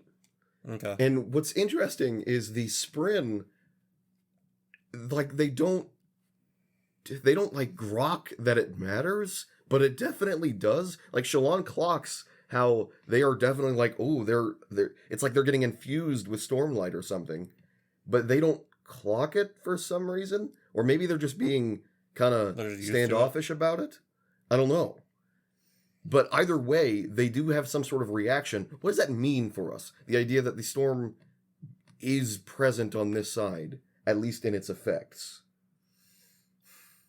I mean, based on what we talked about, and the idea that maybe you can just walk from this area in Shadesmar to another world in Shadesmar tells me that the storm rolls over that way.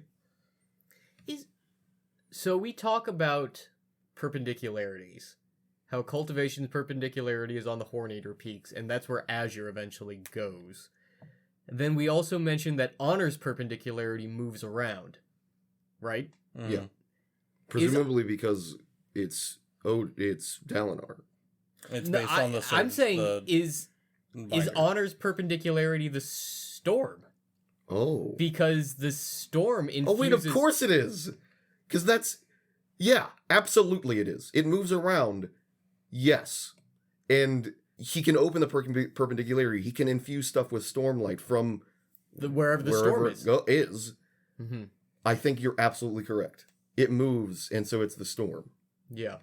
Now, here's a question, and it never really gets brought up because we're always mostly in the eastern side of Roshar, where the storm is strongest. Does the storm provide less stormlight in Yeah, the west? I was just thinking that. Because its power diminishes. I don't know. And they never mention it. It's never brought up, like in Shinovar, if like they don't have a lot of stormlight. I'm gonna guess they get basically none. They Solely don't, because of the story. They don't trade with gems. They traded items, right? I guess When in that our- Risen chapter, which Yeah. we got to talk about Risen. What was what's his name? The Babsk. What was the Babsk getting in that trade when he was giving a bunch of metal junk? again, now we got a chicken. Was he just like chickens, like animals from Shen? I don't know. I can't remember. It's a variety of things, but a lot of it was foodstuffs. I was thinking maybe it could be a lot of wood. I think that they probably, except in Shinovar, I think that, because Shinovar is like the one place where the storm doesn't actually reach. But I They think said it was just like A drizzle. rain. having read Edge Dancer, which takes place at the very least on the far side of the mountains from Edge Dancer is before This Oathbringer. book. before Oathbringer. Yeah, two. Yeah. 2 and 3. They don't seem to act like there is a lot less of stormlight. So I think even though the storms are weaker, I don't think the energy they bring is diminished in any way. Okay. Because like Dalinar, when he opens the perpendicularity, it just refills all the gemstones and all that stuff. I think there's so much energy coming off that perpendicularity that, and if there is a diminishment with the storm, the output is so much, and the amount that a gemstone can hold is so little that it would be negligible for you to ever notice. So maybe the storm and the perpendicularity are just co-located. It's not the storm that is providing the stormlight. It is the perpendicularity being opened. Does this imply that cultivation's perpendicularity provides some manner of energy? That's what I'm thinking. There's something very strange going on up in the Horneater Peaks. Yeah. Oh, of course it does. Because the Horneater Peaks are like lush gardens, even though they're the tops of mountains. Oh, yes, of course. They're warm. I thought that was because they were in a volcanic hot spring, essentially. I mean, possibly, And but they have 6 of one, half a dozen of another. But the sheer amount of life there. The idea that it is that because that's there. yeah. I wonder if her perpendicularity was located at Urithiru at one point, and that's why there are like terraced gardens in Urithiru. Okay. Some way to channel her magicness Yeah. was there at the very least, possibly. Regardless, I interrupted myself. Kaladin presumably sees the future. He He sees the same thing that Dalinar saw, pretty much, but he saw Dalinar in the middle of them. yeah. What do we think about that? First off, this is just after Wit has warned Shallan of the future thing. Yep. You know the wording. You say it. I'm not going to look it up, but it's essentially that. You can't trust anybody who claims they can see the future. And then she's like, even you? And he's like, You can't. anyone You can't trust anyone who who claims, claims they to be can able to see see the future. To be fair, Wit definitely says he's not somebody who's trustworthy. So that makes him saying that. You guys have doubled and tripled down on the idea that you trust Wit, and you just said that. Oh, I wholeheartedly trust that man with my soul. I would give him my newborn child day one. He's told me not to trust him. I trust him. would I also trust him give to tell me not I to trust that he told. Only somebody so humble as to say he shouldn't trust me would be trustworthy. Regardless, do we literally think Kaladin is seeing the future? Or was it... I mean, what else could it have been if when he touches that globe, the guy's like in mid-sentence and Kaladin snaps away with a vision, and then it comes back and the guy's like finishing the sentence, so it happened in like a moment, clearly. Mm-hmm. I don't think it was necessarily has to do with Kaladin, although I think it helps that he's a Knight Radiant and whatnot. Yeah, he says, are you invested? Right. My understanding of that situation was that probably because he's in Shadesmar and he came into contact with so much investiture in one moment during basically the Passover of a perpendicularity. It was just like, in that one moment, he directly connected with honor. Perhaps he was seeing... This kind of implies... Well, also, we learn at the end of this book that the perpendicularity is a bridge between all three realms. Mm-hmm. So maybe that also has something to do with it. That it's not just the perpendicularity, but it's not just a connection to honor, but it's also a connection to the physical world and the spiritual realm as well. At the time that he had the vision, this was when Dalinar was still bedridden, right? With like trying to find ways to cope with everything that had finally came back to him. Yeah, he went back to the drink. I think this bit. was before More than a little he bit, started to lean on Navani and had her to help. So I think this was like the vision that he was on the path Odium wanted him to be on. What if... Let me cook. So with my theory in mind, you mentioned that, Kyle, that if my theory is true, then it just implies that all of these gods have this power. And what is the difference between them just playing a chess game? Like, rather than dictating a chess game, if they all can do it, then they're all just playing chess. But I think the idea is they all absolutely have that power to see the future. Otherwise, how could cultivation influence against this plan that he is, if my theory is correct, setting in motion? I think the difference is he has Moloch. He has that ability to set things in stone, if this is true. And so all cultivation can do is see what he has set in stone. That means that if honor also has that ability and he's connecting to honor in that moment, or whatever's left of honor, maybe he's like seeing into what honor could see. He is seeing what is set in stone. Okay. I agree with like this is what honor was, predicting. I don't know. I still don't know that I agree with the notion that he's Once we get to the end, solidifying stuff. my biggest piece of evidence is in part 4, in Okay. book 4. Okay. Gotcha. I'll hear Regardless. that first before I make final judgment. Regardless,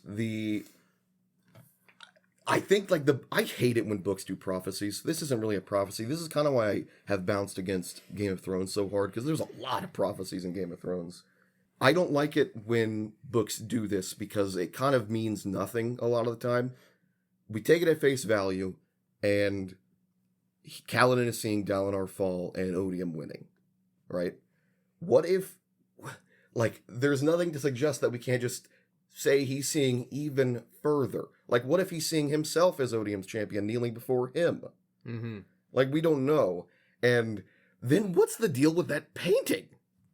Yeah, in the harbor town. Yeah, it's a painting of the 9-shadowed thing that he saw in this vision. Yep. It's like the fact that this painting is here at all is interesting, because we learn that the Spren in Shadesmar can just take things out of the physical realm and bring them into Shadesmar by interacting with their beads, and they just sell junk. Yeah. They just, do you want a chair? But yeah, this... Some fun shirts. So We know a guy who finally figured out what the purpose of this was. Yeah. So I just have a bizarre question that I don't think gets answered here because we just don't have enough information about Shadesmar. Is every bead perfectly coincided to a real physical object in the material world, or are they still concepts and this painting isn't real yet? I don't know. Because if the painting's not real yet, that implies a whole bunch of other stuff. But if it is real and this is just a painting that they happen to have made, what does that imply? Are the beads? This sounds kind of silly to say out loud, but are the beads in Shadesmar the spren of everything else? That's what I grok. Yeah. If we're going forward with this idea that Hasina put forward, the idea that apparently it seems that a lot of people believe this intrinsically in this world, that spren are in everything, then I think that's what that means. The spren of this table is this sphere, and I infuse it to bring that concept over to Shadesmar. But the problem is a matter of imagination that I have, because they go back and forth, I feel, when Shallan is making things on this side, where sometimes they're like evoking the image of she is making a grand piano appear right now, but also sometimes they talk about how the spheres, like a bunch of spheres, coalesce into one another into the shape of a piano. So I'm not sure if they are just walking on spheres in the shape of a piano or just a piano appears. Right. Yeah, I don't know. I don't know. Like, a big way that they traveled through was, like, they found a room in one of the beads, and they just kept making that happen. So it would, like, force out the beads so they haven't meant to breathe. Yep. Like, Everything's all just kind of wibbly wobbly in Shadesmar. I also like the idea that I don't even know if this is true, but this is how I imagined it. Like, if there was an underwater, like an aquifer, you could theoretically stand on the aquifer in the beads and walk along it if you don't need air. I want to know what's at the bottom of the Sea of Glass. Well, we learn actually what something is down there. There's definitely something. Because I believe Nodin, who is the ship's captain that they hitch a ride with, mentions that there's just a whole bunch of Deadeyes down there, just wandering around on the bottom of the ocean. Creepy. That is really creepy. I feel like Or is there's it more. sad? Or is it both? Like, I you think gotta it's kind of give me some sort of Leviathan kind of thing. There's gotta be. I mean, some we sort see of- those big spren monsters pulling the ship, whatever they are. Oh yeah, the Mandras? Mandras? Mandras, yeah. If we Are could- they if- spren? I don't know what the hell they are. Yeah, they're Luxbren. Are Oh, they? they mentioned that They're the they're the thing. They're the the thing little that people fin see thing. around. They're like the little arrow, glowing arrow things that people see around sky eels. The big Reshi ones and chasm fiends. I don't think those are Luxbren. That's what they call them, Luxbren. I don't know why, but they make things lighter. I always thought they were That's- gravitation spren. That's what No. we called them. The gravitation spren are little tiny blue things. These are glowing yellow arrows, and that corresponds to the Mandra's head. But doesn't that, when Kaladin likes stuff, he says he sees arrows. No. They talk about the chasm fiend spren are blue arrows. right. So these are not the same as the Mandras. And the sky eels I think also have blue arrows. I'm pretty sure about that the chasm fiends and the sky eels have gravitation spren around them, and that's why they can they move the way they do. Like, that just makes a lot of sense physically. Like, that's how they go around the inverse square law. You mentioned that in the second book. It's definitely Mandras that do that. I mean, Okay. I mean, the Mandras. I don't believe you, but I'll concede. To be, devil's advocate, you're the devil in this scenario, Kyle. They are flying. These Yes. these things that look like the Mandras. So, Luxbren or not, those are what's, I think, doing it. Okay. Those are the things that are, I think, allowing a chasm fiend not to collapse in itself into a sky eagle to fly. Yep. I agree. Anyway, I don't really have all that much to say about Shadesmar outside of that. The A lot of heady questions. The last thing I'll say is that the image of the two Oathgate spren is very striking. I really like. There's a great illustration in the book of the two, the black and the white Oathgate spren, and I find it eerie a little bit that there's just these two guardians just out of sight on the other side of every Oathgate. Gross. And it it leads to a very Marvel-esque scene at the end of part 4. I believe it's the end of part 4, when they're all trying to get out of Shadesmar into Thalen City, where I thought that might be it for Adolin. Bring me Thanos! well, no, not that kind of Marvel scene, unfortunately, where it's The lineup scene. they make it to the Oath Gate and they see that it's being guarded by the Fused, and so Shallan summons an army of phantasms to distract the Fuse. And I also like just the idea of Pattern in his like immaculate crystal robe just like swinging a stick around haphazardly to make it look like he's That's cute as hell, though.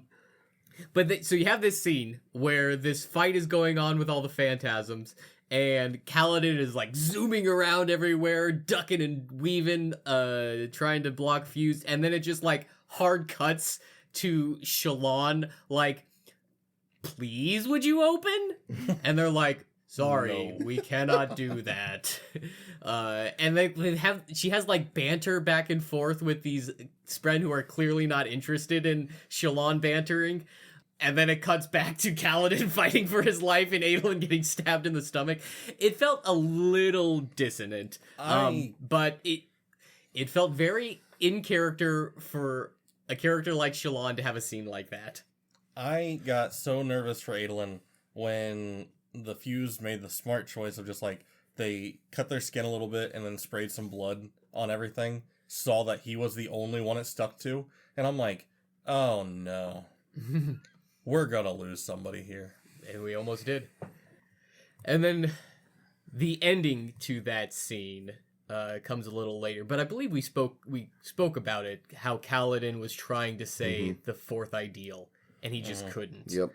So He's desperately, like, there was a bit of a fissure between Azure and the rest of them, because he's like, we need to go to Thalen City right now, because Kaladin is convinced he has seen Dalinar dying, and he is his bodyguard. He has to be there to save him, and so Azure's like, all right, well, have fun. Yeah. I have my own job, which I totally am cool with. You know, this is not her clowns, not her circus. She has to go. Agreed. And I don't like Shallan.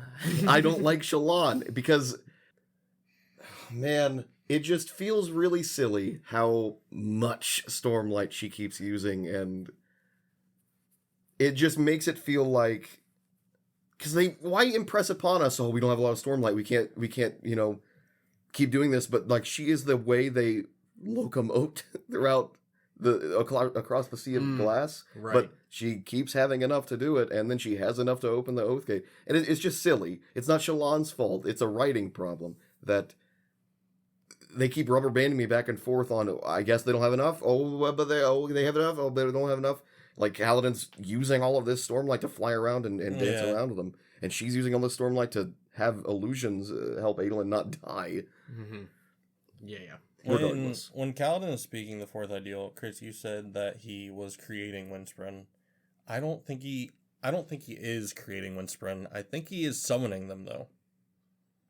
Like, it goes back to when he does the lashings, and like when he's learning everything. Now seeing Shadesmar and looking at everything at a slightly bigger picture, like, I imagine that there's Windspren on the other side that are helping push him in that direction. When that's the idea of the lashing to me. What's really it? Oh, by him changing his perspective on which way is down is his way of commanding them which way to send him.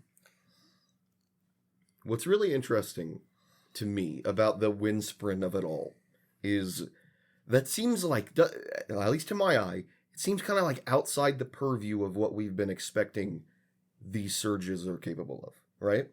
He sticks stuff to people, he sticks people to stuff, he can gravitate things to him, like with the arrows, and he can change gravity for himself.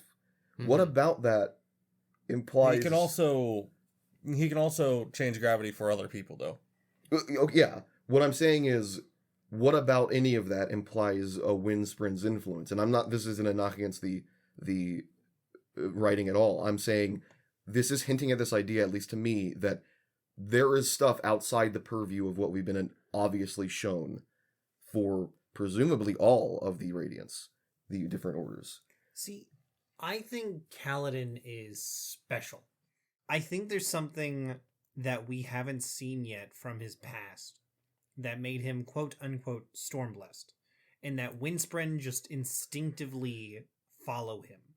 I think it was you who mentioned earlier this really theory about how maybe That sounds like me. maybe he was in some sort of accident as a child, and his father like bonded or like used Spren magic to bring him back to life, and so he's like attached Windspren to him or something. I don't remember that, but that does sound really dumb. Yeah, That does sound like something I would say, though. we all were like, "That's stupid, Chris." I don't remember if that was you who said it, but we probably called you stupid regardless. And Jesus Christ, man, you are quadrupling down right now. and is that kind of the idea you're going for? Not that literally, Not necessarily that. but this specifically. idea that something occurred in his past that has inexorably connected him to Yeah. Windspren or the storm. I don't know. I would fully believe something like that for Shallan and her ability to pull Stormlight out of things. You don't think that's just a thing that Lightweavers can do? I think it would make sense to me that they can do it for their own illusions, but she's like specifically what I noticed when they were, what do you say, locomoting across the sea of glass. She was able to retain some of the Stormlight that she put into it. And that seemed different to me than her pulling back from her own illusion. I don't get that feeling from Kaladin, though. This is also brings an interesting question. What in the world is powering the fused? Are not running out of void light when they're in Shadesmar? That's a good question. I believe that gets answered in book 4. Okay. Yeah, I wasn't going to say anything right now. I'm too far removed from book 4. I'm excited for the reread. I'm excited for book 5. The final thing we see in this scene before we cut back to Dalinar and Thaylen City is Kaladin trying to say the words, Syl trying to get him to say the words, and he's like, I can't. And Syl's basically just like, okay. Yeah. And she just hugs him. Love her. We finally get a Platonically. green flag scene from Syl after so many red flags this entire book. I mentioned this earlier, there is so much Syl hate in this corner of the table. Somebody has to do it. Yeah. So, I mean, I like Tinkerbell characters, right? Yeah, So I I know, love you Syl. I freak. trust Put him in Syl. prison. I trust Syl. But like, I just want to know what the ideal is now. I bet you could guess if you really thought about it. I'm not going to. I want Think about I it. want to be fed. What to do me. you think? Yeah, just what do you think the fourth ideal could be? We won't. Obviously, we're not going to confirm or deny anything. Just make conjecture. The second ideal was I will protect the innocent, basically. No, I what will is it? protect those who cannot cannot protect protect themselves. And then the third ideal was I will protect Protect those those- even the ones I hate, so long as it is right. So, my first thought is that it's probably protection of some kind, right? I will protect those, or maybe it's like I will fight for this. Okay. Don't you feel like that's an overlap? Yeah. But like change wording. You're like don't have to repeat No, everything. I all think the every time. single This guy's one's written an got essay. separate A couple. And so maybe it's and the fact that she hugs him, it's probably has something to do with the trauma he has endured. So maybe it's something like I will protect myself from myself. That's very similar to Teft's Yeah. third But ideal. that is similar to Tev's. Well, so why wouldn't he just jump if that's the same? So I don't think it's that. But that's It the could only thing just I be can think that of. that leap is harder for Kaladin. He does hate himself quite a great deal. Mm-hmm. Right. John, do you want to Any conjecture? theories? I got nothing. Yeah. Okay. No, I think it's going to stick with the idea of protecting. But after you've already vowed to protect even the ones you hate, What's after? what could come after that? You're already protecting those who can't protect themselves. I will protect those who deserve to be protected. But I feel like that goes against... That's the third one regardless, I feel like. No, I don't think so. Well, Well, I think the implication there is that even the people I hate deserve to be protected. I was going to say, it would counter... Like, something like that would counter against the first two. Okay. Oh, interesting. Okay. So Something that would run counter to the first I don't two. know what it really would be, other than he's protecting something. Okay. I will protect those that don't know they need protect. I don't know, some BS. I don't care. It's so stupid. It's dumb. No, my big theory right now is that Adolin is going to fix his Deadeye. Oh, I will protect those that protect me. I think it'll be something like that. That would be so hard for him.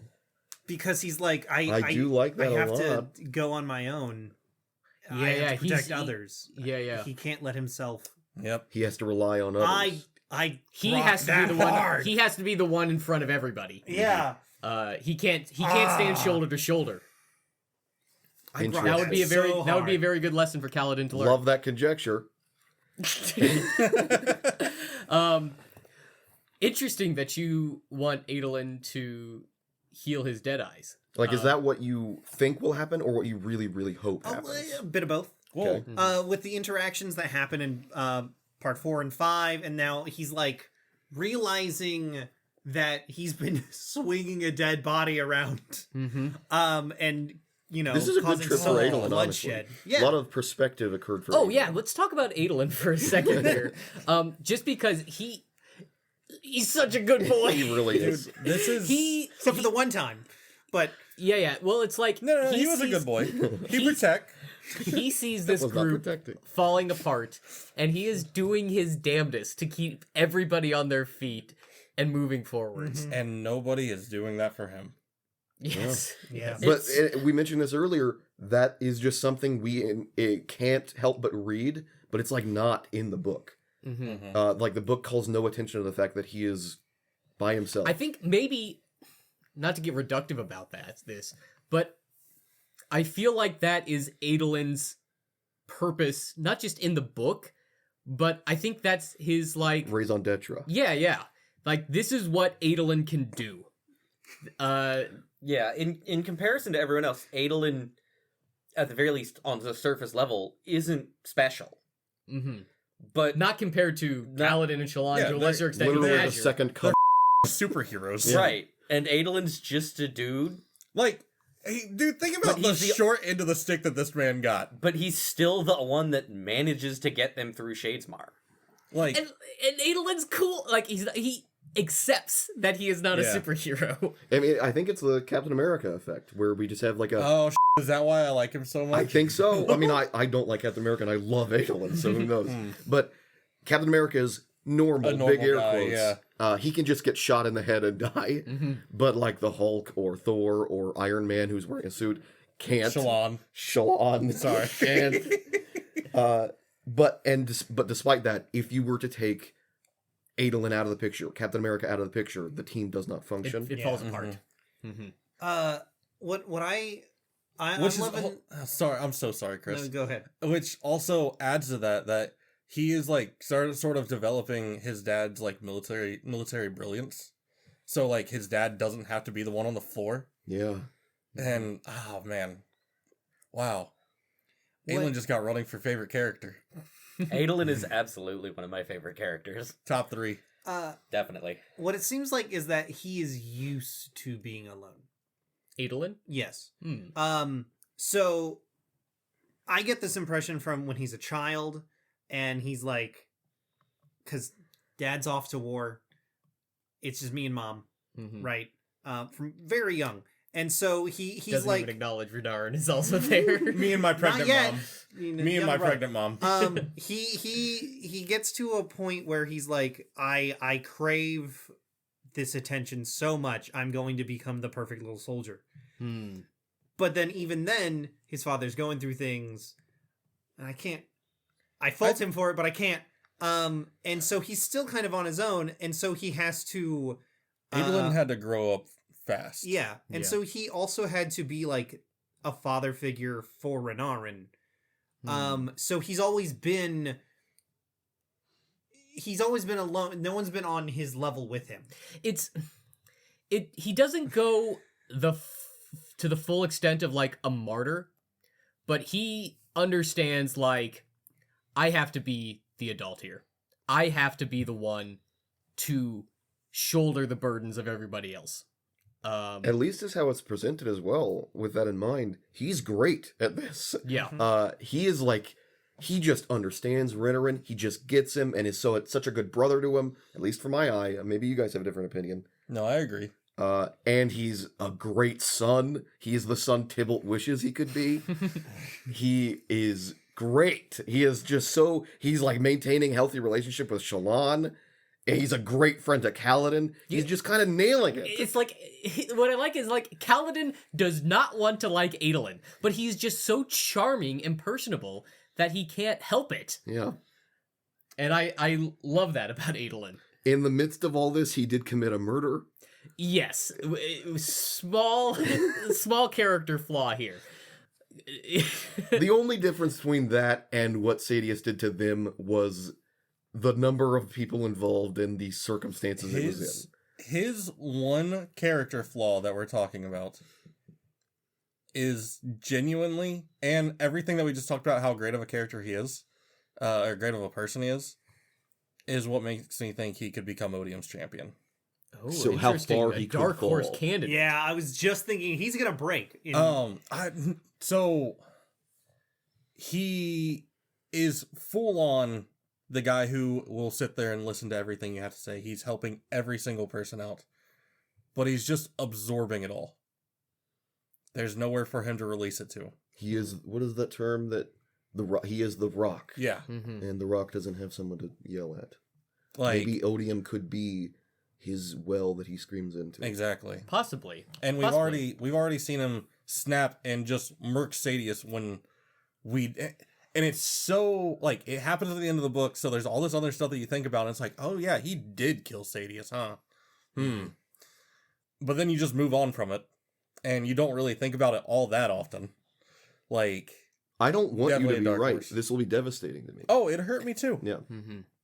Well, if Dalinar is off the list by the end of this book, I think Adolin might be an interesting third choice. What we were After conjecturing Kaladin. about a while ago, we were saying like Dalinar was skill and talent unleashed on the battlefield, whereas Adolin has had that structure. He is that same skill and talent that the Blackthorn was, but leashed, air quotes. The idea that he's had this structure and control. He is absolutely controlled. He is precise. Everything, like his most important fights have been, duels, not just bloody, horrible battles, except with the Parshendi.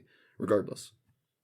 Okay, so that basically wraps up everything in Shadesmar. We can move over to part 5 now and wrap up kind of the finale of the book. And boy, if you thought you knew what a Sanderlanche was before, you got a big storm coming. This might part be 5. surprising. I don't have all that much to talk about with regard to this huge fight scene. Because that's what it is. It's ultimately a fight scene. We've also touched on a lot of Yeah, stuff yeah. in part 5 already. So as just a quick transition, I'm going to bring up Rissen's interlude chapter here, which is unique, I think, amongst interlude chapters in that it is almost directly related to the events in the story, and it's happening concurrently. Yeah.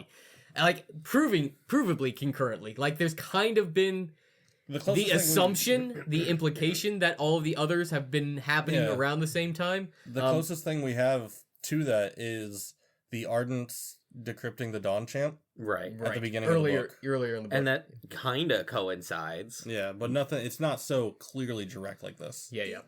The scene in particular reminds me, I believe it's in Rogue One at the very end, where it's Darth Vader getting The billowing cape.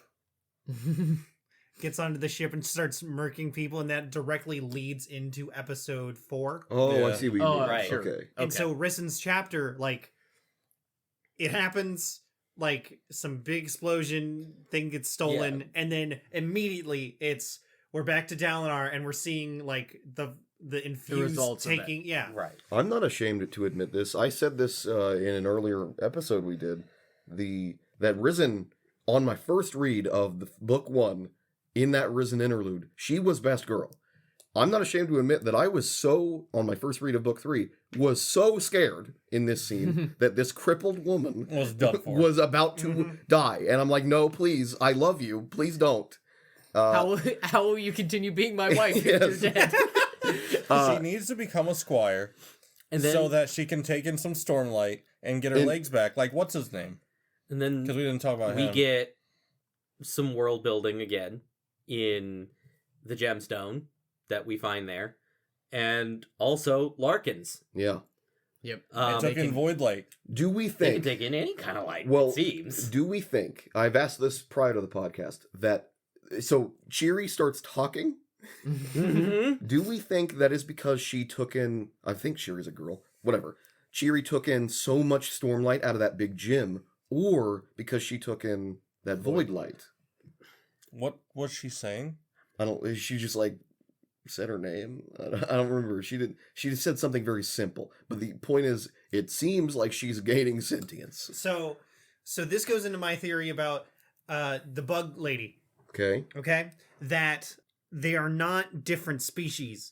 They're just on like a continuum, right? So you take in more stormlight and grow, then you molt, and then you become whatever a axehound is, or whatever a white Okay. thorn is. So, or a parshendi, or this is a big Chasm chasm feed. Thank you. So I think Cheery is going. It took in enough stormlight in that one instance to go to the next stage Like in life. Pokemon. Yeah. I don't have enough to dispute you. Like the idea, I'm not super into this idea. I kind of jokingly put this forward because what does a chawl pupate into? Bigger Charles. I've as I also think. never seen a chawl suck in stormlight. Well, what I'm saying is, That's not how I thought that sentence was gonna end. I'm gonna posit something else that I don't think has any further corroboration in book 4, but we get enough here. I think all of the really big creatures on Roshar eventually get sentience. Like, okay, because Chasm Fiends, I don't know about Charles, Larkins, the Xanthid. the Xanthids, the Reshi Isles, all of them have some level of sentience. I don't They know might if not. I agree. I think that is something that happens, and I think it's a combination of possibly a bond with the Spren, possibly the ability to just have and hold Stormlight to a small extent. That just because the Chasm Fiends to me definitely read as some kind of intelligent. This is the one that I flake on. Like, it was just a big T-Rex to me. It was intelligent in the way that a carnivore is intelligent. Like, they don't have to be incredibly intelligent, but they're capable of I mean, they're forethought and planning. I guess like I wouldn't say they can like hunt I could say that about a dog. Like a dog can or hunt, a lion or a Yeah. tiger. but I'm not going to say a dog is bound to a And sprint. we get Larkin, which clearly have their own little internal, like, world. Clearly, there's something going on with that Larkin. Mhm. And the according to the Reshi that lived on the one island when Risen got hurt, like, they didn't give Cheery to Risen. It was their god that gave Cheery to Risen because she had proved herself worthy of, taking care of it. I think there is something to be said that all of the great shells can gain some level of sentience. The most intelligent thing I think we've seen any of these great shells do was the Xanthid when it saved Right. Shalom. Because that's just because out if there. it hadn't done that, then the plot couldn't have functioned. Well, there's that. No, I was joking. What I mean is, but I can't help but see that undeniably that is an act of intelligence. I feel, but I can't help but see that it is very killer whale coded. That's something real life killer whales have been doing. Right. And we definitely consider them intelligent and sentient. They just might not be sapient. They may not have a totally, they don't function the way that humans do, but there's definitely someone in there, so to speak. They were talking about in book 1 how once Charles gets so big, you have to keep them doused in water or they will pupate, and then they become violent after they pupate. So Mhm. maybe Charles become chasm fiends. And we know that they don't know their breeding patterns of chasm fiends, but one thought could be that they then go, once they get big enough, they then go to the ocean and become big enough to become the Isles. Possibly. I always considered them like distinct species, though. I guess there's nothing disputing what you're saying. I can't At the say. very least, nothing hard. Nice. That's because I keep dousing them in water. To keep them soft. Yeah. Thalen Fields, the Battle of Thalen Fields.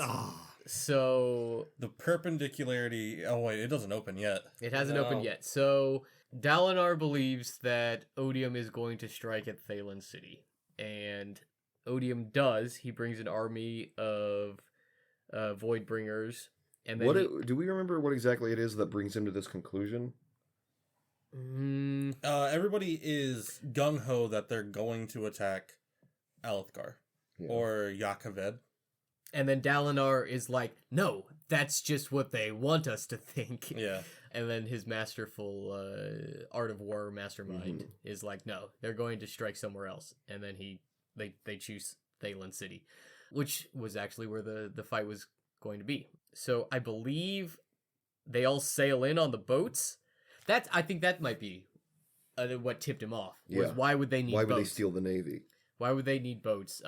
Turns out it was to ship all of the troops to Thalen City.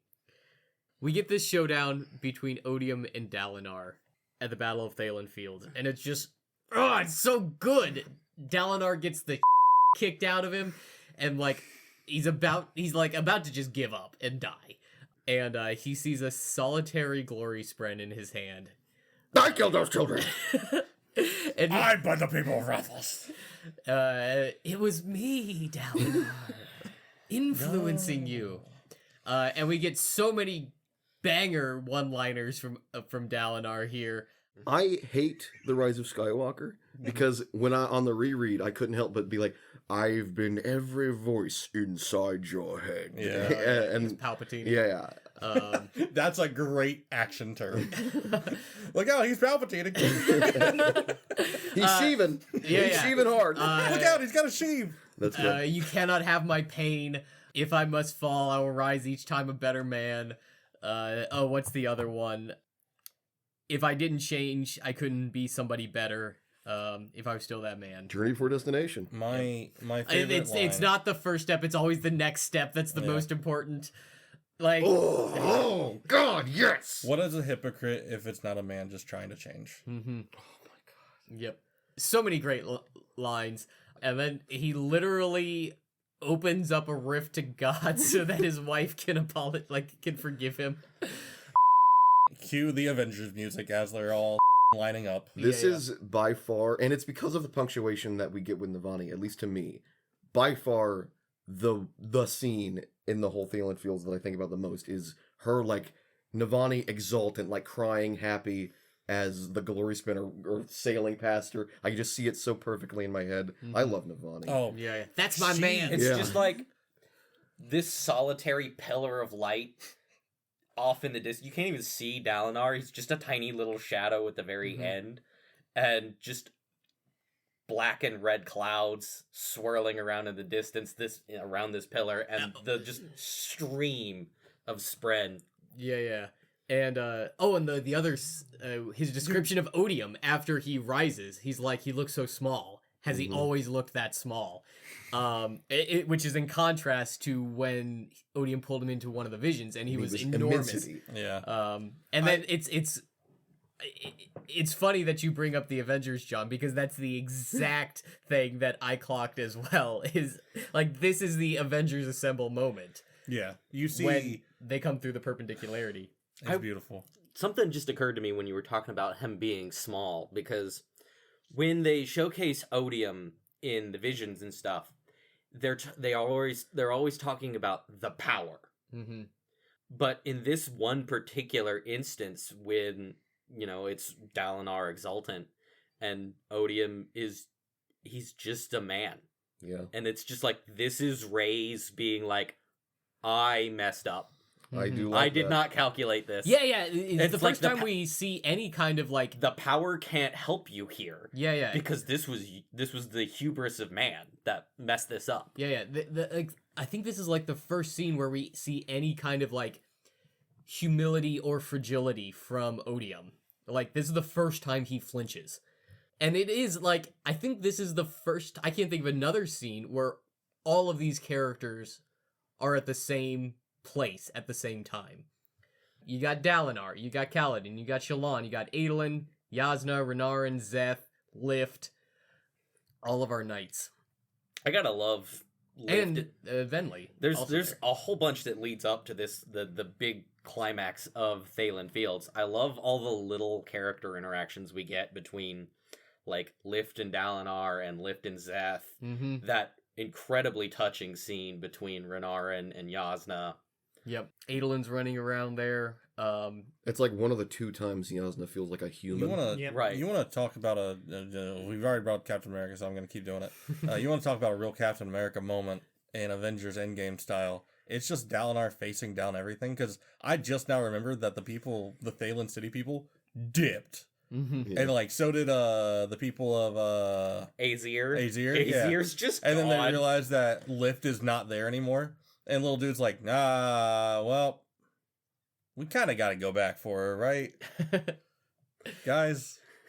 No, it does remind me of that scene at the end of Endgame where Captain America stands up and tightens the buckle on his shield and just keeps walking forwards. We jokingly said at the end, you and I, Cody, at the end of book 1, how you thought, because this whole Cosmere Aware thing is happening, who knows what's going to happen in book 5 and beyond? Is there going to be a scene where it's like, on your left, and Yasna else calls like a whole army of people or something? Well, yeah, because Odium is the big bad of the Cosmere, but there are books taking place on other planets in different worlds, and so like, is the end of all of the series going to be an Avengers Endgame situation where, you know, Zyle and Azure come through and Vin and Kelsey are come through and Triss from the Emerald Sea come, you know. It feels like that's the easy path to go. Yeah. And I don't think Brandon's that guy. I don't think he would do it either, just because Endgame already did it. Yeah. You know? But it'd be pretty cool. Yeah, I'll admit, as hokey, like you were saying this earlier, Cody, how you're just kind of along for the ride. You're like, that's neat. Yeah. it sure is all these fun things are happening to Shallan. Cool. And I'm all here for that. I don't think there's anything wrong with reading a book that way. That's it. And I'm here for it. If as hokey and dumb as that scene might play out, in the moment, I'm going to be like, yes. Yeah, oh yeah. my God.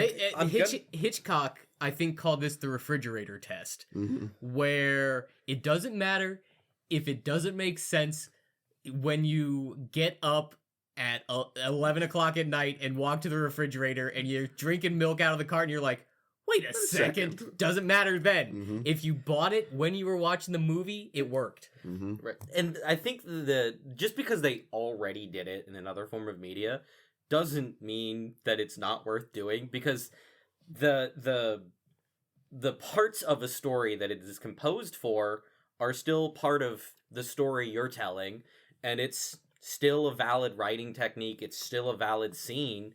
Just because somebody else did it doesn't mean that it's not a valuable piece of art. I do think writers have that problem, though. And this is just a strong theory. It has nothing to do with what we're talking about. Here we go. George R.R. Martin, I believe, has this problem. Because he is an anime fan, and I think that Attack on Titan finished like 5 years after his book that he finished last. And it hit a lot of the themes I think he was going for with this, like, Great Wall in the North thing. Yeah. Obviously not a one-to-one, but I think it hit a lot of the themes that he was kind of playing at, especially with the Bran, like, warging into the past stuff that happens in the show. Like, that's so Attack on Titan. Yeah. And I think that's why, I don't know the man. I think that's why it's taken so long to finish these books. I think the people on Roshar have the capabilities to defeat Odium as is. You think said you're probably right, yeah. he's the big bad of the Cosmere. I don't think we get an Avengers style event crossover unless Odium gets got in like book 6. and then there's a whole new big bad that got him. Gotcha. Galactus. Like, there's always a bigger fish kind of thing. Yeah, Kang the Conqueror. yeah. But don't worry, he assaulted a woman in real life, so they beat him. They beat him off screen. They did it. Yeah. It's weird that they're not. Did they even like try to resolve that? Nope. No. They dropped it entirely. and Because now we have the Quantumania Fantastic sucked so Four. much balls. Regardless. Yeah. Back to Thalen Field. Dalinar's fighting for his life out here, and succeeding. He can go all day. I do love that, like, Odium just, like, he sees him holding the Way of Kings, and Dalinar's, like, shaking at his knees at first, and he's like, I'd like to read a passage from, he just smacks it out of his hands, like, that book's not gonna help you, Dalinar.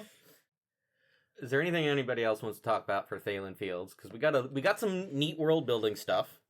We finally got to see what the big gemstones, the perfect gemstones, can. The theoretical perfect gemstone. We can hold an unmade. So the story that's being built in my head is Bado Mishram was sealed inside one of these, and the false desolation was that cracking and her getting out. Oh, I thought it was the other way Yeah, around. my read was the other way around. What do you mean? But like After the final desolation, the unmade were still kicking around, and Badu Mishram started the false Well, no, what desolation I think- and then got captured. Because of those gems that the Radiance left, they're like, we discovered a way to remove the void light from them. So I think at the end of that this is what I'm grokking. At the end of that desolation, they trapped Bado Mishram, and then the false desolation that happened afterward was her getting out somehow. Okay. I don't know. Either way, there's void light now. Right. So what does that mean? Does that mean she's out? Although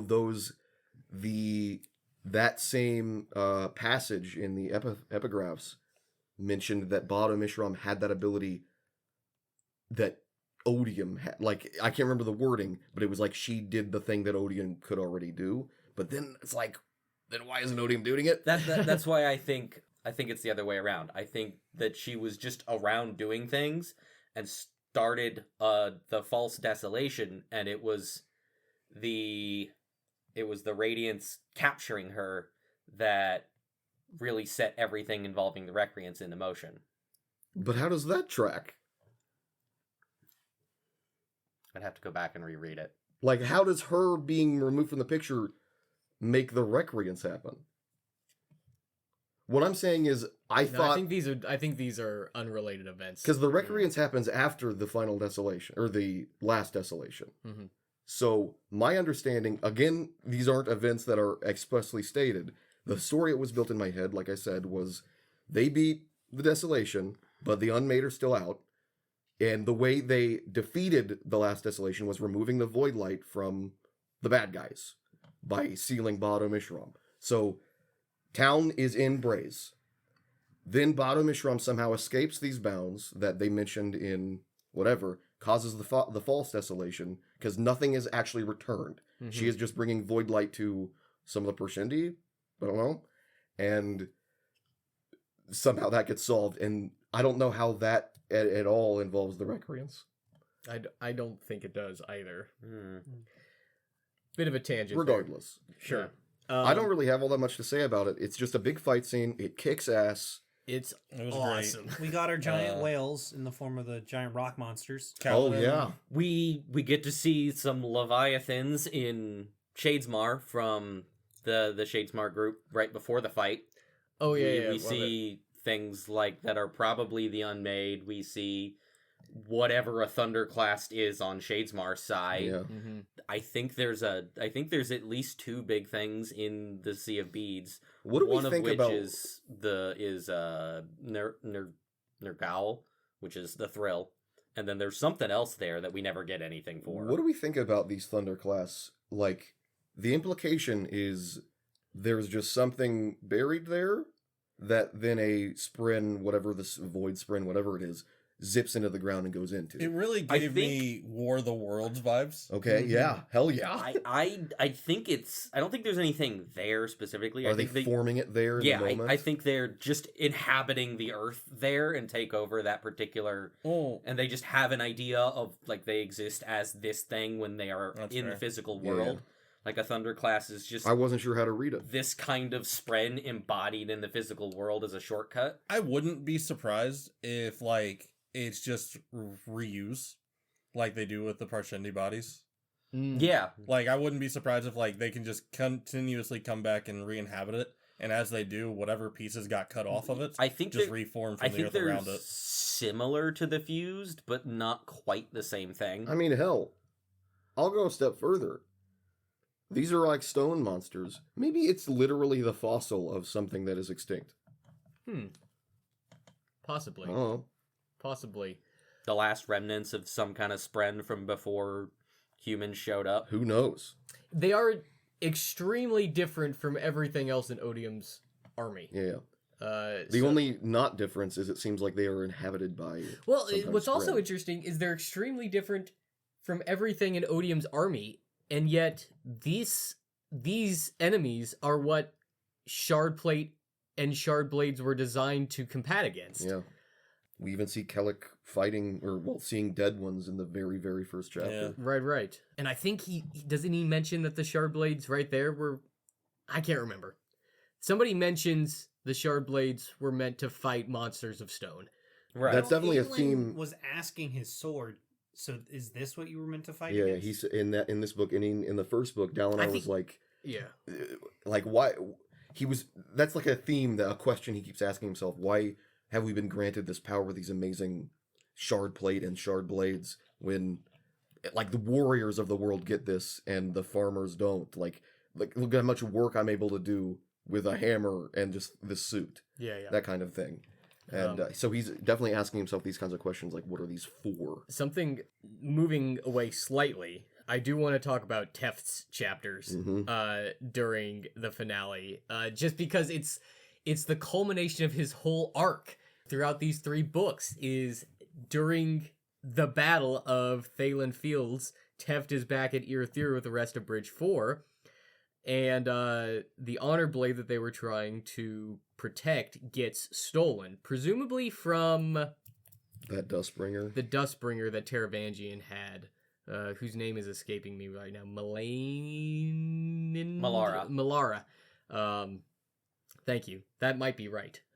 Even.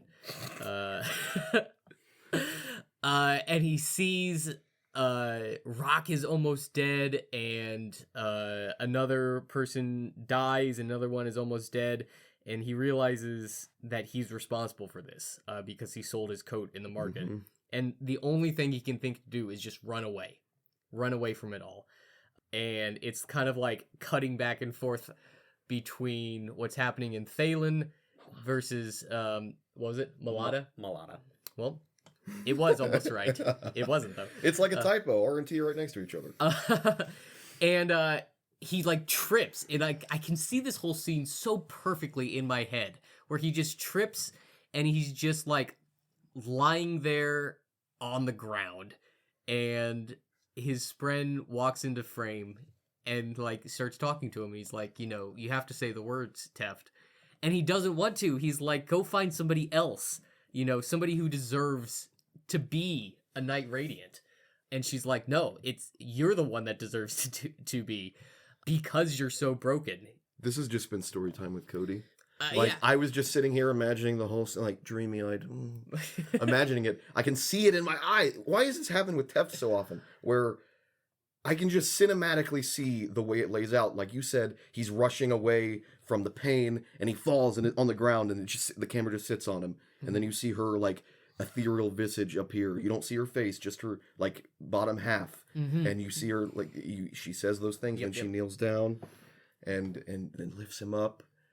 Yeah, and he like finally gets the courage, and I'll call it courage, to say the words after the Oathgate platform starts getting invaded from Kholinar. Like the fused and the How did it? start coming through.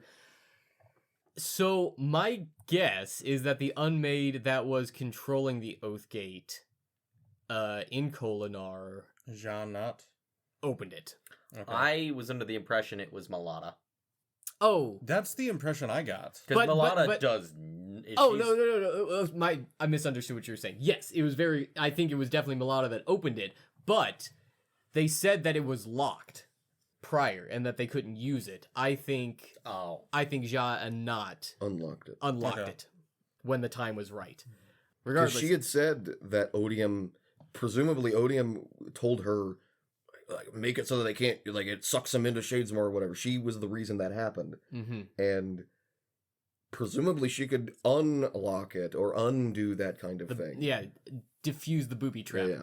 And like, but then like, so Teft sees this and he finally gets the courage to say the words because he's like, be a man for once in your life. And he says his ideal, I will protect the ones I hate, even if the one I hate most is myself. And I can just see it so clearly how you would film it because he's standing right there at the railing of this balcony watching the fuse roll in, and it'd just be like he'd have his eyes closed. The camera would be slowly dollying in, and he'd say it, and then like the second before it cuts, like he would open his eyes and they'd be like bright blue. Yeah. In my directorial debut here, it would be, I would frame it in like in a 1-to-1 way of the scene with Kaladin at the chasm, the honor chasm, where like it's framed in the exact way where he makes that decision and drops the leaf. It would be Teft making that decision and not. It would just be framed in that same way. Oh, I and like smart that. people would be like, look what he did there. Yeah. Look what he did there. And then it's like at the battle when all hope seems lost, the Oathgate opens up and there's a whole army of Kholin troops that come through, and then like Teft Knight, I just say that line to myself constantly. I'm just like, Teft Knight Radiant. I'm like,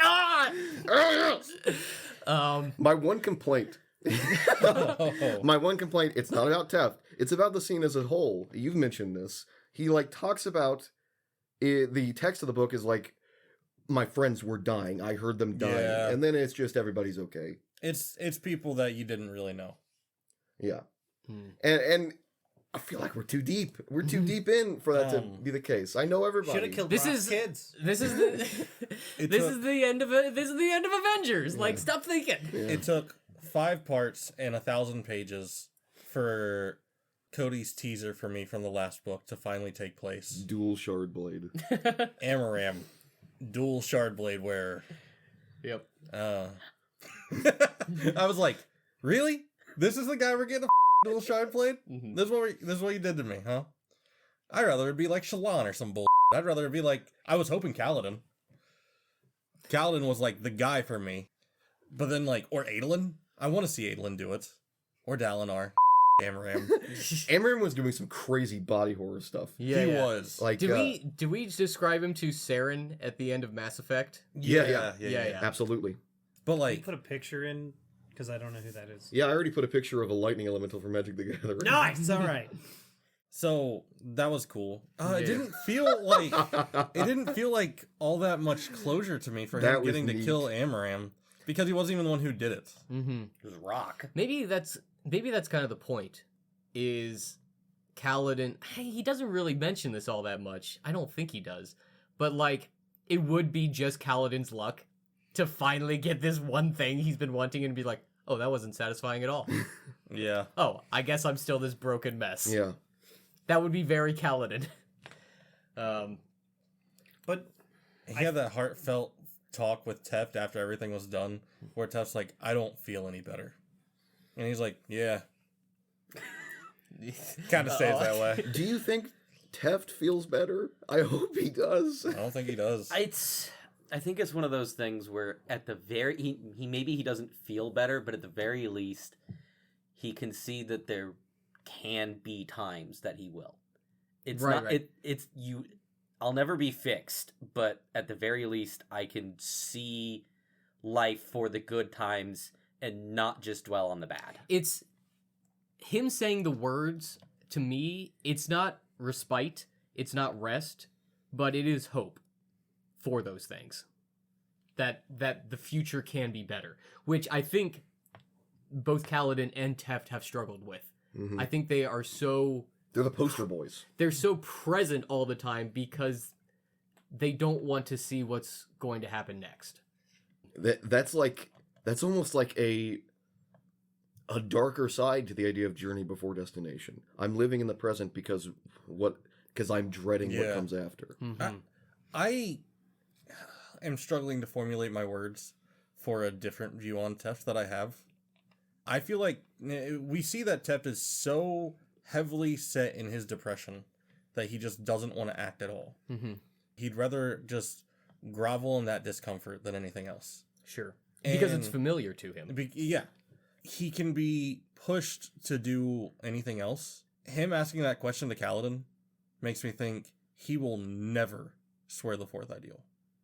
Because if the third ideal didn't help him, the fourth ideal is not going to Well, either. I think we're getting ahead of ourselves a little bit here. Just because, like I said, if swearing the third ideal was it'd just be like, thanks, I'm cured. I don't think that would be very satisfying. We're on day one here. Right. Like, obviously things aren't going to turn around in the span of a couple of hours. Yeah.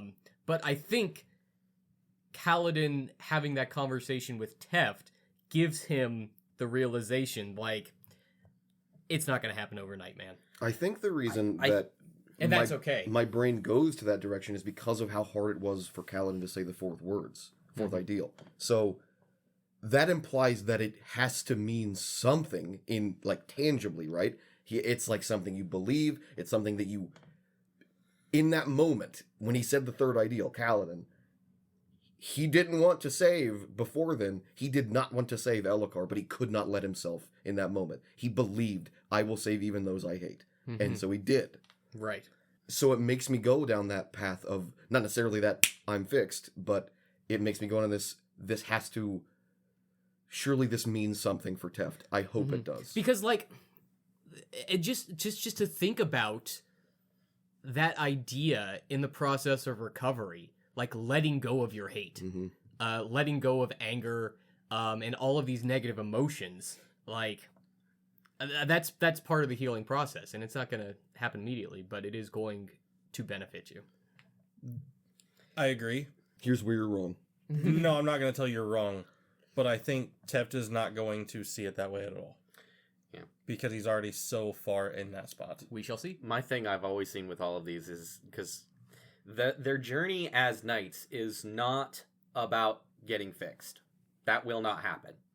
It's especially the words are about understanding the journey and the steps you have to take to be capable of accepting the pain you're going to go through and being able to live with that so that you can have the rest of your life at the end of the journey. It's not about being better. It's about being able to accept that just because you're broken does not mean you cannot still have a full life. Right. So, Lopen. Yeah, Lopen also swears his ideal. Was that was the second or third? I believe he's gets his second. Second. Okay, Second man. for If sure. he got the third ideal like that, like Kaladin and Teft are having this conversation, then like he does it, and they just look over, like, "Are you kidding me?" Mm-hmm. And he's also mad, which was the greatest rant of Yeah. the entire book. Yeah. Also, just a nice little moment.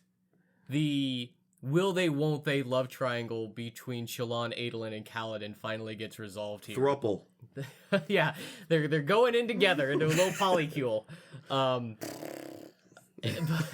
So Shallan. Let's add in Sureblood. Why not? Oh, you can't? He's not showing up? Yeah. Shallan picks Adolin, and Kaladin sees Shallan pick Adolin, and he's like, I'm happy for them. Yeah. And Adolin, being the clueless boy he is, he's like, "I know you like Kaladin more than me," and he's so cool. It's and literally he's the end of Iranian. Return of the Jedi with Han and Leia. He's my brother. What? Thanks, George. Yeah. I don't really have a lot to say about it. I buy that those two love each other. They really do not deserve it, in my opinion. They are two horrible people who should maybe move on from the horrible things, improve themselves from the horrible things they've done. Then maybe they deserve to be happy. Well, maybe they can move away from those things together. with each other. You need somebody to be able to bond with, and I'm sure we're eventually going to learn about all the terrible things Navani did, so that we can be like, oh, Dalinar and Navani. I got look bad at news. them." Picture of innocence. We didn't talk about Rock using the shard bow. I We was about mentioned to. it earlier when we were talking about Rock. If there First was off, something special about he him. did violence, huh? He did Poor, violence. what are you doing? My boy. He did it Can to you- save his friend. Did it to save his friend. What are you doing, my boy? That's like- the second ideal. There needs to be an argument made. How much of a person really was there left in Amaram? You know? Either way, Kaladin makes a point to note, how did you draw that shard blade? Or shard bow? Yeah. That's like made for shard plate. He's a big guy. He is a big He's guy. a big, strong guy. But is he a shard plate strong guy? Me and my smooth brain, I'm like, yeah, he's big, he's strong. If anybody could, it'd be Rock. I mean, there's obviously something else going on, because he, like, when Kaladin was wrestling with him, learning how to control the abilities in the second book, like, Rock was able to keep up. So, like, there's Kaladin's gotta be not something going on shard there. plate strong. He's not, but that's like the beginning of alluding that there's something more to Rock. See, in that scene, he's a big guy. That's to me. He is a big guy. Him pulling, like, because I might just be imagining this. I'm almost certain in the first book, when Sadius is using the shard bow, Dalinar's like, when he's explaining the Yep. shard bow to It's the a reader, metal bow. he's explaining that even in the shard plate, he is like straining to. So, what are you doing, Rocky? What we didn't get to see was how Rock actually fired it, and really he used his feet and his arms to like, Oh. His like whole push it back. body? Whole body, and then as soon as he let go, he was like cool pose, cool pose, cool pose, cool pose, cool pose. Got it. That was like saying, what is it? Toy boat, toy boat, toy boat? Yeah. I can't do it. That's the traditional Unkalaki way of Cool firing pose. bows. Yeah, with your feet. With your feet. I'm done. Yeah, I mean, there's a little bit of stuff to wrap up with the rest of the book, but I don't have a whole lot to say about it. Yasna becomes queen, and I go back and forth about whether she would actually want to be queen or if she would be a good queen. I think Some days I say yes, some days I say no. It's because I don't know too much about her. Thanks, Brandy. This is my very, very, very last note, and it's just titled Random Thoughts. There is an interesting... I brought this up to you guys before. There is an interesting parallel that can be drawn between Gavilar and Honor. Both were dead before the story started, and both began acting very strangely to the people who knew them just before they died. Also, both of them are characters that we only know through the people who knew them. And I Didn't don't... you read that earlier? Not in the podcast. I thought I remember you reading it. Well before we recorded. Regardless, what do we think of that? Is that something? Am I cooking up nothing? Well, there's definitely a connection between Gavilar and the Storm and Honor, in that Yeah, in as much as he was a Odium son of Honor. in as much as Odium wants to have a champion, I feel like Honor also wants to have a champion. And I think Gavilar was the initial pick, or at least one of the picks before Dalinar. Interesting that Dalinar was the pick for both Odium and Honor. What do we think it means that the Stormfather said Honor started acting oddly before he was shattered? That I'm not sure about. I feel like the final ideal is something as simple as I will protect everyone. Something so unbelievably impossible. And that when everybody started learning that... The they've final just been ideal for Runerunners, you mean? For Windrunners, yeah. And for them to then identify that clearly that hasn't been happening because they've just been slaughtering each other is what caused him to start flaking and falling apart. Maybe he started asking the questions that Kaladin is asking. Exactly. Oh, that's very interesting. I think... I like that idea. I like that idea that Honor started questioning what it meant to represent Honor. He had like an identity crisis. And that's maybe why he started resorting to respecting the literal word of the oath rather than the intent behind it, because... Becoming a lot more like a Skybreaker than a Windrunner. Yeah, well, yeah, to a small extent, but just because it's a lot simpler to say, well, you swore this, and you either upheld it or you didn't. It doesn't factor in what you meant by it or what you intended. It's just whether or not you did it. Simple. There's no questions anymore. That would explain why the Stormfather, this unbelievably powerful, there we go, being, is just waters it down that much. Mm-hmm. Yeah. If you two, Chris and John, are done, Oh, Chris, what are your theories on the next book? Well, you see, I just had a thought about the oaths of Windrunners. What if, because we know how Kaladin, like, hates himself for his inability to, like, protect the ones he loves, right? Because it's his brother. It's Bridge 4. It's Bridge 4. It's his old crew in the military. What if number 4 or number 5 is a release of that guilt? Because we're building up, like, I will protect, everyone. I'll even protect those that I hate, but I won't fault myself for those that I cannot protect. Interesting. These are like diametrical, like on the Yeah, opposite ends of the spectrum. You're saying I like I will his so protect much better. everybody. You're Well, saying there are some I can't protect. yours kind of and falls that's into okay. this Syl red flag thing. His Yeah. is like, I trust Syl implicitly. She would never lead my boy down this dark path. If we factor in Kyle's theory about the ideals being the road to recovery and healing, the third ideal is letting go of anger and hate. The fourth ideal is letting go of regret, Guilt. and guilt. Yeah. I like that. Let's see. For book 4, I think we're gonna still have crappy salon chapters of What a shocker. of somehow dealing with the unmade. Okay, so you think that's her mission in the next one is to hunt down these unmade or Yeah. something? To weaken Odium to a point where we can, fight him. I think Taravantian is gonna do more, things. Great predictions here so far. I- You're it's- nailing it, honestly. Not to spoil anything, but Pretty weak takes. He's I think Yasna will be queen. he's cooking with directions. He's cooking with directions.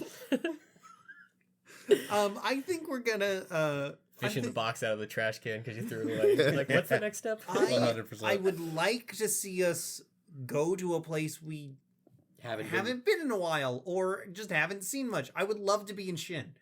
I would You love to wanna be in see it. Shinovar. Yeah, and have stuff happen. I'm hoping we get a lot of that in book 5 because the back So it doesn't come in flashback. 4. Okay, thanks. I did not say that. I'm just saying I hope we get a lot of it in book 5 because the flashback chapters are supposed to be Zeth, right? Ooh. Okay. Yep. Those are all really mild takes. I don't think it'll happen in this book, but I think Dalinar is going to become the shard holder of honor and odium. What do you mean by Really? that? Like the way that Ray's is the shard holder of Odium. Oh. I think they're going to splinter odium, and he's going to take hold of both shards. That's an interesting theory. My understanding was that Honor Or Shard can Kaladin no might. longer be mantled. It has been completely destroyed. I refuse to believe that that is true. They have said that. They have fully said that. That there are multiple shards that have been splintered. But I think they're gonna find a way to bring it back. Okay. A powerful enough being can do it. Rock finally got his family, and then we had that big thing with Rock doing the thing. I think Great. You're right. We did have that. Shooting the bow and doing an act of violence. Right. He seemed to think that was like a very bad thing for him to do. That he was certainly implying there are ramifications to this. One, I think we will meet cultivation. Like, for real. Okay. And we're going to go to her singularity, and we're going to have a lot happen in the Makalania Peaks. Makalania. Right? yeah. Or is That's that, Mount Gagazet, you is that There fine? we That's go. Final Okay. Fantasy. Mount Gagazet? Yeah. Mount yeah. Gagazet's also Final Fantasy. Oh, okay, never mind. The Horneater Peaks. There you go. Ah. The horns. Well, those are great. Those are great, guys. I'm looking forward to you guys reading the fourth book. Yeah. I'm He already started. No, I haven't started. I've had a much stronger will and patience for it. And after you read the fourth book, because then we'll be all on the same page, read the beginning to the fifth book. The prologue chapter. From Gavilar's point of view. Then we'll all be on the same page when we talk about the fourth book, I do agree with your theory, though. the Odium thing. Yep. I like it. I mean, I wasn't necessarily done. I think this is the book where Kaladin falls. In the fourth book. Mm-hmm. He didn't fall in this book. I think he falls in this next book. What do you mean by fall? The The way like Moash has before, Like from a high place. Yeah. Runs out of Stormlight. Mm. Yeah, you know.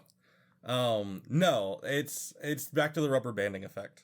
Where he, from book 1, he has bounced from his lows to a new high, to a new low, to a new high. Mhm. And he stayed roughly in his high this time, other than the I'm not strong enough to do it when he started to falter, seeing all these people die that he started to care about. He couldn't save Elhokar, and it was a friend of his that did it. But, like, I guarantee there's a part of him that's like, man, thank God it wasn't Dalinar.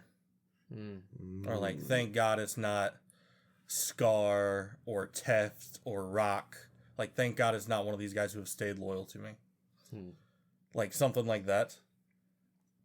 Probably gonna be Scar.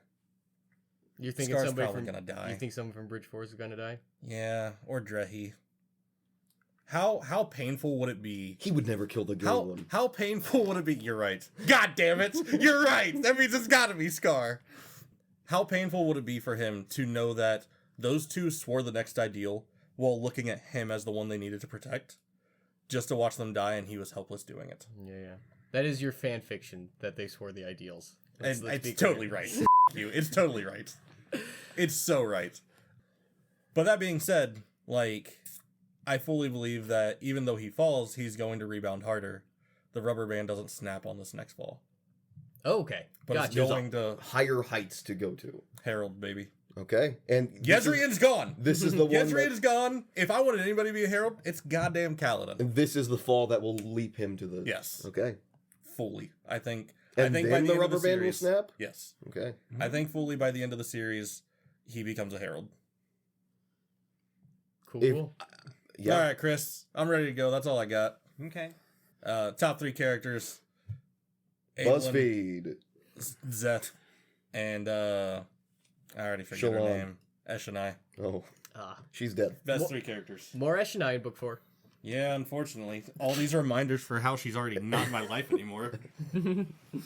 All right. Thanks Come for on, joining buddy. us. Let's go get a beer. I'm taking my phone with me. Well, thank you everyone for joining us here on Journey Before Destination. We have finished the part of the program where we are done talking about Oathbringer, and now Scott, Kyle, and myself will be talking. Yeah, you're gonna have to pause. You're gonna have to redo that whole thing again. We're just gonna leave. Oh, Pretty rude. that's quite rude. I think we'll leave it in actually. Alright, leave this in too. I don't know if I'll leave that one I'm in. gonna cut that out Why? because it's funnier if I say that. Do you think Shalon's gonna be pregnant in book 4, John? John? I'm 17. Do you think that the body would see it as an infection and cure it? It's not something I think Brandon Sanderson is interested in asking or answering. So, John and Chris left because they have not read book 4 yet, and the 3 of us have read book 4. So we're just going to share a couple of thoughts that we have that are full spoilers from book 1 to book 4. This might be a tradition that I keep saying this. I feel like this one's going to be the lightest of them all. I'll just go through my notes real quick. I'm confused on... Is it expressly stated in book 4? You read it most recently, Kyle. Which Shalon, what Spren Shalon's was? What do you mean? Her Like, previous what do we know? Does it expressly state what it was? Was it an ink Spren? her Was it previous Spren? yeah. I Or thought it was cryptic, I mean. also a cryptic. It's also a cryptic. Okay, so I was thinking that maybe the reason that Odium thought she was an Eldscaller was because her first Spren was an ink Spren, but obviously that's not the case. And if that were the case, then maybe that meant that something deviating from the plan caused her that Spren to die and get a cryptic, but that's not the case. I guess not. She had mentioned something like this before, but it's more clearly stated in this chapter, in chapter 13 of book 3. In reference to pattern, she says that she can hate the sword that killed her mother, but not him. Is this like a subtle way of signaling to the reader that she does, in fact, remember the other Spren? I think it is. The tricky thing about Shallan is that she very conveniently doesn't remember things when she doesn't want to. I think it is a hint at what is to come in book 4. I can't say with certainty whether or not she acknowledges the truth there, or if it's just something to foreshadow later events. While it's certainly potentially used as a piece of foreshadowing, I certainly interpreted that, even knowing what I do now in book 4, that as her telling pattern that I don't hate you, I hate what I did. Yeah. Mm-hmm. Which is different than, and obviously she's gonna attach that to the sword. Because, I don't, porque no los dos. I don't see why it can't be both. Right. Because this is definitely one of those things where, as a rereader, coming back, knowing what happens in the 4th book, I, just like what happened in the 1st book so many times, oh, isn't that interesting? Those kind of moments. Yeah. So I think it could be both. God, I'm just thinking right now, I am going to be working overtime as resident Shallan apologist for book 4. Yeah. Kaladin, this is the strata along the walls of Kholinar. I have a lot of theories regarding this. So, if there are 3 bondsmiths, one is the Tower, one is the Stormfather, one is the Night Watcher. Do we know that it is the Night Watcher? I guess we don't know for certain. I don't think we have 100% confirmation, but it's definitely implied heavily. Because there are 3 children, air quotes, of cultivation and honor.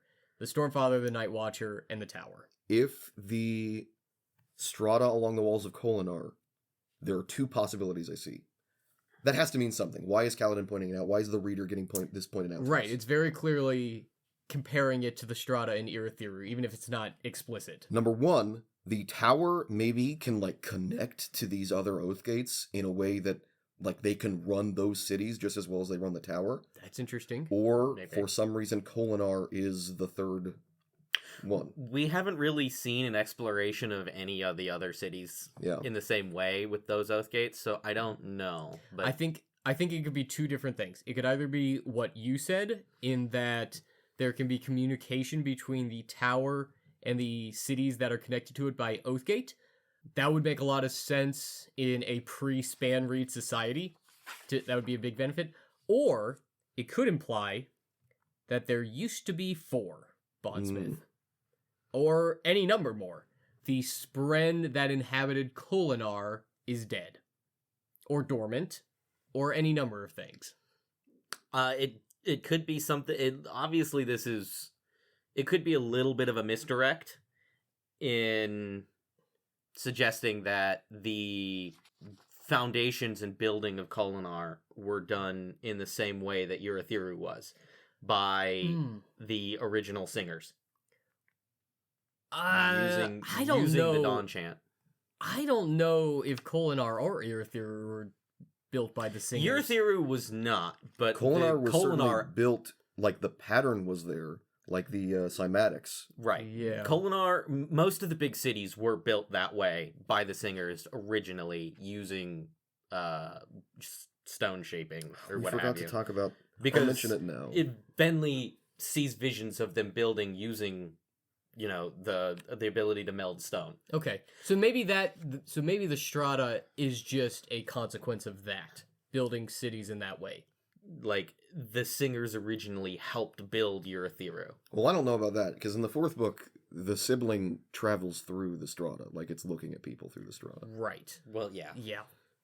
Regardless. But maybe it can do that because it has been built using surges. Yeah, who knows? Maybe the tower, like the physical structure, is invested. We didn't mention this isn't about the book 4. When they're in Shadesmar, Rock in the first book mentions something to Sigil and he freaks out. It's heavily implied, at least to me, a lot of things. My note is literally, some things just clicked into place in my head, I believe. When Rock said he met a god in the Horneater Peaks, he saw Wit coming through Cultivation's perpendicularity, and he described who he saw to Sigil, who was Wit's apprentice, and Sigil freaked out. That's how I'm presupposing that is how Wit got here. Yeah, I picked that up when we read it the first time. The very first time? Yeah. In book 1? Yeah. Okay. I didn't know what a perpendicularity was at that particular moment, but I knew what he was saying. I'll jump in here and give a little pep talk to my buddies Chris and John. Every yeah. time we would neg them for, what do you think's gonna happen? What do you think this is? And I'd always write down when they'd get something right. So Chris mentioned there being lifelite in Irithiru being responsible for the terraced gardens. I'm like, that's pretty close. Yeah. Because Tower Light is a combination of Lifelight and Stormlight. But that being why the Horneater Peaks the way they are is because perpendicularity, Cultivation's perpendicularity is just overflowing with Yeah. Lifelight. Hell yeah. Sure. And I guess to a lesser extent, Irithiru would also be a font of Tower Light. John mentioned that Kaladin summoned Windspren while trying to say the fourth ideal. Nailed it. Yep. Love that for him. Chris, it took a little bit of prying, but Chris also got to what the fourth ideal is for Kaladin. Yeah. He almost got it in one. Yeah. Yeah. And I really was like, think about what he couldn't say in that moment about what was going on, but I was like, don't push him. Yeah, He'll get it. I didn't. I Just let him zipped have my it. mouth. Earlier in the episode, I had mentioned how hard it hits knowing what the words are in that moment. And hell yeah. Yep. John clocked the transfer of Odium Shard. He pulled that out of his ass, Yep. but that's totally gonna happen. Yep. And John got very close to Kaladin falling. This is probably the Literally closest. jumps off Urithiru. Well, even then, falling to Odium. yeah, like he. Well, I point this out to Cody many times. In book 2, Syl makes a point to say, "Who were you protecting?" when he's dueling Adolin and the Right. Stormlight leaves him. Mm-hmm. He was lashing the what's his name, the big the monster, pursuer. the pursuer. Who was he protecting? Right. So how is he fueling his Right. lashings? I really like that. Yeah. And then he also pulled out, I mean, this isn't a great pull. Like it's reasonable to have said a prediction for this in every new book, but remember Bridge 4 dying. Mm-hmm. Teft, huh? He was throwing out Scar and Drahe, and I'm like, think bigger, man. You need to think bigger. And I didn't want to push back too hard on John about him saying that Teft's wearing the third ideal wouldn't stick. Because I think it'll be a nice revelation for him when he sees like, oh, actually Teft is getting better. And that's why it hurts so much. Yeah. Damn you, Brandy. I don't know if I mentioned it during this, but one of my theories about swearing the third ideal is that the Windrunners who swear the third ideal see the relationships with whom they hated prior to the ideal start to improve. right. And so Kaladin's relationship with Elokar started to improve in book 3, and we see Teft's relationship with himself starts to improve in book 4.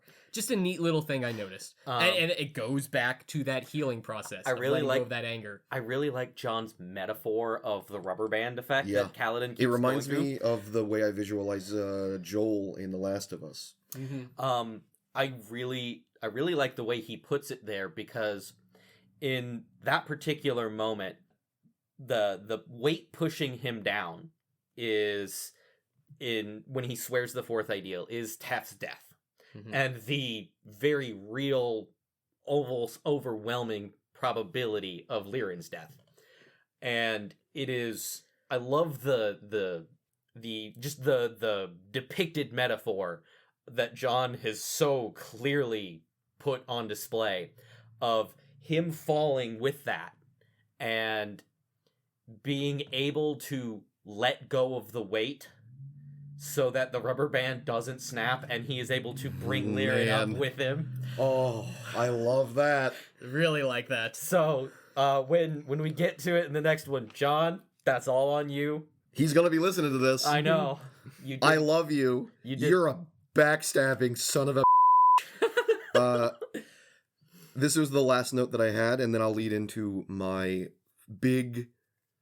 I think this is the case for my theory from book 4. Before cultivation interrupted Dalinar's meeting with the Night Watcher, he was offered a sword with the same description as a Night Blood. Is that the name of the sword? Yeah. Mhm. I assume this is the same sword.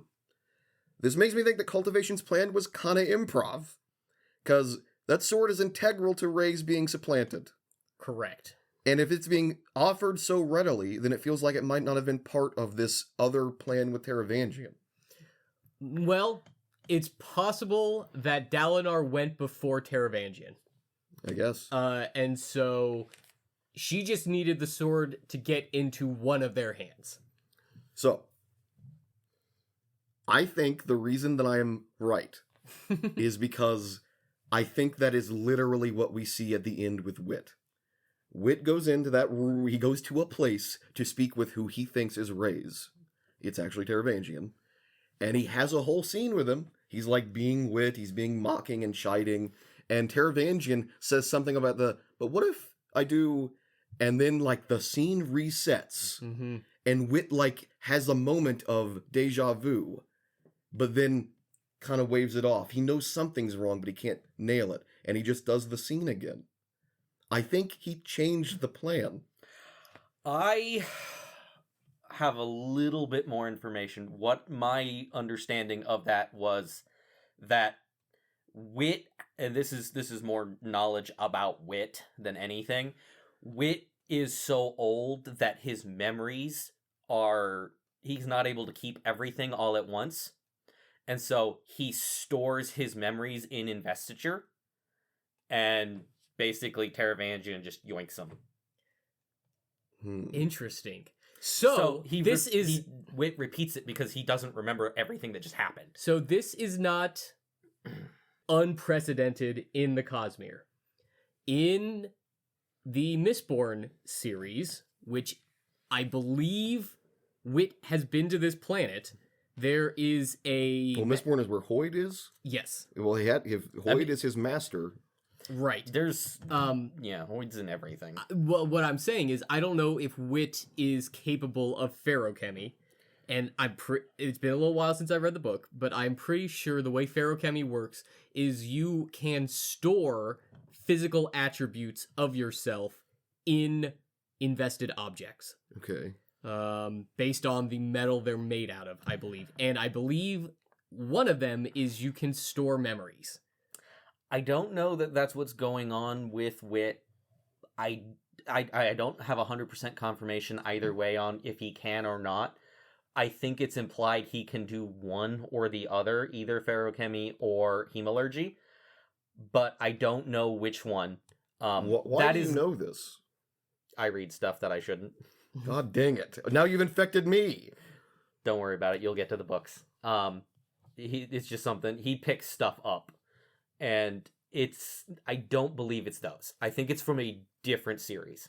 Okay. I'm not sure what that is then. It's we don't need to talk about it then. It's more closely related to Warbreaker and I think Elantris. Okay. It reminds me of Cyberpunk. There's literally a character in Cyberpunk who stores their memories like a data on chip. like a data chip, and it was stolen, so they don't remember what happened from 2074 to 2075. Yeah, but it's really cool. Like ferochemy, they can store like strength.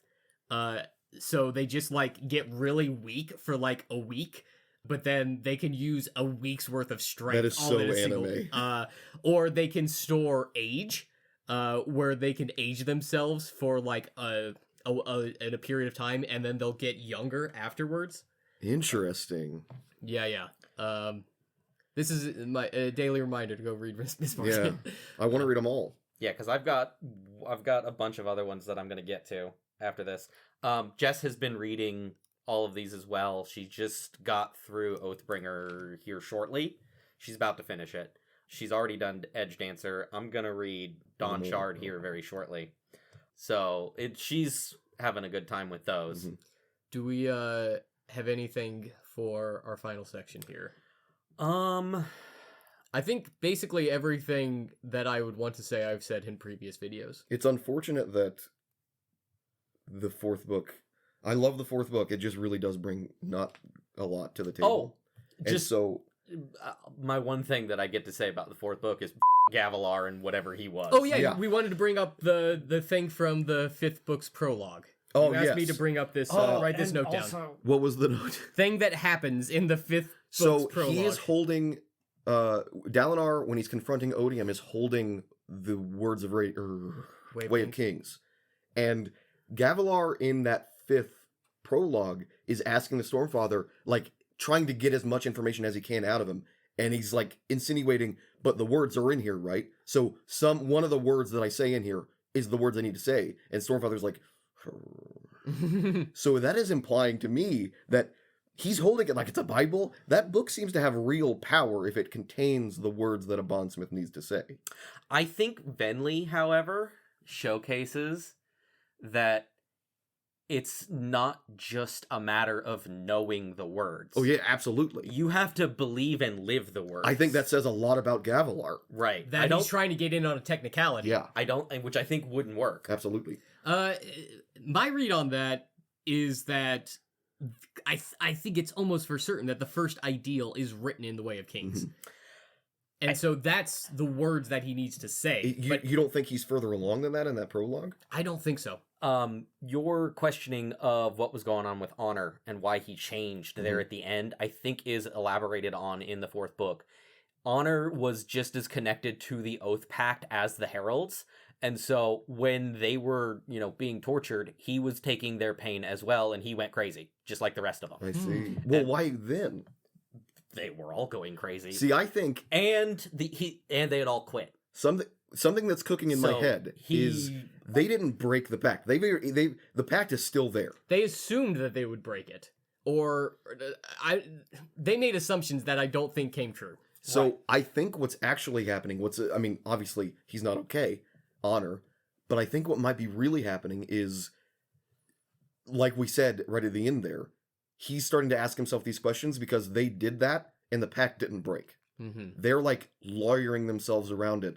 And he's like, is this all right? I don't think it's all right. This goes against the spirit of the whole thing. Which maybe snapped back and put all of that pressure onto him, which is why he went crazy. Yeah.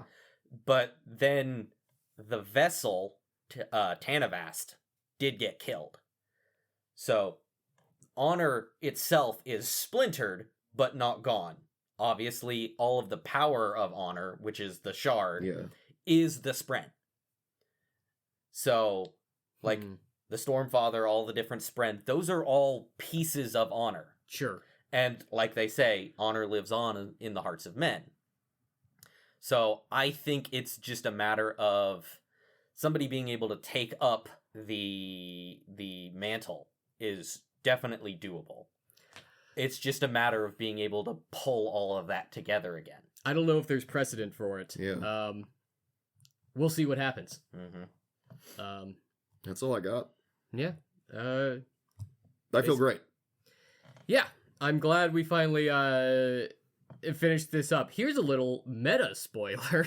We've actually recorded this over 3 different days and then edited it to make it seem as seamless as possible. Where do you think the breaks took place? Leave your comments. And also, just seriously though, like, comment, subscribe. If you enjoy this content, we are going to keep making it at least to the 5th book, and I'd like to keep going to Dawn Shard and whatever.